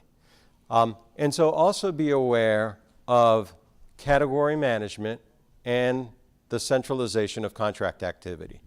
The other issue or executive order that came out, other than rolling DEI back, was efficiency in federal procurement. So efficiency in federal procurement executive order follows up on category management. It requires the centralization of acquisition activity at the General Services Administration. That can, to a certain extent, maybe, and by the way, there's a couple of pilot programs. Small Business Administration was one pilot program. Education was one pilot program. OPM, Office of Personnel Management, was another pilot program. And it basically required these agencies as a pilot to close down their acquisition staff and move their acquisition processes to the GSA. So they basically outsourced their acquisition. Now, to a certain extent, it's, number one, it throws the whole, if you have already developed a model for BD and have built a system and process in your organization, it sort of throws that into a loop, right? Because you're used to working with your agency. You know your agency requirements. You know your agency personnel. So to that extent, it creates at least short-term chaos. Longer issue is that there's a disconnect between program office at the agency and the acquisition staff at the GSA. It could create some simplification on your part, though, because you have to only deal with the General Services Administration as far as acquisition. So there's maybe a small plus in there, but from my perspective, there's a lot of negatives. And then the other negative from my perspective, and this is just internal baseball, but from my perspective, having been responsible for the small business set-aside programs for 7 years, the GSA, General Services Administration, is not small business friendly. The GSA looks to create efficiencies. Number one, they make a fee on when agencies use the GSA to buy stuff, they make a fee. Number two, they look for efficiencies, and they look to be like a Costco or a Walmart, where the small business programs, yes, they are to get the government a product or service at a reasonable price, not the best price, and it's a win-win. They view it as, we have to buy like Walmart. We're going to drive down prices. We're going to create efficiency. And look, we all are taxpayers. We all want our taxpayer dollars to be used effectively, but there are ancillary benefits of using small and disadvantaged businesses that this process doesn't account for. And so again, if you have an inclination to advocate for these programs, if you have an inclination to join an organization that advocates for these programs, I would definitely encourage you to do so. So connecting the dots before I get into mentor, protege, and joint venture. So we talked about the federal acquisition rewrite. We talked about the challenges that it faces or produces for small businesses. And by the way, when I say the GSA isn't small business friendly, the GSA is driving the federal acquisition rewrite as well. So those are, and unfortunately, and I've been pretty vocal about this, it doesn't look like the Small Business Administration has a seat at the table when the federal acquisition regulations are being redrafted. But I'll get off my soapbox. But those are challenges. So we've talked about those. We talked about the centralization of contracting activity at the GSA. So, you know, a lot of times people tell me, is it good to be on the schedule? And I always say, you know, first do your market research. Like, I don't want to just get on the schedule and pay $10,000, $15,000, $20,000 if my client isn't ultimately using the GSA schedules to purchase products and services. However, if there's only, now, given the current environment, depending, it's a business decision, but depending on cost, if there is an indication that your agency is moving towards the schedule, or if there are some buyers on the schedule, you may want to look at the schedule under the current environment. And if you have, how many people have direct contracts with the federal government? Awesome. Have you, when was the last, I shouldn't say, let me ask it this way. Have you had conversations with your CO and your program office about the guidance they're being given on the future of your requirements? Yes, maybe. Right now, so if you, and by the way, how many people are subcontractors with the federal government? Okay, so right now we're in an environment where, and I started out this morning, right? The contracting officers are being put in a difficult position themselves. They may like you. They may appreciate everything that you've done as far as delivery, but they may be being pressured into following different set-aside strategies. One of those is service-disabled, veteran-owned small business, right? So when we see that there's been challenges to the 8A program, there isn't a focus on the WOSB program. HubZone historically has been a good Republican stalwart as far as a set-aside program, but it doesn't seem like it's being heavily pressured this time. The one area where we've seen a lot of focus is the service-disabled, veteran-owned small business program. And I appreciate that, right? So obviously, I think as a country, we should have a program for our veterans. And it looks like there's going to be a significant focus on that. There has been some proposals with respect to putting it at par with the 8A program. What do I mean by that? I mean allowing direct 8A sole source without a SDVOSB sole source without a justification and approval, so at par. And there's been some talk about increasing the threshold for sole source for the SDVOSB program. And the goal, I didn't mention this morning, the goal was increased from 3% to 5%, and so there's pressure to get to that 5%.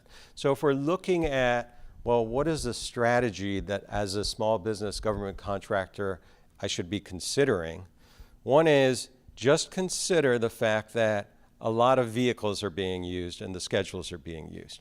Consider the fact that SDVOs are probably going to be favored. Now, if SDVOs are going to be favored, and I'm not an SDVO, how can I strategize around that? Well, do you have a service-disabled, veteran-owned small business partner, friend, partner, colleague, group that you trust that you might be able to do a joint venture with? Okay? Now, joint venture is kind of like a marriage. You don't want to do it unless you guys know each other well and you trust each other.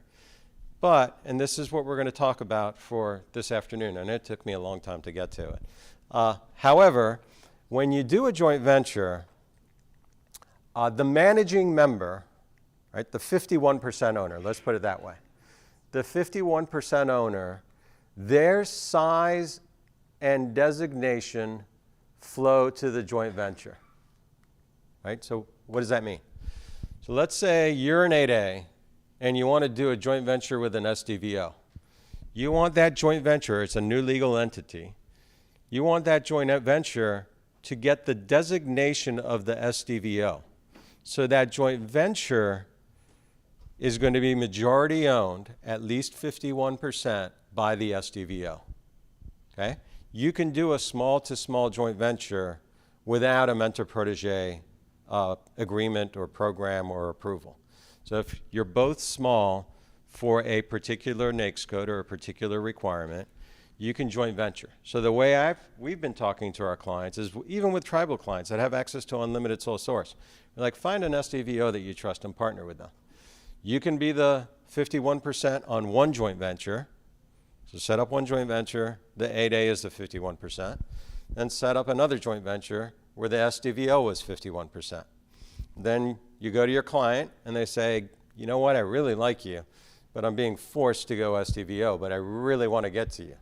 You go, okay, well, I have a joint venture right here. It's an SDVO. You will get SDVO credit. You go somewhere else and they say, you know what, I need an 8A for this one. You're like, okay, I got an 8A for this one too. This is a joint venture, but I'm the managing member, so it's an 8A. And the past performance and qualifications from both members flow down to the joint venture.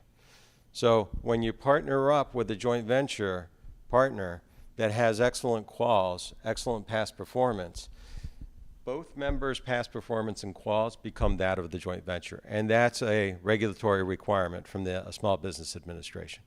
So it just makes you stronger with respect to your past performance and quals, again, if you find the right partner. But it also, depending on how you structure it, allows you to create what your contracting officer might be encouraged to do if they have to do an SDVO set-aside. Couple of things on joint ventures. Remember this morning we talked about ownership and control. So if you had an 8A, the disadvantaged owner had to have ownership and control, and you couldn't have negative control.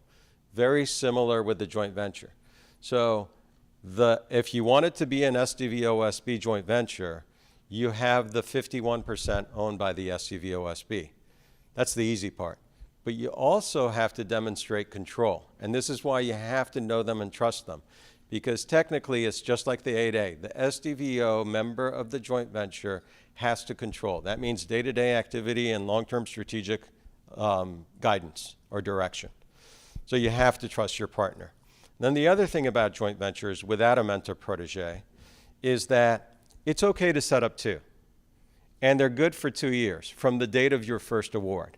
So you set up the joint venture, and by the way, we've had clients that just set up joint ventures, and just like 8As. They set up joint ventures and they expect business to come to it. Can't do that. It's its own legal entity with its own past performance, its own experience, expertise, et cetera. You got to almost create like a persona for it, right? You got to have slicks, you got to develop a pipeline, you got to get BD around it, but it can be successful if you treat it that way. You can't just set it up and say, I hope business comes. You got to create a structure around it. And once you create that structure, you can generate business into those JVs. If you just have the two JVs between the partners, that should be okay. If you keep, and it's good for 2 years after your first contract, federal contract award. Now, if you keep either getting a ton of business to a point where your majority of your revenues are coming from these JVs, or if the 2-year clock runs out and you set up a new JV, at some point the SBA might say, you two are affiliated. And what does that mean? It means that you kind of pretty much act as one business. And instead of just looking at your revenues to determine if you're small, we're going to combine both revenues to determine if you're small. So you have to just be cautious when you set up joint ventures without a mentor-protege agreement, because there's a potential for affiliation that might be sort of an unintended consequence of the success of your joint venture. So let me stop right there around sort of what I've talked about, the tea leaves, the challenges, maybe the opportunities around SDVO, and then maybe the joint venture strategy. Let me stop there, and then I'm going to talk about mentor-protege and mentor-protege agreements as well. But let me stop there and see if there, is there anybody that has a joint venture? No. Okay. No. So every subcontract and joint ventures are teaming agreements, right? But joint ventures are unique in the sense that they are recognized by the SBA as a separate entity. Yeah. Yeah. Good question. Thank you. Anybody else? Any questions? No? Oh, yes. 1 second. In regards to doing business with the Army Air Force, AAFES, what's happening now in order to become a supplier? They've teamed up with that middleman company, RangeMe. And RangeMe will not guarantee you that your products or product will get into, you'll get a contract. And in order to, they give you a free account, but in order for it to be advanced, you pay $1,200 per product, and there's no no guarantee that you're going to get a contract. Is there any way I'm going around that? So I don't know that particular, so I'll be honest, I don't know that particular contract vehicle or arrangement that you talk about, right? But there are a lot of times contract holders, and you provide a manufactured product, is that? Yeah. There's a lot of times contract holders that are the resellers of products to the government, especially Defense Logistics Agency and the Department of Defense, and in this case it looks like the Air Force. They hold so the way that those work, because, and we talked about this earlier, sometimes what we produce doesn't get purchased directly by the federal government. So there's a contractor that's in between us and the federal government.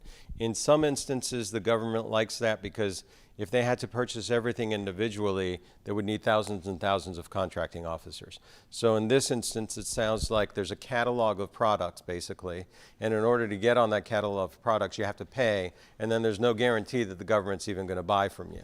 And so there isn't, I mean, there are different contract holders, right? Number one. Number two, different agencies buy differently. So just because, and I think you said Air Force, right? Yeah. So you could look at, well, how's Navy doing this? Or how's Defense Logistics Agency doing this? And who are the major contractors? So I wouldn't always just be tied to the one supplier to the government, because and we have several of these clients ourselves. There are these big resellers like Granger, Atlantic Dive Services, Supply Corps, Noble, that resell the products that are manufactured by small businesses. So I wouldn't always necessarily think about tying myself to one seller to the government. There could be other solutions that you might want to pursue. And what happens, though, because you're right, there is no guarantee that they will buy your product, is because technically, when they get a requirement from the government, they're supposed to go out and get 3 quotes. And then they're supposed to figure out, okay, of these 3 quotes, either this one's the cheapest and technically acceptable, or this is the best package for the government. So there's no guarantee that any one of those small businesses will ever get a order off of being on that a vehicle. But that is part of the challenge, is because they're required to go through a process in order to identify the product to sell to the government. But what I would say is they're not the only game in town. Yeah, there could be other resellers that you could look to partner with in order to increase your opportunity to sell to the government. My issue is, so I've had other opportunities for Sam to bid. Yeah. I currently have like 4 of them in the lagging state. But in the case of the Army Air Force side, they're the only branch of government that uses RangeMe, and there's no preferential consideration for veterans. Yeah. For instance. So if I'm going in as a former active guards person, there's no, and then RangeMe, a lot of other companies have been using RangeMe. Yeah. They popped up like a few years ago. Yeah. So before you could go in as a supplier with any company, and you could work directly with their procurement person, but now RangeMe have devised a way in getting in, and it's the only, in doing my research, it's the only branch of the government that uses that it. has RangeMe. Yeah. Who? But I've been able, yeah, it's the same thing. It's the AF, help me out. Yeah, it is. Look, it is. So, but this goes back. Yes. This goes back to the efficiencies that they're trying to create in the federal government. The way I see that is that it's one step of creating quote unquote efficiencies that they're saying to improve. So my concern is not only is that the only branch using it, but is there a potential that that's going to spread and they're going to try and leverage that vehicle for other branches to use it, right? So that's a challenge. But from my perspective, I think, yes, it's a challenge. I would try to figure out where else to go. But at the same time, I understand like the acquisition strategy didn't allow further set-asides and initiatives or incentives for veterans or 8A, et cetera. At this point, because it's a vehicle that's already in place, yes, we could complain, but I don't think it's going to do anything. What I would consider, though, is when is the rebid coming up, and is there any way to influence how that rebid gets structured, and could we have incentives for small business participation and veteran or hub zone or 8A participation? But a lot of those vehicles sometimes don't. They're making RangeMe make that decision. The decision is made by RangeMe, not even by the buyer, and that's the unfortunate part of things. Yeah, because there's no requirement in the contract that they set stuff aside, right? So it's in their prime contract, doesn't force them to set it aside. Therefore, they're going to choose whatever they feel is the most efficient. I don't know how we can, but I'm happy to talk afterwards. I'll be here at 4. Okay. Okay. Any other questions? Raise your hand if you have questions. Oh, one question right there. So my question was back to earlier about being a supplier. For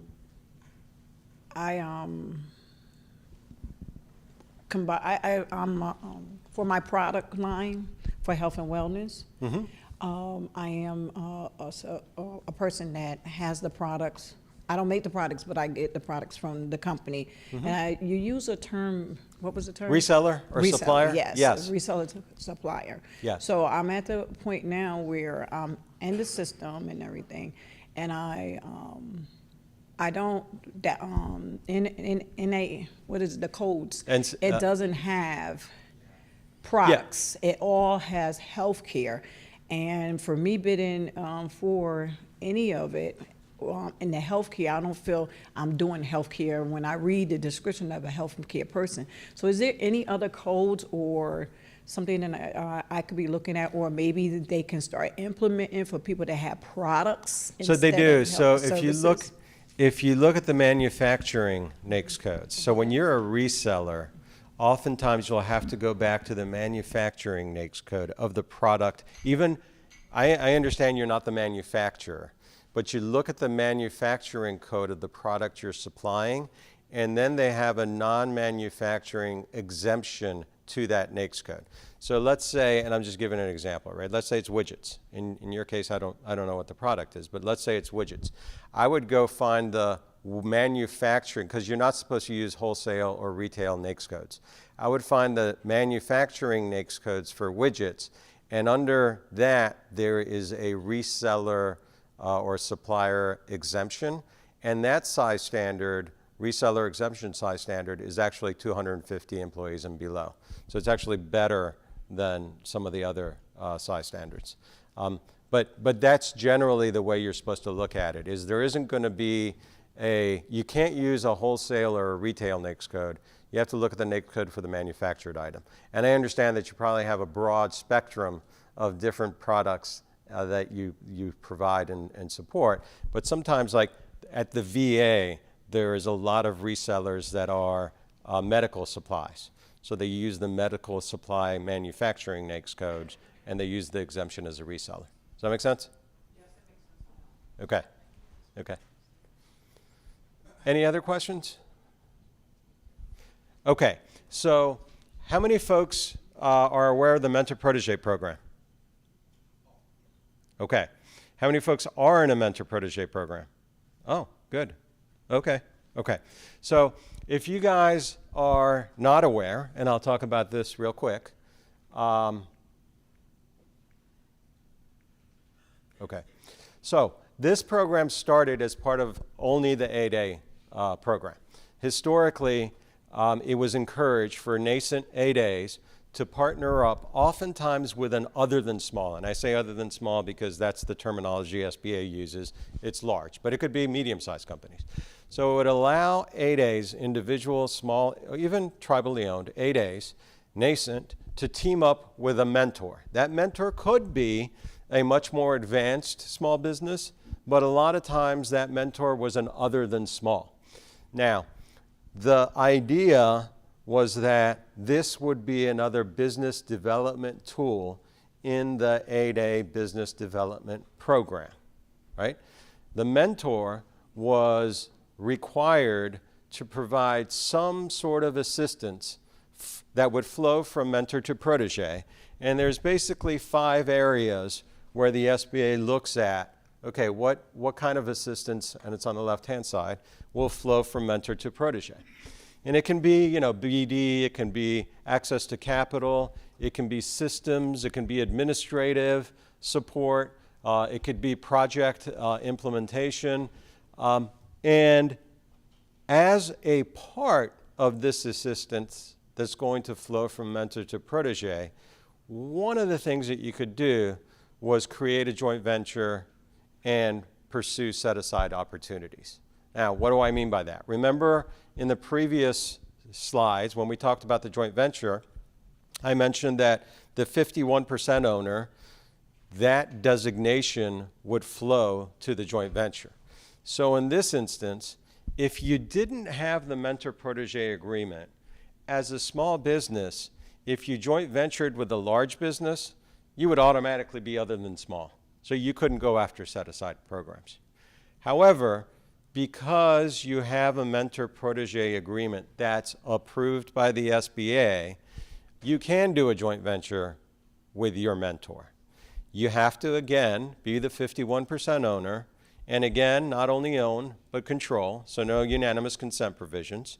And they've loosened up a little bit, but generally no unanimous consent provisions. Control day-to-day, control strategic direction. That joint venture, as long as those things are true, inherits the size and status of the 8A. So let's say your mentor is Lockheed Martin, right? They're going to provide, because if you go to SBA and say, all we're going to do is a joint venture, SBA is going to throw that out. They're not going to approve that mentor-protege agreement. And you don't have to give something in all 5. But the broader it is, probably the better. But you have to demonstrate that there's some benefits flowing from the mentor to the protege. And one of those benefits is a joint venture. Now, when you create that joint venture with Lockheed Martin, you own 51%, they own 49%. The joint venture gets your size and designation, so it becomes a small 8A. But it has the past performance and qualification of both members. So now you have a small 8A that has the past performance and qualifications of Lockheed Martin. So it becomes extremely capable of winning some of those government-wide acquisition vehicles that we were talking about earlier, and this is a strategy to get on those vehicles. Now, it has been so effective that the SBA is considering creating, and this is again where I would advocate because I don't like this, they're considering creating regulation or amending regulation to limit mentor-protege joint ventures on those GWAC contracts. Now, why do I have a problem with that?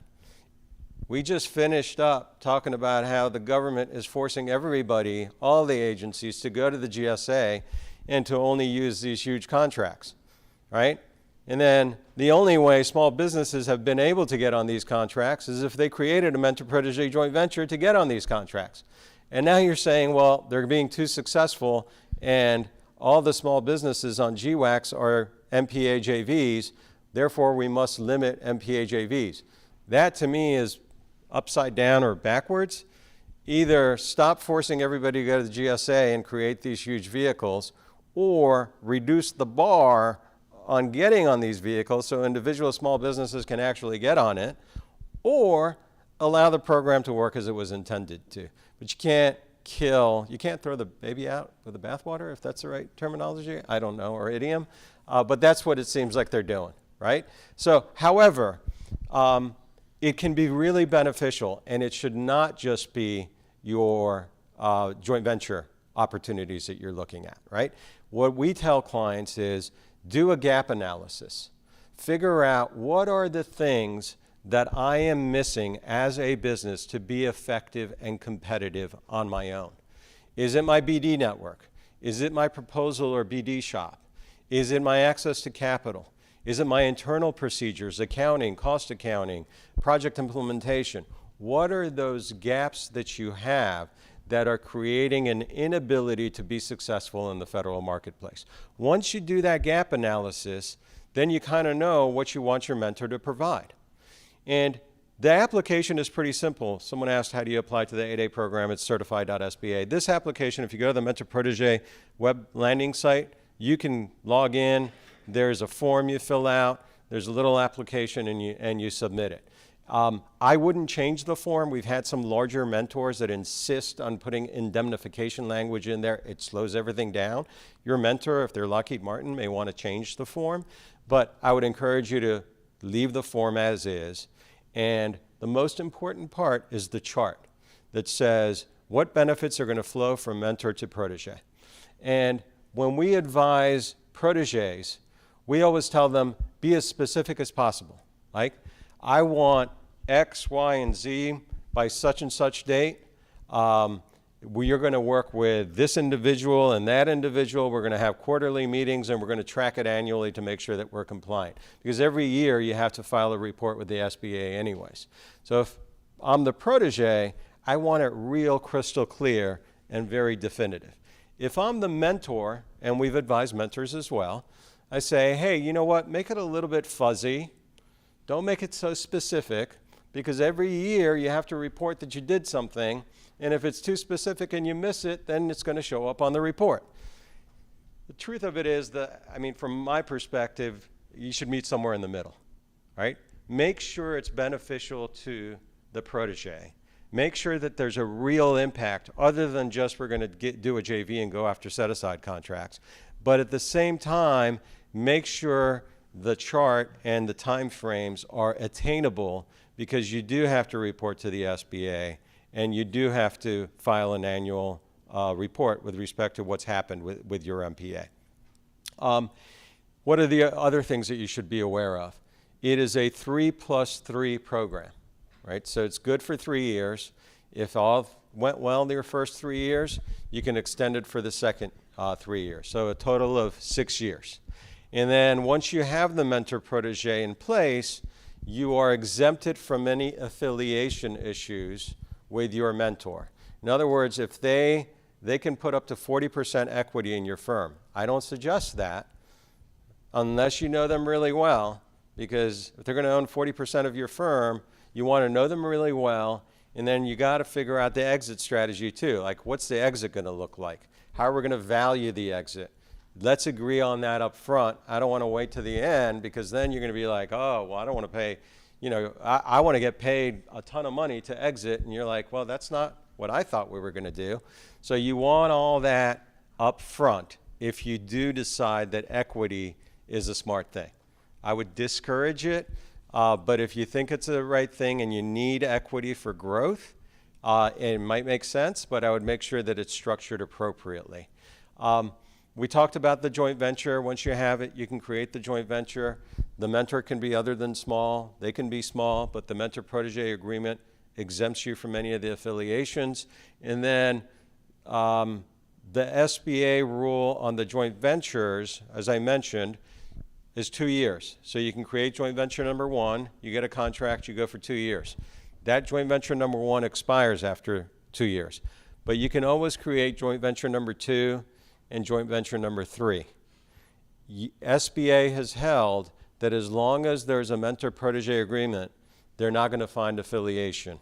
So they have said, at some point we might find that one JV is one too many, but from my experience within the agency and outside of the agency, I've had MPAs with like 6 or 7 joint ventures, and SBA never found affiliation between protege and mentor.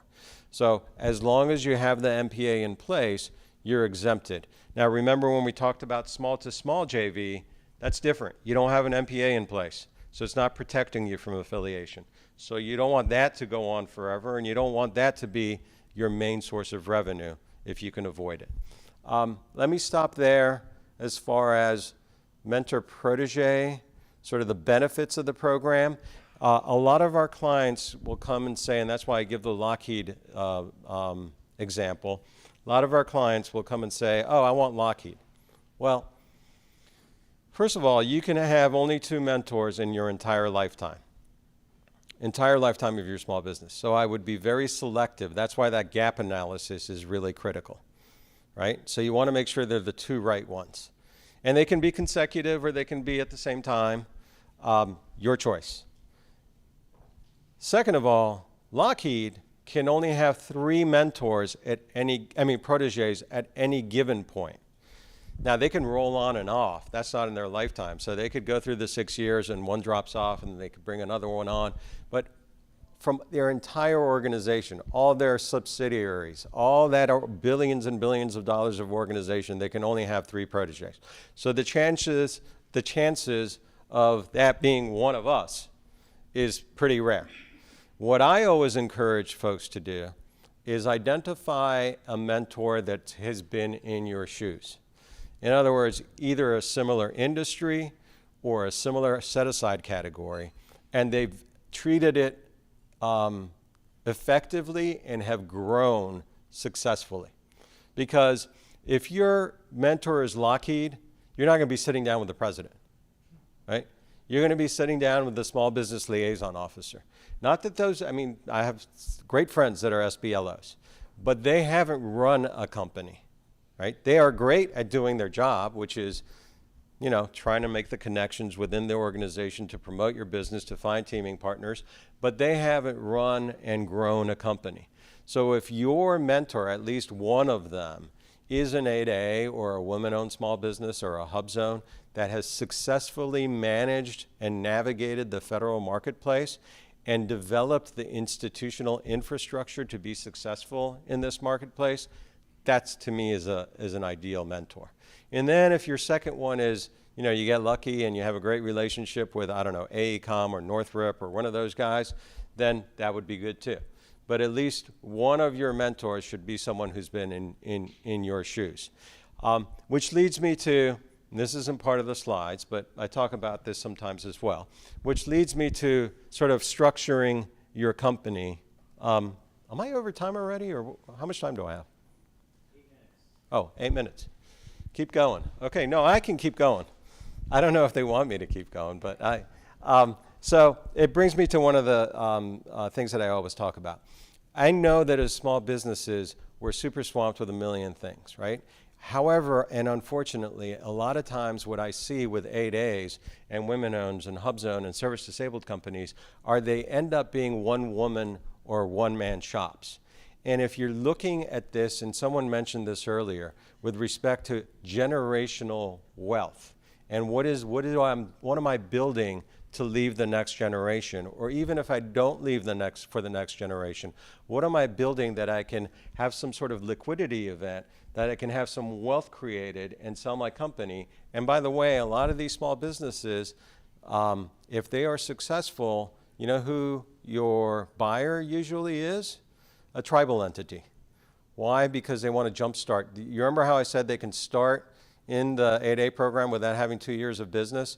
Yes, they can. But if they could acquire a small business that has all the contract vehicles that they want, if they can acquire a small business that has the past performance that they want, if they have the securities clearance, they're on the schedule, they're on the GWACs, that's an ideal target, right? And and selling an 8A company is really, really hard to do because you need all sorts of approval. But if there's a tribe buying your 8A company, that's simplified as well. So, but what do they look for? They don't want a one-woman or a one-man shop. Because that person walks out the door, you have all the relationships, you have all the network, you created the business, it's entirely dependent on you. You're going to walk out the door and take all that with you. What are they actually buying? Nothing. Maybe a little bit of a backlog and a pipeline. So the BD in Business Development 8A program is how do I institutionalize these processes in the business and grow a team that can effectively run this as I kind of step back over the 9-year period of time, right? You have to be able to have, the proper accounting systems, the proper BD systems, the proper project implementation systems. All of that has to be institutionalized into your organization. If you're looking at it, and that's what really the 8A program is a wealth building tool. All of these programs should be, right? We're doing it not just to get a salary, right? Because there's easier ways probably to make a salary than carry the burden of running your own company. But you're doing it to create the institutional organization and create generational wealth. And you got to build the infrastructure around that. And it doesn't mean, and I know this because, I went through this with my dad's firm, it doesn't mean you have to get it accomplished in year one. But two, I think Ashley was talking about sort of strategy and writing stuff down this morning. To that point, have a plan, like have a longer term implementation plan. And oftentimes it doesn't mean that you have to actually build the entire process in-house. You can outsource some of these functions, right? I mean, I've talked to some of you guys about outsourcing BD. Does that make sense? How does that make sense? Now, make sure you do your homework and you don't get into a situation where you're paying tons of money and a percentage of profits, and then at the end of the day, you don't see anything, right? But so I'm not suggesting giving it away, but I'm suggesting building the infrastructure, but there are opportunities to outsource professional support services around HRIT, compliance, accounting, all those things to make sure that it's there's a there at the end of the day. Anything else? Any questions so far? Yes, sir.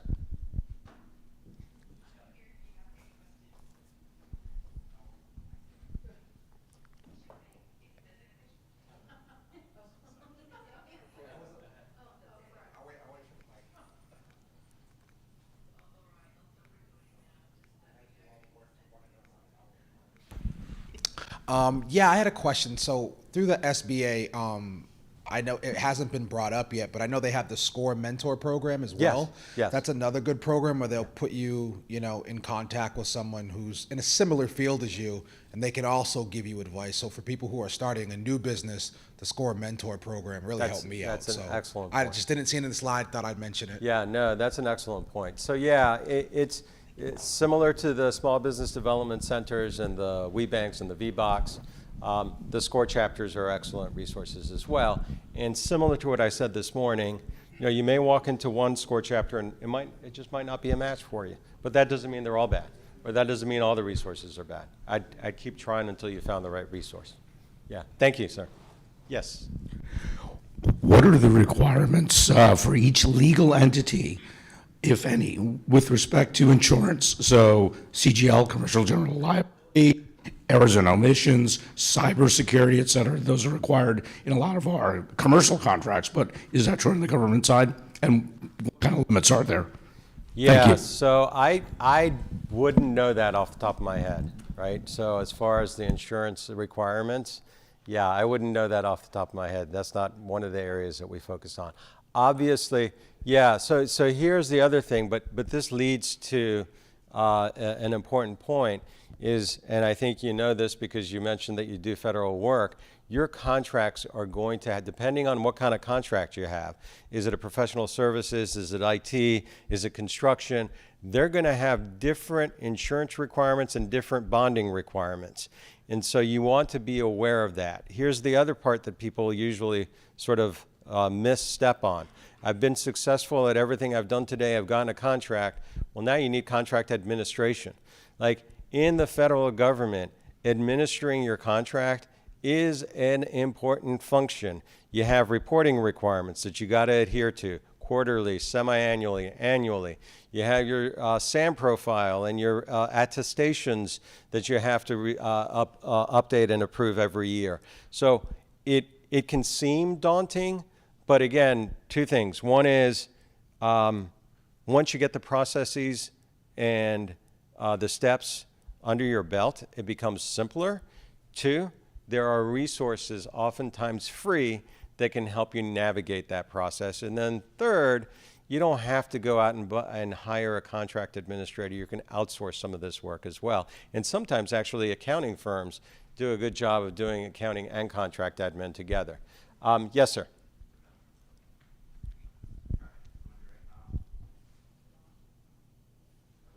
Oh. There you go. There you go. Hi, Andre from Mediways. Quick question. If you land a large contract through the system, do you have mechanism to help that business process that contract? Say the resources are large. Is there a mechanism involved to help help the company or the business help finance the contract? Because usually the contract 90 long term. Is there a mechanism? Say I just landed a contract 1.2 million. Is there financing mechanisms? Yes. Yeah. So there was a session earlier, and I don't know if they focused on government contractors and specifically addressed government contracting needs. However, what I will say is that there are different degrees of specialization in the GovCon industry. And some of them, unfortunately, are a lot more expensive than others. Obviously, and I think it was mentioned during the accounting session, the Small Business Administration, here's another place that's a good resource, although probably understaffed as well. The Small Business Administration doesn't give loans, but they guarantee the loans that their participating banks and financial institutions let, the loans that they let. And they guarantee up to like 80%. So that makes the bank more inclined, because of the guarantee, to give loans to small businesses. The first place that I would reach out, and the SBA has programs for government contractors. Specifically, they're either receivable financing, they're mobilization financing, and then there's just working capital financing. And so the first step that I would do is, and a lot of people will go to their own bank, and their own bank might not be an SBA participant. So they're like, I don't know what you're talking about. What I would do is I would reach out to your local SBA district office and find out which banks participate in the SBA program and which bank, because even if they participate in the SBA program, they might not provide all the tools around receivable financing, mobilization financing. So 1 minute. Oh, he's got a question. Okay, so the number one thing I'd do is I'd reach out to the SBA district office, and there's a district office that covers every region. Do we know where the district office is in Connecticut? No, I think it's in Massachusetts for the Northeast. Is it Hartford? Oh, there is a district office? Okay. Okay. Okay. But that's the first place I'd reach out. I'm more than happy, because I also know a couple. Now, here's the other one. Sometimes you'll run into a firm like at the national, and I know a lot of these guys, not bad, but they'll do factoring, right? Factoring your receivable, and they'll charge a lot. Depending on how long that receivable is out, it can become economically unfeasible because your margins aren't large enough to eat away at the fees that they charge. But I'm happy if you give me your card just to email you some of the contacts I have as far as lending for government contracts. Question from online. 8A has a finite limit of 9 years. Is that the same situation if tribally owned entity? Trying to figure out why it would make sense for a tribe to buy an 8A if it is near the end of a 9-year timeline. Oh, that's a great question for tribally owned entities. So, yes, a tribe only has 9 years for each of the entities that they own. So tribes, unlike individuals, can have 3, 4, 5, 10, 15, 13 8A entities, and they will roll through them. So the acquisition of even a graduated 8A, you still have those vehicles that are good probably for the next 5 years, number one, because even though you graduate, if you have an IDIQ, if you have a STARS 3, if you have a CIOSP 4, some of those vehicles, you can still perform against those vehicles until which time the option period comes up, usually 5 years. So number one, they can still perform on those contracts. But as a tribe, they can share the past performance and experience from the entity that they acquired for their second and third and fourth entities that they set up. So that's why for a tribe, it actually makes sense to buy firms that are in their latter years of the 8A program and have a successful track record, because they can benefit from that track record. They can continue to operate on those contracts even though the firm has graduated, and then they can use that past performance experience to help launch one of their newer 8As. Any other questions? We're done? We're done. Oh, there's one more question. No, we got to go. Oh. Sorry. Is there a conflict of interest or some sort of compliance issue around doing business with joint venture? Is there a conflict of interest on a joint venture? Yeah, I mean, if you own their share, like if you're a shareholder, so for like a company like you say Lockheed Martin, for example. So if I am a shareholder, and would I be able to do business with them? Would that affect some sort of compliance and or like other stuff related around that? Yeah, so you're exempted. So if you didn't have the mentor-protege agreement in place, there could be some issues around affiliation and conflicts. But because you have a mentor-protege agreement in place with Lockheed Martin, you're exempted from any of those affiliation issues. But I'm happy to chat with you when we do the roundtables at the end of the day if you have anything specific. But generally speaking, the compliance, the conflict issues are exempted because of the MPA that's in place. Okay? Thank you guys. I really appreciate it. I'm leaving now. Thank you guys. Thank you, John. As always, great information. We're going to bring out Joanne, our next speaker, but while we do that, we're going to do one more drawing.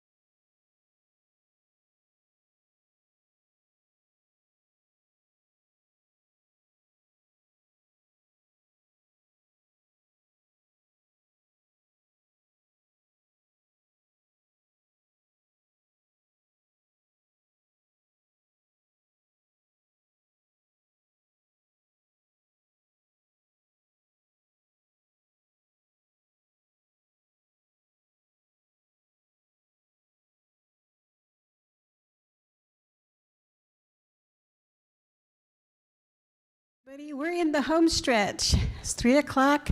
My name is Joanne Begay-Nota. I'm a project director with the National Center for American Indian Enterprise Development. I come from the Navajo Nation on the Arizona side in northern Arizona. I just want to introduce myself in the proper Navajo way. Ashihin shlo mai deshkishni bashishchin to bahan e dashachedo tachitni dashanala. I am the Salt Clan people. Born for the Coyote Pass people. And my grandfather is the Water Edge people, and my paternal grandfather is the Red Streak people. This is how we introduce ourselves in the Navajo way. So I want to make sure I pay homage to my grandmother for doing the proper introduction.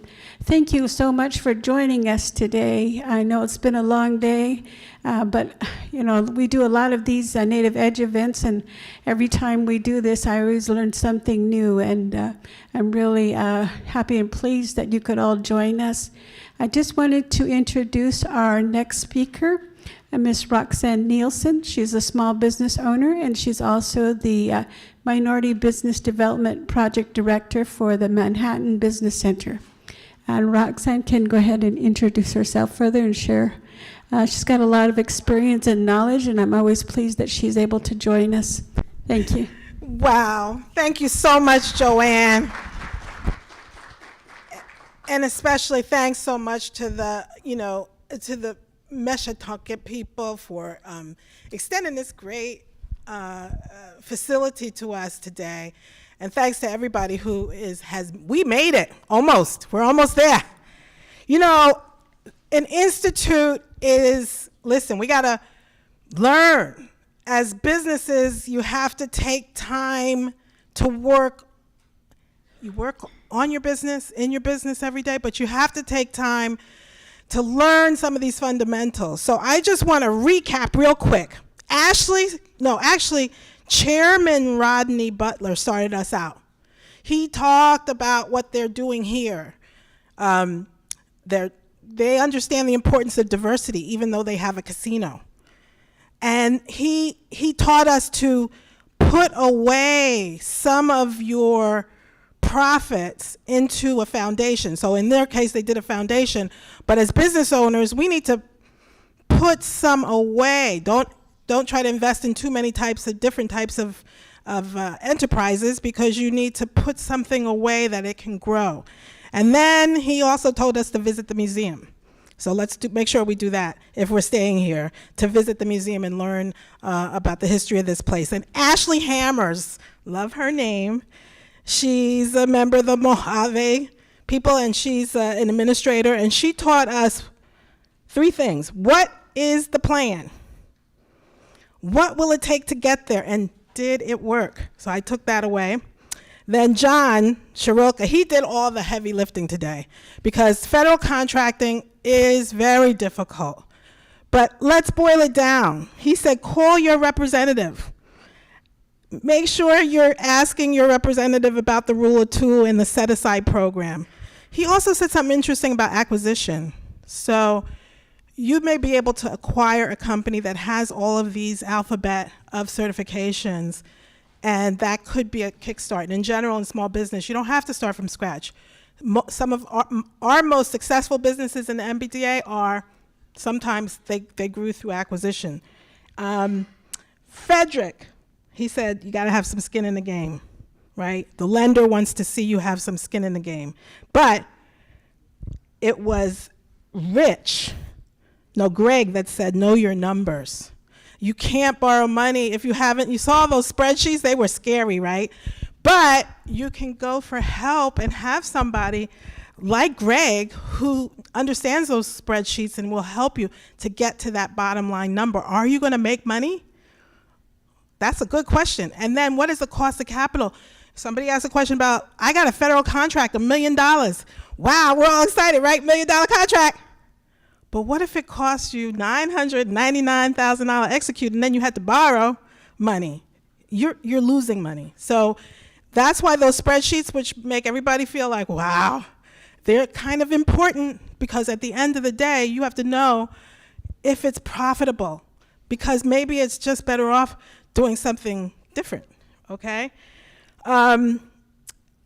Rich small business can be scary. Put your ducks in a row. And really it was John that did all the heavy lifting. So we thank all of our presenters today, and we congratulate yourselves, because we made it this far, right? You're still here. So I'm gonna talk really quickly about looking abroad. We've looked within, right? We looked at the business and the numbers and drilling down, but now you may want to expand your business, right? You're always looking for a way to increase revenue, diversify the sources and streams of income for your business. So what we're asking you to do today is to look abroad. Where can you sell your services or your goods outside of the United States? Okay, so first slide, I think I might have the clicker, but this little thing, let's see. Does it want to work? There we go. So I'm Roxanne Nielsen. I'm from the Minority Business Development Agency Center, which is part of U.S. Commerce, and operated by the Business Outreach Center Network in New York. These are all the programs that Bach has. We also have a CDFI in-house, which we learned was a small bank with what? It has a lot of rules, but a little bit looser than your bank. And of the MBDA centers and programs around the country, there's only 3 left today. And as I sit here, we still are operating. We don't know about tomorrow. But because we have all these programs, you know what? We're doing this work in the small business community for generations, right? Many of you know that around the kitchen table, we used to sit and try to figure out the small business plan and go to the church, go to your local community center. So there will always be places that can help you. Please don't pay until it gets to a point. Like John's program, if you got a big federal contract, I would save his number because he knows, you see, he knows. So these are all the programs we do. So we're here to help. Our programs do not charge you for the services, for these technical services, and you need to sit down. And I am a business owner. I am a serial business owner. I have had spectacular failure. You know what? Why recreate the wheel? I have so many stories of business failures that I personally experienced. But all along the way, from the time I was 17, 18, when I started my first enterprise, you learn, you know. I look back and I'm like, oh, but you learn. And now, as a small business counselor, I have over 400 businesses that I help from around the country, coast to coast. And I'm talking to all of you and entrepreneurs, so interesting, such interesting businesses. I learned so much. So sit down with your business counselor, and like John said, the first person you walk into may not be the one. That's what happened to me. I started a business, my third business, and I said, I'm gonna do it the right way. I'm gonna sit down with a counselor. I did, and it wasn't the right one. And I was like, this is not gonna help. Don't have that, if you have that experience, don't be disheartened. Go to the next one and the next one until you find somebody who really understands your business, one, has experience with other businesses like yours, and is excited as you are about your business. That's what you really want. So we are here to help. We do have procurement experience. That means doing business with the government, state, local, federal. We facilitate access to business intelligence. I'm not that smart, but we have over 40 counselors that I can call in Bach, that I can call for help. And their expertise is vast from all areas of business. So the business counselor you sit down with should have a network to help you. I keep thinking somebody else is going to turn the page here. So why export? That's why we're here. So 95% of your customers live outside the United States. Okay, so if you're only doing business right here in your own hometown, or you're waiting for your customer to come from the state, city, or local government in your own state, you know, I'm in New York, but I have a lot of businesses that are in Connecticut. I have businesses in Hawaii, you know, so don't limit yourself to just a geography. Think about the fact that 95% of your potential customers are not even in the United States, okay? And indigenous businesses, native-owned businesses, they're uniquely positioned to offer culturally rich, high-quality goods and services. So don't count yourself out by not exploring the opportunities to do business abroad. And you know, Joanne, my sister, I thought she was gonna be sitting here next to me because she has a lot of experience. All of the Native American centers and business centers, a great deal of experience working in community. And even if you're not in the Native American community, we should be doing business together. We should identify opportunities to joint venture. If you have I have 8A certified firms in the 400 firms that I serve. Many of them haven't. They get the certification before they really know how the program works, and the program sunsets. So you do want to sit down and really think about, just don't blindly apply for certifications, but talk to other people who have businesses that have this certification so you can learn and increase. Because some counselors, sadly, don't even know how these programs, some of these programs, there's so many, work. So you have to find the counselor, like John is great with that AA program, right? He was really able to break it down. You need to know that perhaps instead of going through it, maybe you think about acquiring a company that has that certification. Get to know. There's that person who didn't turn the slide. Get to know the federal partners that work for you. So all of us that are remaining, that work for these federal programs, we really work for you. It's taxpayer dollars that support this work. So we work for you. But if you don't come to us, we have a hard time finding you, one. We don't have any advertising budget. So we can't, you won't hear MBDA on the radio, you don't see us on the TV, we don't have, and, most of us are a little older, maybe we don't have the Instagram thing, which we should, So coming today shows us that you're in the loop, The people here, I see some of my clients here today, it's because you're in the loop. You're already certified. You've already tapped into some of these programs, and you're here to gain intelligence. So I want to make sure that you get the most out of it. So the MBDA Center is something that helps all businesses, irrespective of your ethnicity. We're going to help you. We're here. The Export-Import Bank, XM Bank, who's ever heard of that? Maybe you have, but you should know it. It's a resource for you when you do your exporting. And all of you I see here have potential to do exporting. So your XM Bank is the specific type of bank to help you when you do that.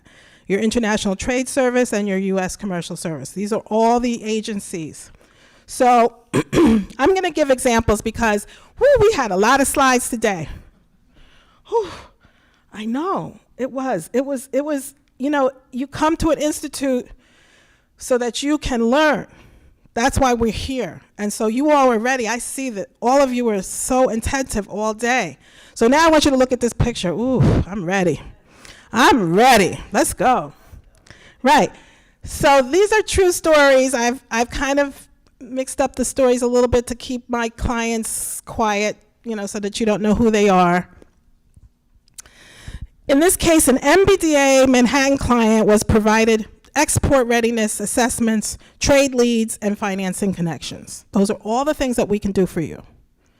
And it's not just me, it's all of these counselors here. This is what we do. We connect with each other. So a natural cosmetic brand received a STEP grant to help pay for labeling to meet EU standards so they could sell their products across Europe. True story. This small business was selling beautiful, handmade, beautiful packaged, natural products. And they were really clean products and had great company. And we were working with her on other things. But suddenly she got an opportunity. She was selling in Canada already. Okay, so Canada is a foreign country, so that counts as export. But she really wanted to sell in Switzerland, in London, and you cannot sell to Europe a cosmetic brand or food or anything without meeting the stringent EU standard, okay? But it doesn't mean that you cannot. It just means that you're gonna have to meet that standard. But you may need a grant to help you to upgrade your labels. And each state, I don't care where you're from, still, maybe, I can't speak, okay, the STEP program is in existence in almost every state in the union.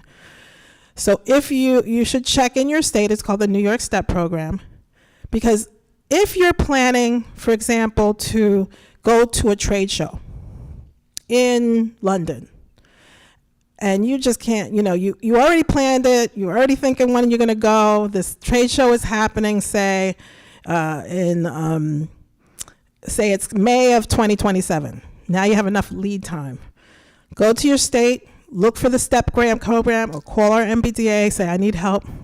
We'll connect you to your STEP program. They can help to give you a grant to offset the cost of your admittance to the conference, making that networking connection, producing your promotional material, because you're not going to go empty-handed. You may have a table at that trade show. You need to have displays.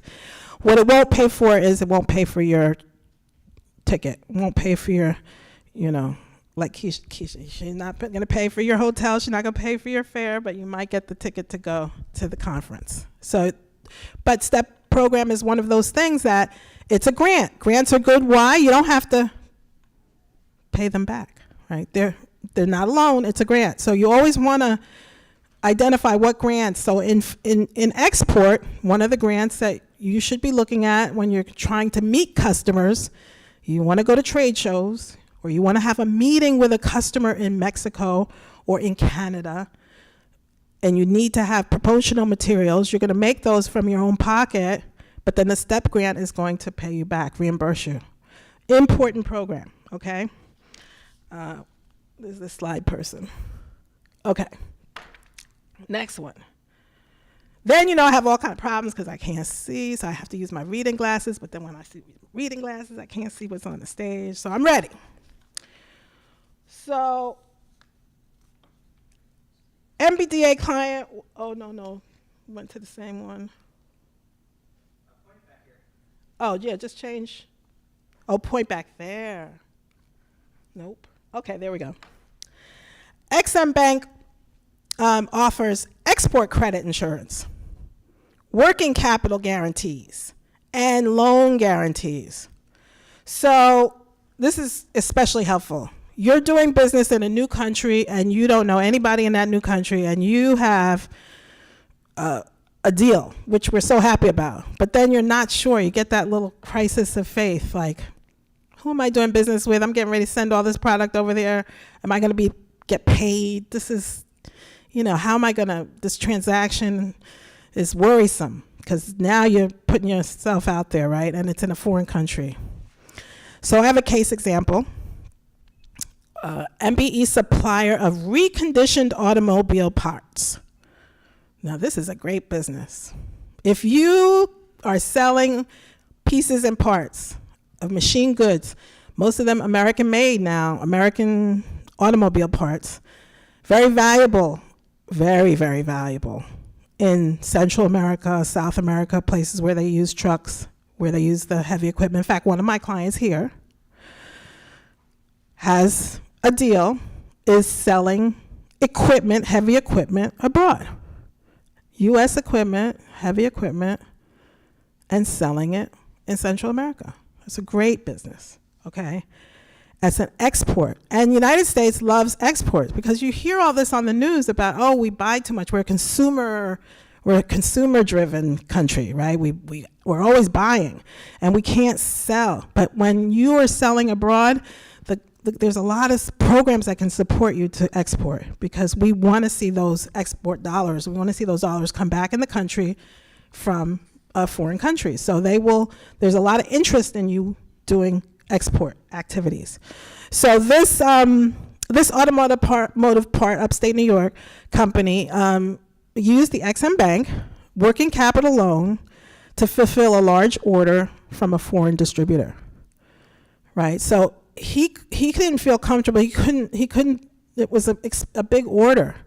So not only did the XM Bank help with the loan for him to do the acquisition and to fix the parts that needed to buy the parts and to fix them and to ship them.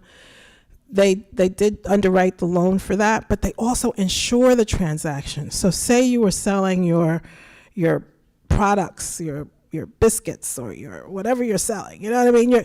Your architectural services or so it doesn't have to be goods, it could be services as well. Your intellectual property, say your software, right? You may need to just verify whether or not that partner that you have is actually, going to pay you. The XM Bank does that insurance. And you know what? When they extend insurance for your transaction, they're doing due diligence on your partner that you can't do because that XM Bank official, who's my colleague, is going to call the State Department, and the State Department is calling that country, the State Department in country, and our U.S. Government people who may still be remaining, hopefully, in that State Department are vetting that transaction for you. That's very valuable. And if you're doing export and you're not aware of the EXIM Bank, you're missing out on a lot of services. Now, some of the EXIM Bank services you pay for, but like the insurance and the loan, you're going to pay, for those fees. But they're well worth it because it gives you that comfort of knowing that that transaction is really authentic and that you are insuring the risk. You're hedging that risk by having the EXIM Bank by your side. So let's see, next slide. Okay, here's somebody throwing a pot on a wheel. So if you can't understand what that picture is so small. But, we could have artisans who are making art, right? And, that ceramicist may have a hard time selling their ceramics in their own town because guess what? There's 5 other potters that they're, and maybe more well-known potters. But that potter may not be the most well-known, but maybe the only one who really has an export game. And here's where the market can be very lucrative. Art and cultural things that sometimes maybe we here domestically take for granted are very valuable, both intrinsically to the culture, right? As expressions of, our cultural being, but even monetarily very valuable in other countries. The United Arab Emirates has a huge art interest in art now from all over the world. So I'm hoping and I'm trusting that some of our Native American beaders, I heard today, some of our ceramicists and painters and fashion designers are thinking of the United Arab Emirates as a potential market for your goods and for your art supply, your art, products of art to sell abroad. So the International Trade Service and U.S. Commercial Service, these are all organizations that help to identify target markets, the regulatory requirements, if like, for example, you're selling food, and distribution channels. U.S. Commercial Service provides in-country support for over 75 countries, and an artist participated in a U.S. trade mission to Dubai, facilitated by ITS, because they organize these little junkets, these trips, and secured a distributor. Now, those trips are not free. I've never been on one, but I often cross my desk to various countries. They have them, and I think they invited us last year to Asia, and they had a whole wine contingent from California go, vintners. We tried to get we have a beer producer here in Connecticut, and she was interested in going and selling her beer there. You pay for those trips, and it is a little pricey, but I hear again and again that people who actually take those trips through U.S. Commercial Service and the ITS come back with customers. So it's an investment, but they don't really kind of encourage you to go until they really examine your business and your product. So it can be extremely well worth your time. They have a gold key service. That's where you sit down and you pay for that gold key service, but they sit you down and they examine your business, and then they go in country and they find 5 buyers for your product. And that's the gold key service. So these are things that we can teach you more about when you sit down with us. So I'm coming around the corner because you've been really good. This audience has been so great, sitting down all day, listening to all these all this teaching and all this learning. But what I hope you remember is that we're all here to help you. So how do you get started? First, you can contact your MBDA center. That would be me and Dr. Shangju and our team of over 40 or 60 other counselors in Manhattan, but it doesn't matter. We help everyone. Schedule an export readiness assessment. Apply for XM Bank support, which you can do. Well, we used to have we used to have it on our platform where we could just check the box and somebody from XM Bank would call you.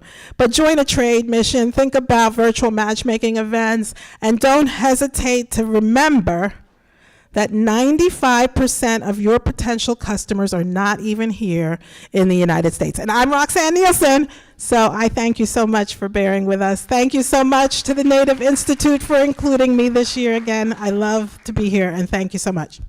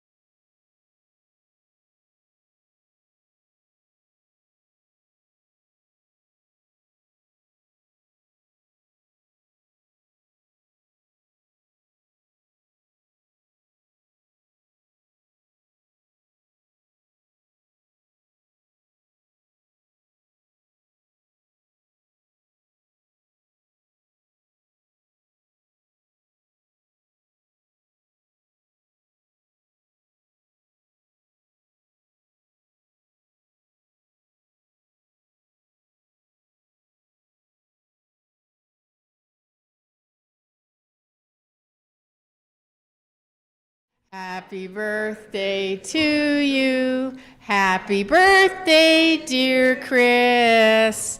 Happy birthday to you. Where's our clicker?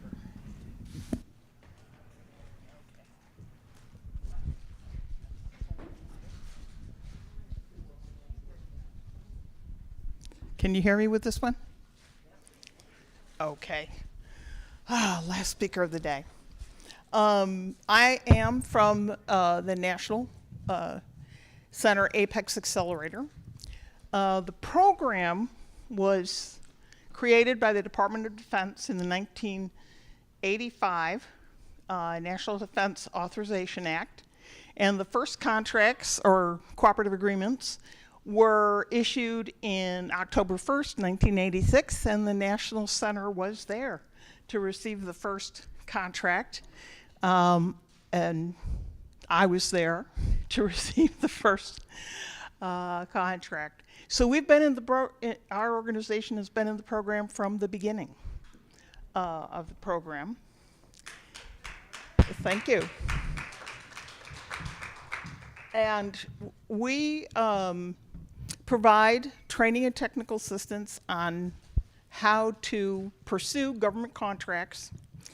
And, you know, here we are limited to working with businesses that are 51% owned by Native Americans, meaning American Indians, Alaska Natives, and Native Hawaiians. But here in Connecticut, you have a statewide Apex Accelerator. So I would encourage you to reach out to them. And let me see if I can get the right way. And the topic today is foreign ownership, control, and influence. It is a topic of concern for security reasons. We are funded in part by the Department of Defense, as I said. So this is a concern. Do we encourage foreign ownership and investment in this country? Yes, we do. But we need to be aware and concerned about where that ownership, control, and influence is coming from.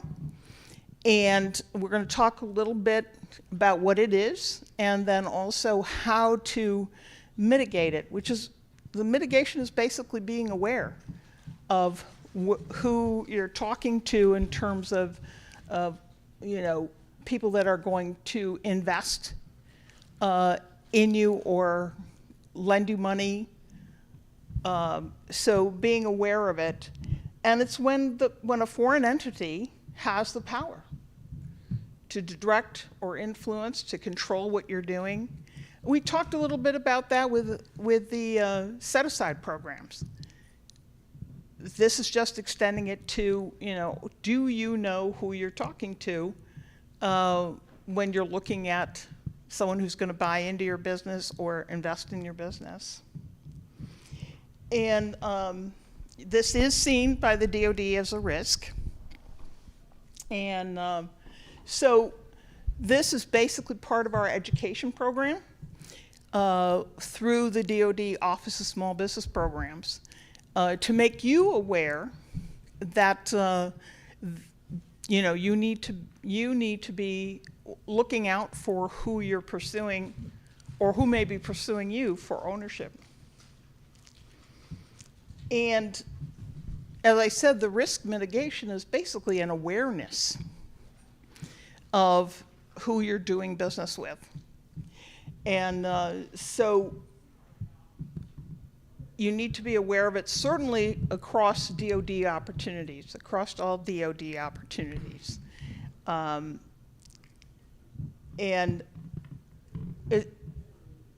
it's part of your due diligence. We talk about due diligence, and sometimes we don't understand that how important it can be.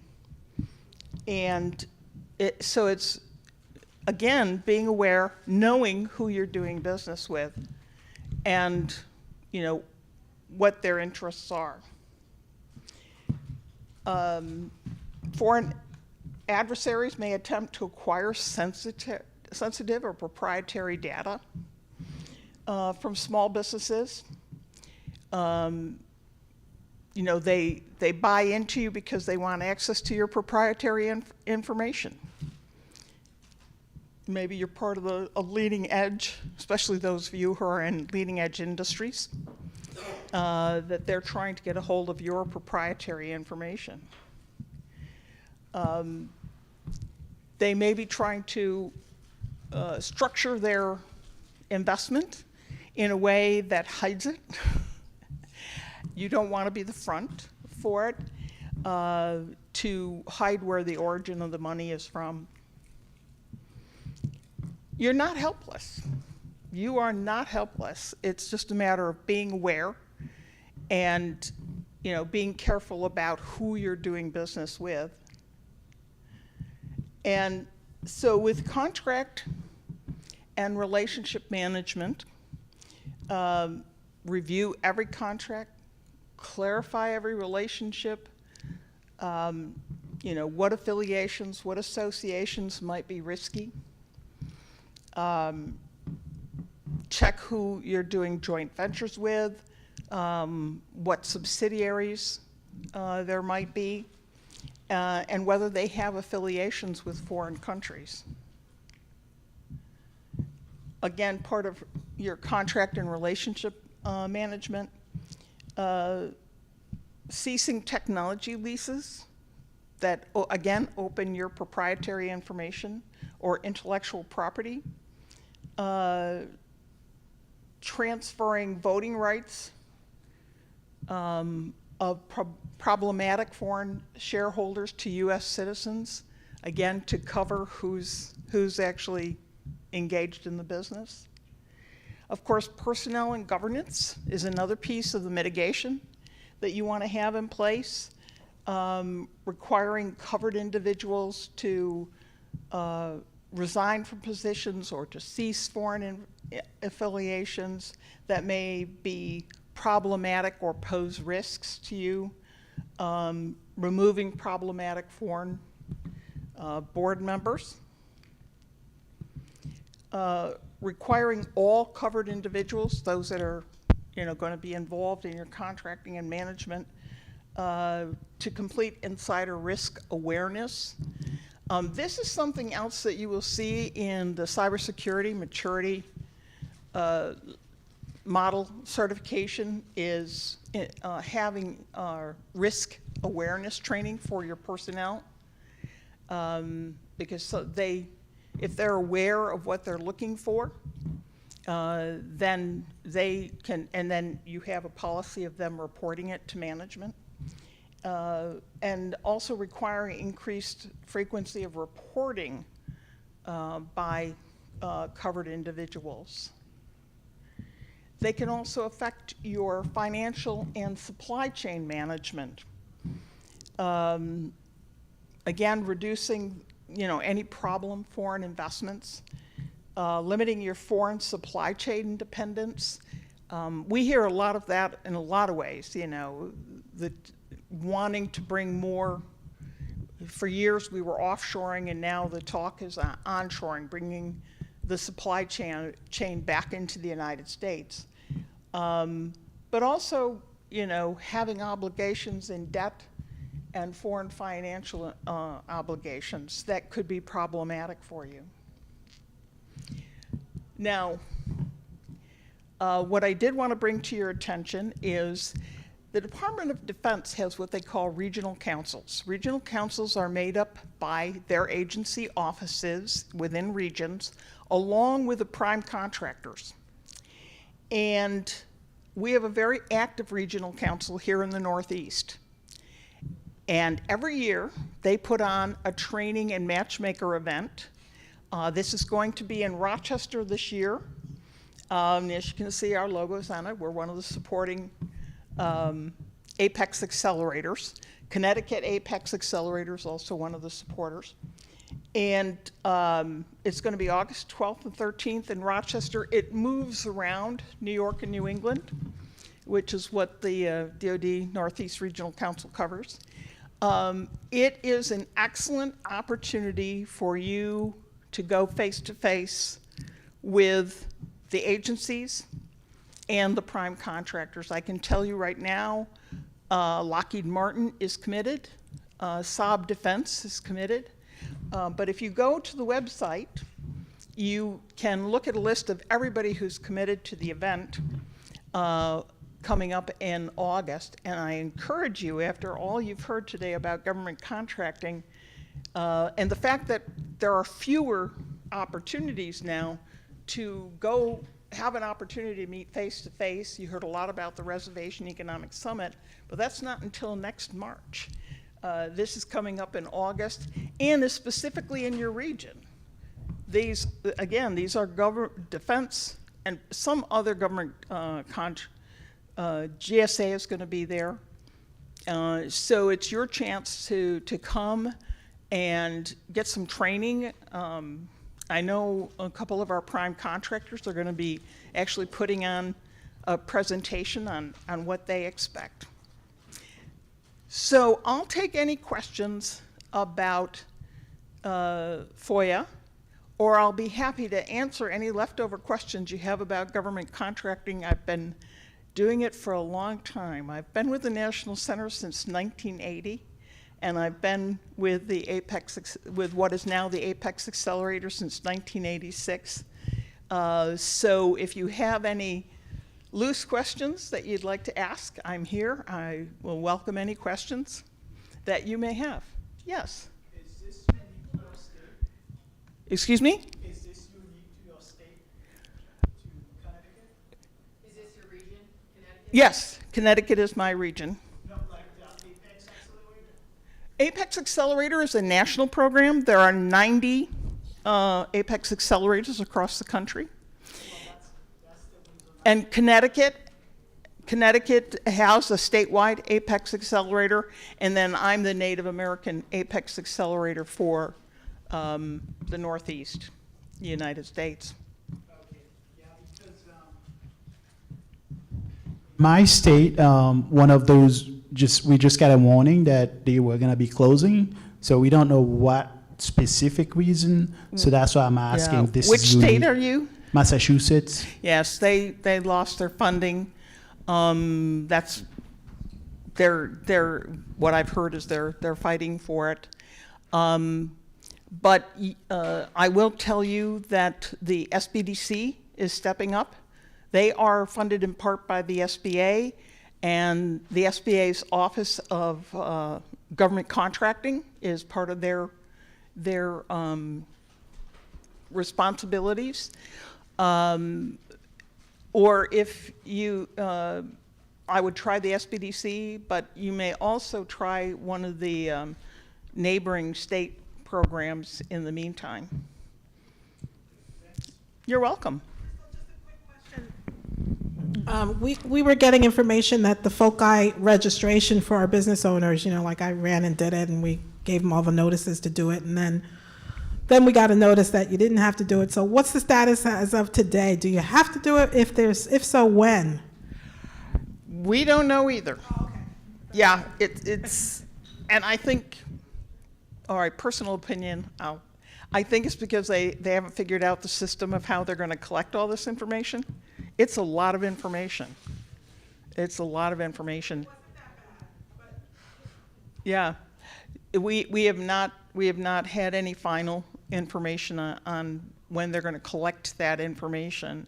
Right now, the emphasis is on making people aware, that you should know where you're borrowing your money from and where you're getting ownership, and it's not that it's not that the United States is discouraging. They just want you to be aware that is this a friendly nation or not? Any other government contracting questions? I'll be happy to answer them. Anything online? And I will be, I will be in the session. I have a table over here. Yep. So, when you're looking at, to contract with the government, there's, tens of hundreds of people, probably trying to do the same thing as you. What are some of the things that you've seen that businesses use in order to stand out? Because you're just, letters and numbers on a paper. What are some things that, in your career that you've noticed, like, oh, this might help you a little bit. This will give you that extra 1% that they look for. Always start with your capabilities. So many people think that a certification's going to give you an edge. It is a good tool, but you always want to lead with your capabilities. Also, John talked about market research, doing your market research. Market research is critical in two ways. One, who's your competition? Who's possibly a prospective partner? But more importantly, am I really where I need to be in the market? A lot of us, you come from, here's what I know, and that's what happens with my business. But is that really where the market is? And our markets are changing very quickly. The other thing is one of the other things that people need is past performance. Past performance doesn't necessarily, if you're going after DOD, first of all, DOD, I will admit, they're my funder, but they're also the hardest agency to do business with.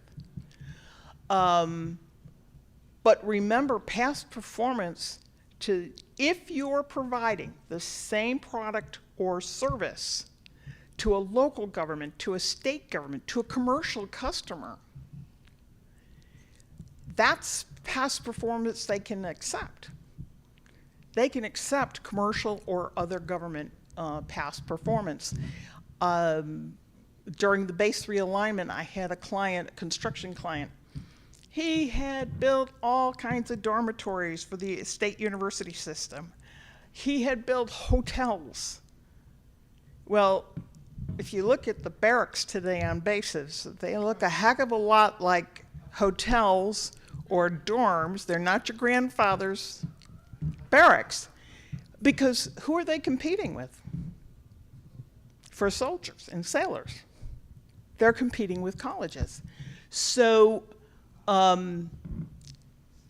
we were able to, we put us as past performance. Look, I've done dorms, I've done this, and I remember the contracting officers like, well, I haven't been in college for 20 years. I don't know if it's, so he said, it's 50 miles away. Come on down, take a look at the dorms he's built. And they walked around the dorms. They went and saw some hotels, and they said, these look like barracks. And so they accepted his past performance. So think of all your past performance. If it's comparable goods or services that you're offering to the federal government.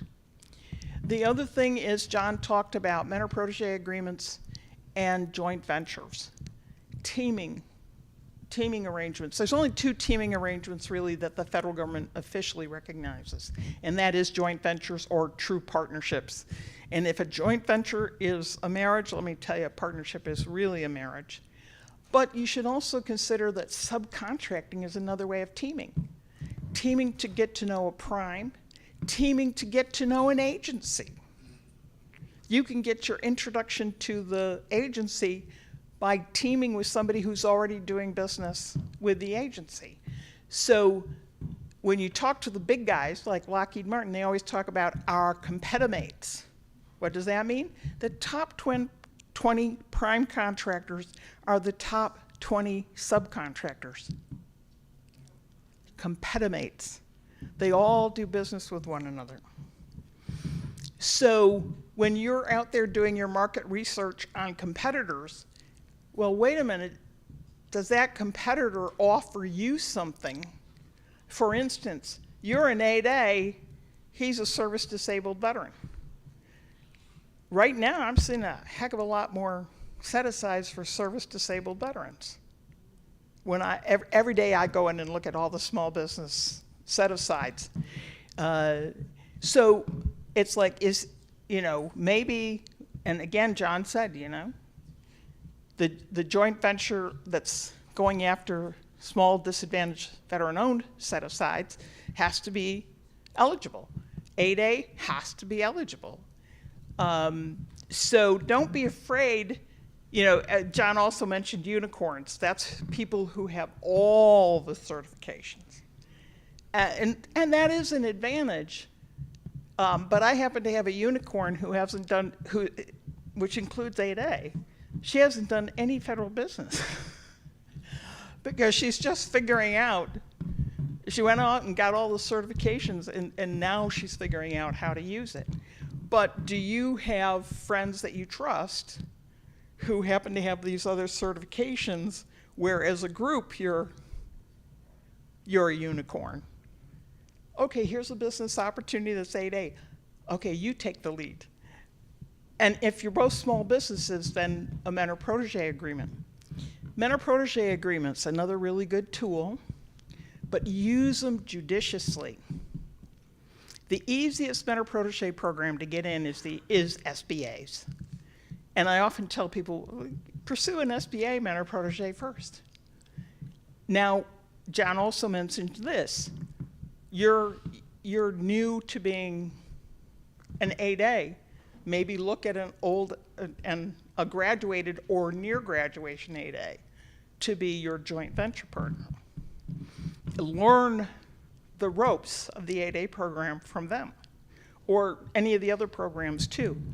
Or maybe they have a complementary product or service that if you combined it, you'd both gain from that. Or they have more applicable past performance than you do.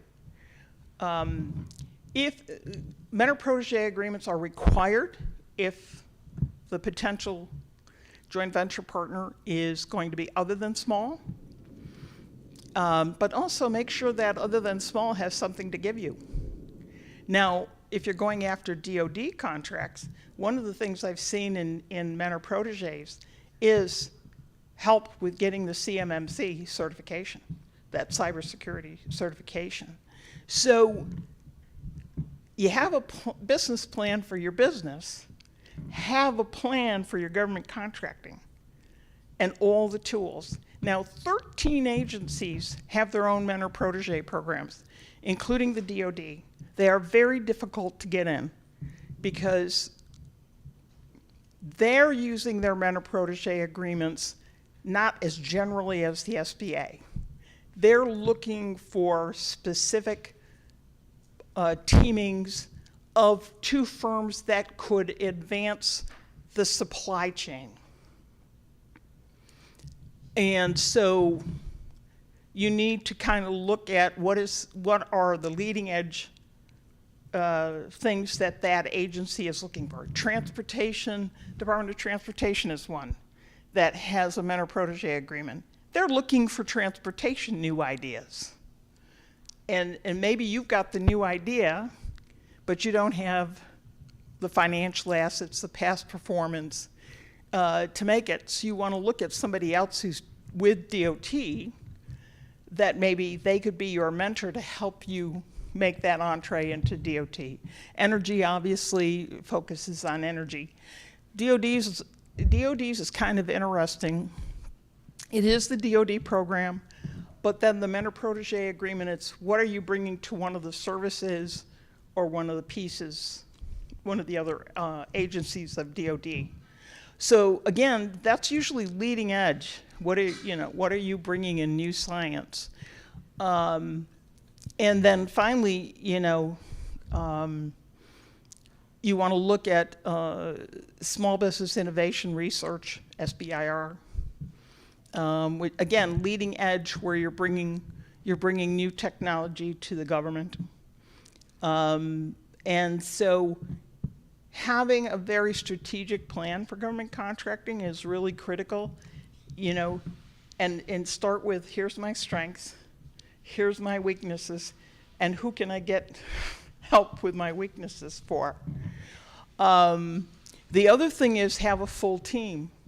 Don't just have the Apex accelerators. Our scope of work is limited to government contracting. The SBDCs can help you with business finance. They can help you with commercial. If you're a veteran, get into the Veteran Business Opportunity Program. If you're a woman, get in with a Women Business Opportunity. Why? Because you're networking with possible teammates, partners. Find your competimates, just like the big businesses do. As John told you earlier, I actually have an office in Lockheed Martin. I'm housed with Lockheed Martin in Liverpool, New York.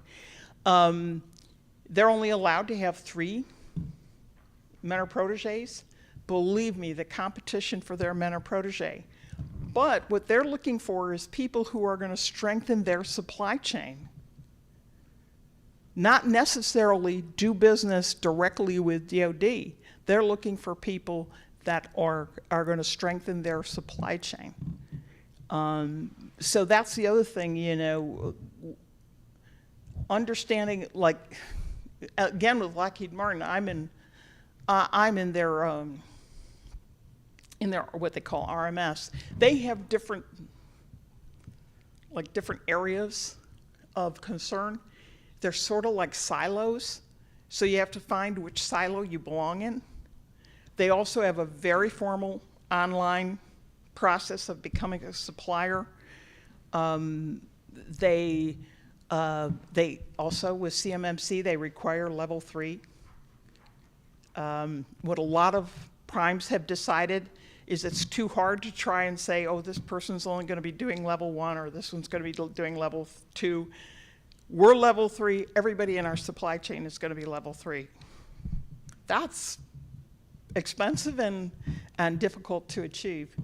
So one of the things also, look at other agencies that do similar, look at other government agencies that do similar things. Almost every prime contractor for Department of Homeland Security is also doing Department of Defense. Homeland Security is civilian. It's a little easier to get into their supply chain. But when you want to enter a supply chain in government contracting, you want to understand that supply chain. Who's all in it? Who's all doing things? Now, like I said, for this event coming up in Rochester, Lockheed Martin's already committed, Saab Defense is committed, Army Corps of Engineers is coming, GSA is coming. So look for those opportunities. The other thing is, the other good reason to join your local Apex Accelerator is they do things locally. They'll do one-on-ones locally where a prime will come in and say, bring me everybody you got that, meets this. Or the prime will come to an Apex Accelerator and say, we're looking for this. Give me everybody you've got who does, they'll describe it to us. And we'll be reaching out for your capability statement for that prime contractor. So being involved with your Apex Accelerator, whether it's the National Center Apex Accelerator or not, is really critical because that's what we're here for. Any other questions? Yes. Crystal, thank you so much, because you're also a wealth of information with regard to the DOD and federal contracting. We have a lot of clients who have, thank you. We have a lot of clients that have the 8A certification and, got it before and came and said, now I have it, now what? How do they want to do the mentor protege program, but like you said, some of the big guys, they have, they already have their 3. How do we find the mentors for the proteges? Everybody wants the big guys. No, but even the little ones. How do you find the the little ones? guys? How do you find? Is there a directory? The best directory I know is provided by SBA, Dynamic Small Business Search. Go in. Yeah. And they'll be listed as protege? There's several criteria in there. Look at them. Are they a competitor? Or that could be a competitor, or you want to look at their past performance. Are they so someone? Will they be physically listed in there as a protege, noted, or they're they want no, they don't list. Unlike their certifications, they will list that in their SBA profile. But the thing is to get to know who your competitors are and who are your possible partners in there. And then the other thing is, if you're in SAM and you're an eligible small business, you're in Dynamic Small Business Search unless you opted out of the public search. A lot of people opt out of the public search because you get a lot of junk mail. I'm sorry, but people do use the list, and as Yvette said, we used it to get you here. But if you opt out of the public search, prime contractors can't see you. Only government representatives will be able to see you. So the other thing is, you want to make sure your profile is as powerful as it can be. That is like the first capability statement. It's one form of a capability statement. It's the first capability statement that contracting officer or that corporate buyer is going to see. And you want to make, especially your capability narrative, because that's actually when they plug in, that's the first thing they see, your company name and your capability narrative. And I've had contracting officers say, if I don't see a capability narrative, I know they don't know what they're doing. Wow, you don't want. And your Apex Accelerator will be happy to help you build up your SBA profile in Dynamic Small Business Search. Also, it used to be the only way you could update your profile was by updating your SAM registration. That's no longer true.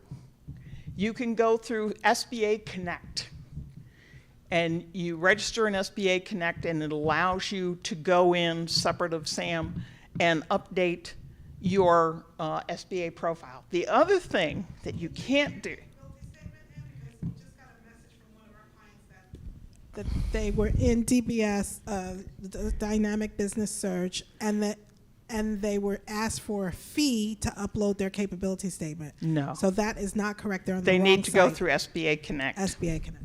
Yeah, there's a lot of people selling what's free from the government. No, go directly to SBA Connect, and it'll say, like all the official government websites, it'll say, that it's an official government site. SBA Connect is free, and you'll be able to update your SBA profile without going through.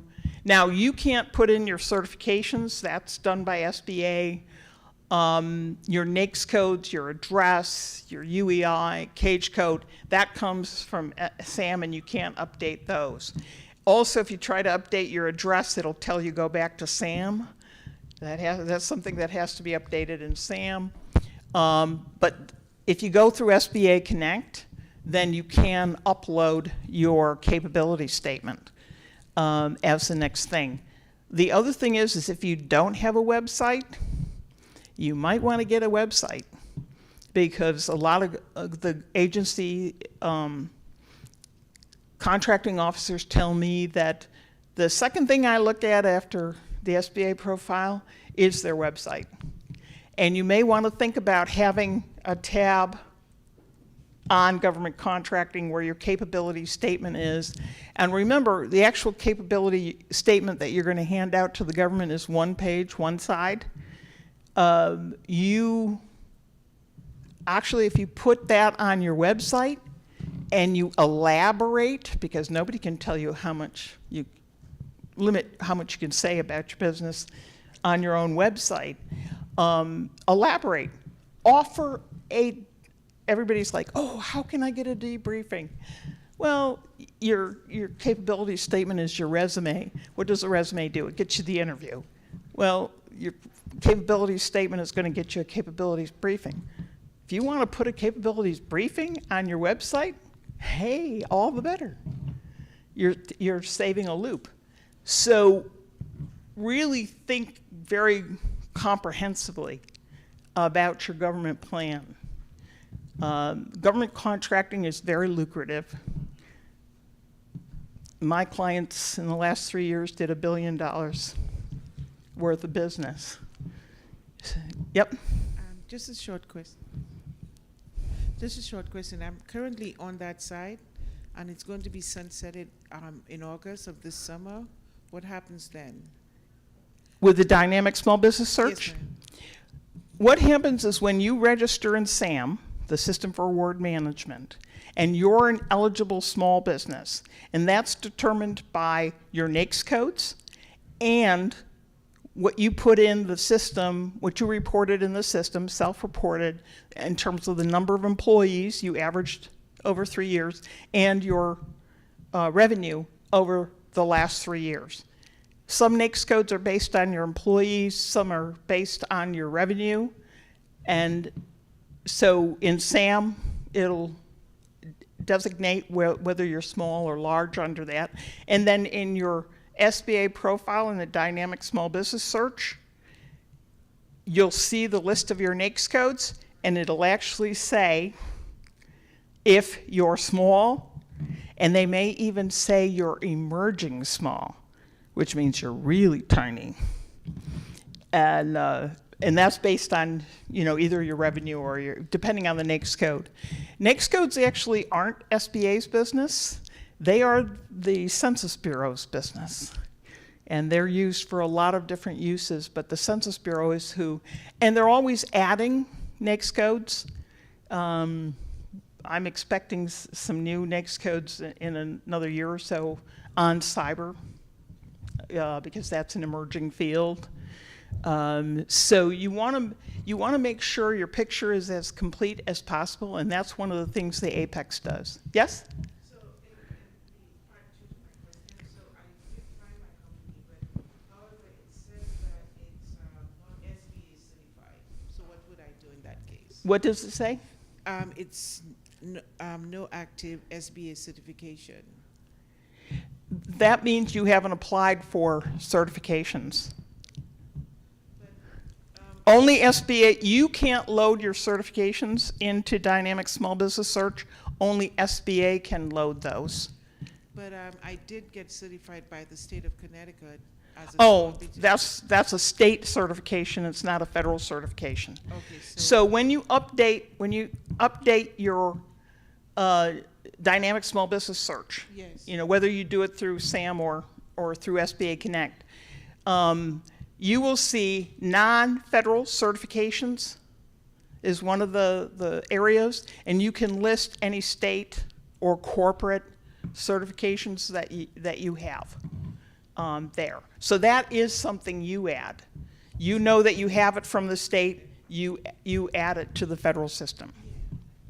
And you need to apply. You need to apply for the federal certification. Yes. I was under the impression that if you did it, if your certifications is in your SAMS account, it would show up, but nothing is showing up there in my case. SAM doesn't ask you for MWBE or, because those are state certifications. Yeah, it's only the 4 federal ones, which are 8A, HubZone, the woman-owned, which includes EDWSB, and the SDVOSB. Also, SBA certifies VOSB. But VOSB, which is veteran-owned, is only for the VA. And that's because of an act called the Veterans First Act that requires all veteran programs. I've got 5 more minutes, so, 1 minute, okay. Thank you. I'm going to be back here. Feel free to come and I'll answer all your federal, state, local questions that you have. But I do encourage you, please, reach out to your Apex Accelerator. We all are excited to assist you. Thank you.